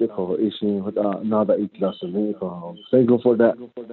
I don't know. I just wanted to my response on the Sengido is I just wanted to tell you that I have sponsor a legislation which is 0234-20. It's regarding the postponing the election 2020. Okay, so this although the Nashigia is a safe support for people. Even his question at the sickle issue by you people this you go the fairs and the schools and they're not in session now. The reason why is that the COVID-19 at the had lobby no what by years and they were wearing masks and other years you see at all the schools on the east coast. My sister, my daughter, my niece, and so they'll be coming back home because they were going to school on the east coast. Yeah, they did that because the COVID rising in the area again. But even though they're in their doctor degree out of Sahel, they'll be sending back home. I would they're taking this very seriously. It is no one case of the issues in the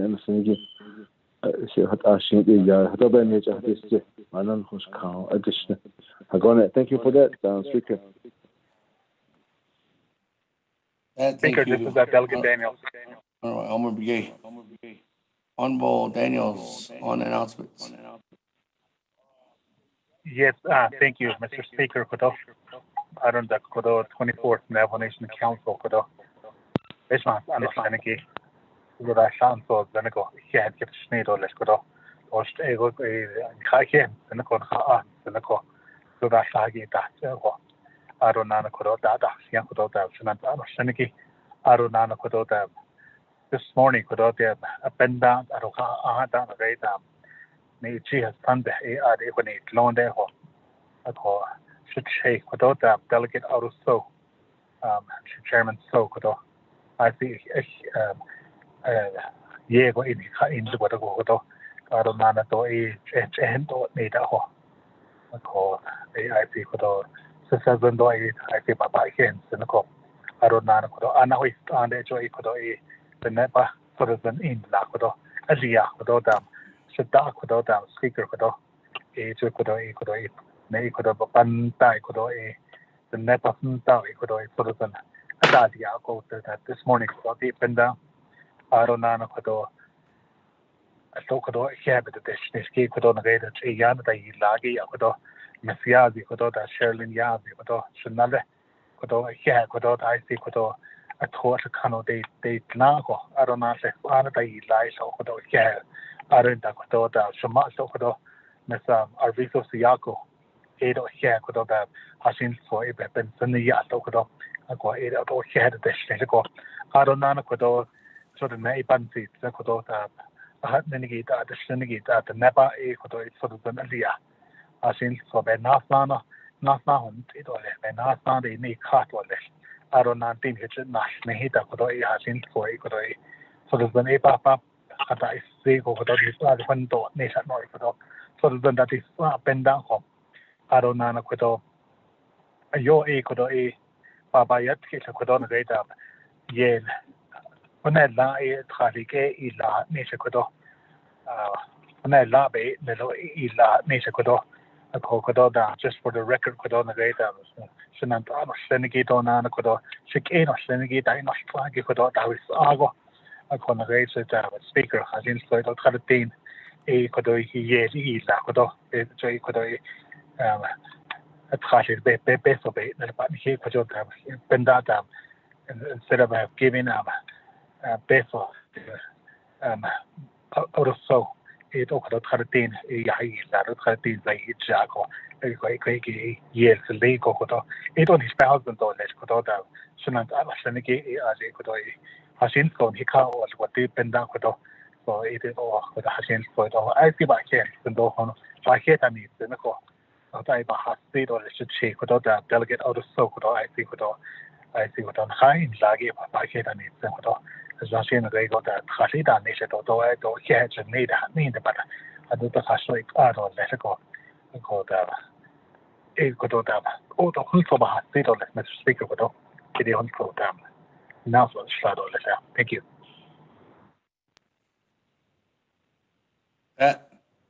Thank you, Honorable Daniels. If there's no further announcements, colleagues, is there a motion to adjourn? Motion, Kellen. Honorable Wanika, is there second, Honorable Brown? Second, Paul. Get it here. And this is at 3:21 p.m. Before I go into recess, just one announcement from our office. Tomorrow, the Navajo Nation Department of Justice is having their update. So that email was just sent out from DOJ. That's over the next 2 days on the litigation update, colleagues. So with that, let's go aboard.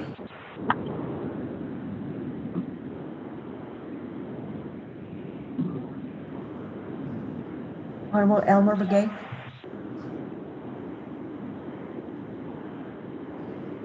Honorable Key L. Begay Jr. Yeah, vote screen. Honorable Key L. Begay Jr. Vote screen. Honorable Paul Begay.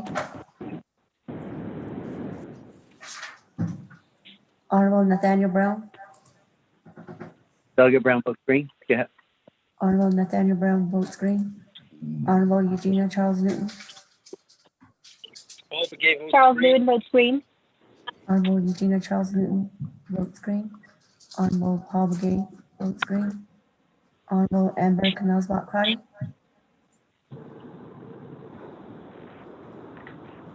Honorable Herman M. Daniels Jr. I vote green. Honorable Herman M. Daniels Jr. votes green. Honorable Mark Phelan.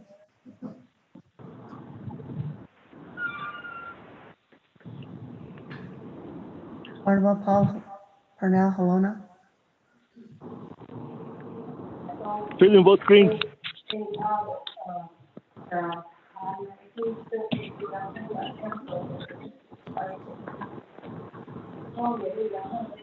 Honorable Mark Phelan votes green.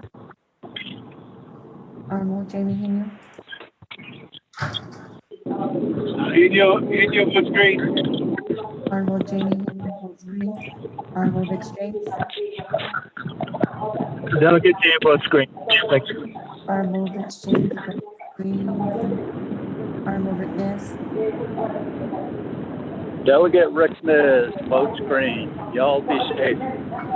Honorable Rick Ness votes green. Honorable Carl Slater. Honorable Raymond Smith.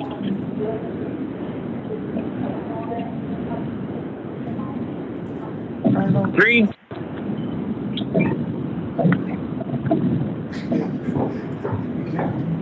Honorable Raymond Smith Jr. votes green. Honorable Wilson Stewart Jr. Green.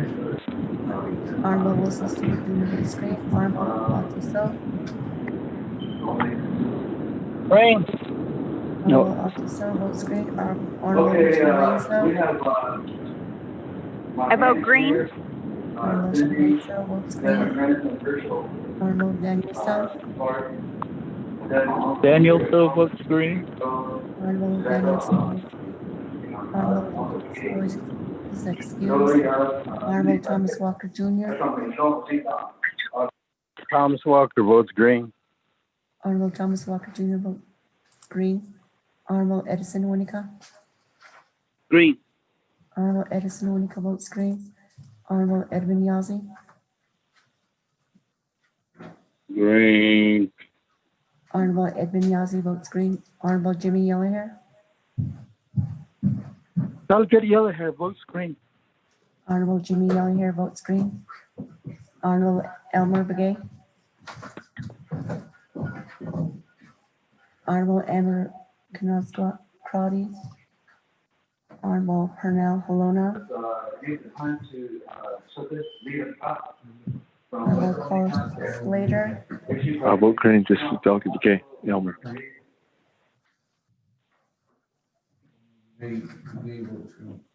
Honorable Elmer Begay votes green.